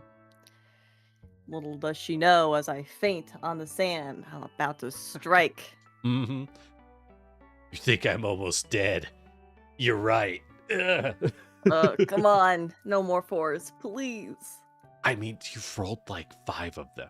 Oh, Eh. there we go. Oh, There's a yes. critical. Oh my god. So, as we Jeez. see on the Baby. right, you got a crit exactly. Oh, okay. Because you fainted, because she became off guard. That was just enough to bring you a critical hit. Oh. So go ahead Nice. and roll critical. Okay. Just roll I'm it. I so don't need proud to do of anything you. else in here. Yeah, just roll it, and then I will add 5 damage for your weakness exploit afterwards. Because Gotcha. the weakness is not doubled. Yeah. So you bonk her in the head for 26 points of damage. Yeah. Plus 5. She will take 31 out of 36 HP. Also, Nice. because you have crit her, you are wielding a club type weapon. When you crit, you have the choice to knock the target up to 10 feet away from you. Would you like to? I mean, if I do that, it'll take her at least one action to get back to me. Yes, if it she- would take her if an that- action. And you can just throw the boomerang after Yeah, her and I if can you still want. throw. So yeah, let's do Mhm. that. Okay. Ugh! Get away from me. Give me some breathing room. Okay. Just imagining then- you have a boomerang and you're doing the Minecraft like swing and just oof, Cool. falls off a cliff. Huh. Sure. Okay, and then I have one final not a attack, choice. right? Oh, it's not a choice. You are right. The fools are right. It is not a choice. They have to get knocked away. Good thing you have a boomerang. Good thing I got a boomerang. Okay. Yeah, if you want, you can make Turn another on it. swing, but you'll have that Yes, I minus do. 5. Which is fine. Sure. Yeah. So I'm gonna press the second attack, Mm-hmm. and let's get the penalty. It's fine. Roll. That's right. That is... Hold on. I gotta test something. Go for it. Why is the boomerang always ranged? Can you not... Are you not allowed to melee with a boomerang? What? Hold on.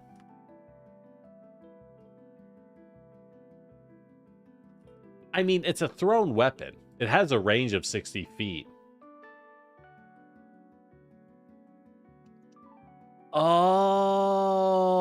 Oh. Boomerangs are ranged only. You have to throw it. Gotcha. Okay, so we will. Okay. I'm gonna hot swap your stats to be higher dex, lower strength. Okay. So you'll be slightly higher dex because you only throw this even in melee combat. If you need to stab, you might want to spend money later on to get a better sword, right? Or you could just punch him. Gotcha. But Or I could just punch the him. only reason you do that is if they have attack of opportunity, which would mean they'd swing at you when you throw, right? Gotcha. Interesting. So that's a reason to consider not using boomerang, right? Versus like a trident. Yeah. But a 60-foot range is really good, though. Yeah. It's really good. And knocking them back on a ranged weapon is actually cracked as hell for this exact reason. Yeah. So I am just gonna say, so she is not off guard, so it would be a miss even with the slightly higher to hit. Okay. Wait, oh, that means feint wouldn't have worked. Weird. There's a lot of minor things that means. Don't worry about We're it. All right, learning. so that's It's your okay. turn. We're learning. We're learning. Even I'm learning. I didn't know boomerangs, you couldn't club them. Which is silly. You could totally club a dude with a boomerang. That is what Absolutely people you have could. done. Like, it's just a club. Anyways. Culver. Homebrew boomerang. We are homebrewing, so you could say fuck Yeah. that. I mean, yeah. I would just have to you said- change the programming. What's up? Yeah. Sorry. You said Frighten goes away at the end of the turn. At the end Right. of your turn. So you were Oh, frightened, yeah, okay. and Yeah. you haven't taken your I was turn frightened on yet. his turn. Yep. Yep, that Yep. makes sense. Mhm. All right. I've got two options here. I can step in and heal Numi, or I can step in and take a pot shot. What are we feeling? Well, she's looking real bad. They're both doing Yeah. We're real both bad. looking real bad. I think we Mhm. both have 4, She has Help. 5. She's winning. 5. I will note Better you than also she's do doing a better than me. minimum of 14 damage when you swing. So you know. Yeah. She's winning. I just have to hit. I think you Alright, both I'm are coming in to guaranteed heal to you. take I each have- other out. Yeah. I have faith in your abilities. So I'm gonna move my 25 feet over here. So I'm in. Where was it? There or there? I think it was. It was there. I'll find there. the mod to fix up some of these modules later. Should be easier. And- So. Then I'm within 30-foot range Mm-hmm. to pop a heal. Do I have to target you? Double left click, right click. There we go. Spells, heal. Okay. Yep. Nice. So Now I'm going to use 2 action points because Yeah, it's so the, 2 the actions. ranged one. is the range and higher healing. So you always roll a d8 per spell rank, but you will also add 8 points per rank when you use 2 actions. So what level of heal are you doing? Level 1. Okay, that's fine. I don't think I have an option to increase it at this point. You do. I? It is a signature. I forgot to click it. Hold on. Bloop. Bloop. Bloop. Oh yeah, signature. Now You're right. you have the option to increase it. But whatever. We'll do the Okay. first rank. You have a staff of healing. This is, I'm just going to assume it's in your hand. While this is in your hand, you get a +1 bonus to the amount of HP you restore with heal. Okay. So let's just, you'll just have to put that in manually, I think. But go ahead and click healing. Roll healing. Roll healing. Here Yep. we go, and then add the +1. Yep, Oh, that's just- already on. Oh, it's already on. Oh, hell yeah. I love that. So go ahead and roll that. All right. 14 points to Numi. So as you see, Let's go. even your first rank heal, even the cheap heal spam from the staff, it heals about a hit worth of damage. Yeah, that's pretty decent. Heal is really strong. For the reference, a 3rd rank heal would have healed for triple that amount. It would have been like 40 Holy moly. points. It's incredibly powerful. Well, I like the sound of that. Yeah. Yeah. So Numi, go ahead and click apply healing. Oh, that's better. Very Very nice. nice. Now Oh. you're winning. Congrats. Oh, That is now I gotta take Culver's acid turn. damage, Yep, don't I? take some acid damage and roll me a recovery Yay. check as you slowly burn. Acidic grip it's a real baller spell, as you're seeing. It's just really strong because you are going to keep burning. I have forgotten, technically it you is also fun. move 10 feet shorter while you're burning. Oh, But I'm not going to okay. worry about it. It doesn't matter. Okay. I mean, it might I have, will keep but that in mind whatever. for the future. I mean, only if you get hit by this. Oh, we're going to start the campaign 80 Boggards. 80 Boggards. They're all swamp seers. Perish. All right. I'm gonna cast Helpful Steps and get the fuck out of here. That's the right play. Honestly, that's a good way of isolating yourself from them. Aurora, your turn. Me. You move fast. What are you going to do? I do. I think you should cheer on Numi. They've got this.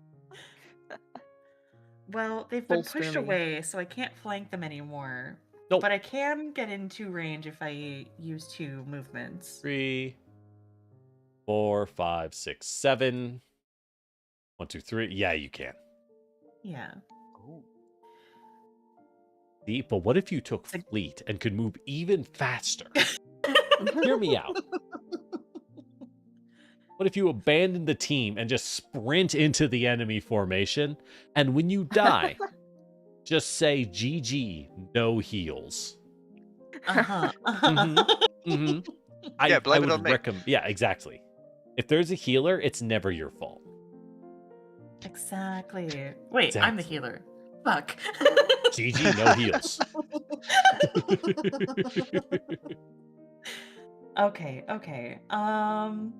Yeah, we'll go in there. Boop. All right. 2 actions to move. That's 2 strides. And would you like to make a flurry of blows? I would like to make a flurry of blows. Fair enough.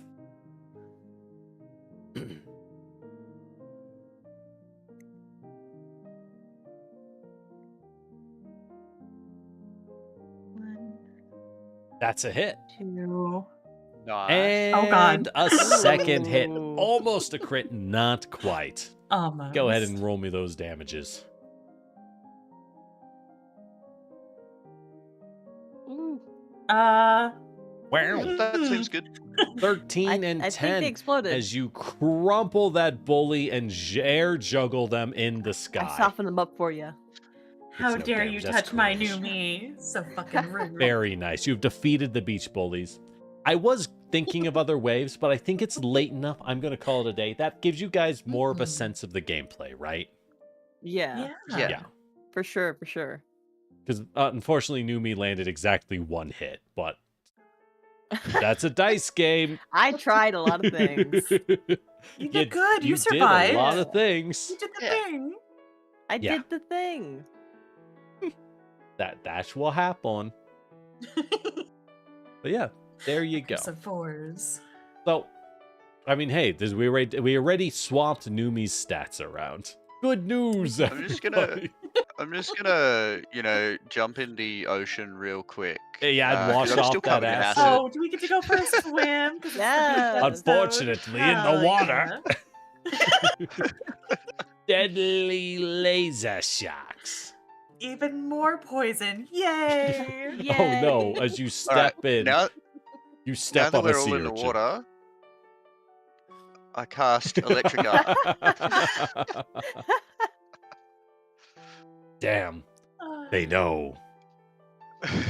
God, that reminds me, they That never was actually the tell you end of The this. Adventures 3. Yeah, right. Did y'all know that in Baldur's Gate 3, if you throw barrels or bottles of water at people and then cast lightning bolt, they take twice as much damage? Oh, that's pretty nifty. They don't tell you that. It's just in there because it's from Divinity. It's just in the engine still. Ah. Very Yeah. funny. Oops. All right. Well, I guess we'll call it a day. We'll call it good for now. That gives you a sense. We can Heck yeah. always talk later on, but I don't want to hold y'all too long. We've already been here for a while, and it's been a lot of yapping, a lot of info straight at you, and I think any more is a bit silly. It's been That was fun, a lot though. of fun. Mhm. Yeah. Yeah. Thanks. Yeah, I hope you all liked it. I hope you see I really like Pathfinder's combat. I think it's not that hard, but you can see how it's like, oh, there's a lot going on and there's a lot of ways to buff your team and help each other out, Mhm. Mhm. which is exactly what we want. All right. Well, with that said, we'll figure things out. Our next session will be 2 weeks from now because next week, as I mentioned earlier, is like some kind of like, I don't know, some French dude got decapitated for marrying people or something. Kind of cringe. I don't really get what that's about. I mean, I'm a Crazy. VTuber, so you know. I mean, Uh-huh, he's French. uh-huh. Of course he got decapitated. Yeah, Isn't that like yeah. their whole shtick? Yeah, exactly, right? Like, why is that impressive? Some Saint Valentine? He has a whole day, apparently. Good for him. Isn't he like? Isn't Valentine like the patron saint of epilepsy and bees? I don't know. He might be. There's some weird ones out there. Maybe. But yeah, I'll see you all. Before we go, though, you can always check out our wonderful players. They're great. If you didn't miss our introductions, I won't make them say it again. We'll save that for 2 weeks from now when we play again. But you can check out all of them. I think you all stream on Twitch, the twitch.television. Do any of you do. have YouTubes? I mean, I have one. I don't use it, but I have one. There I you post go. my There are VODs to videos on mine. there, probably. There you go. Numi Yeah. posts VODs. That's good. I used Well, it as a VOD channel, and then I forgot to upload VODs for the past year and a half. So Well, if any of you want to be cool goth kids and hang around in a decrepit graveyard of a YouTube channel, check out check out these cool abandoned houses and Numi's place. There's some cool VODs there. Mhm. Or you can check us out. You're already here, so may as well click that like or subscribe and or follow, depending if you're on Twitch or YouTube. I hate that they have different names. Whatever. Plug over. Go ahead, take yourselves, and have a wonderful morning, evening, and good night. Everyone here, go get some stretches, watch your face, and look away from your screen for, 10 seconds. Just a little bit. Mhm. It'll probably help. But as always, I'm I Lord should probably Generic. go to that mythical place called the Outside. Ew. It Ew. exists. The vitamin D here seemed to work.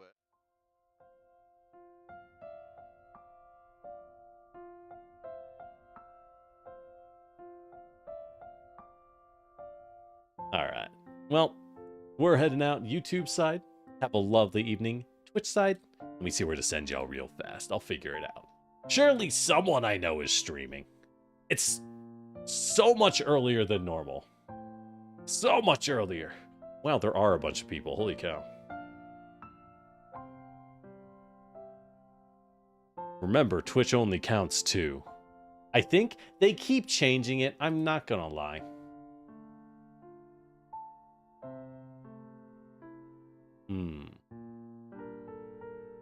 Okay.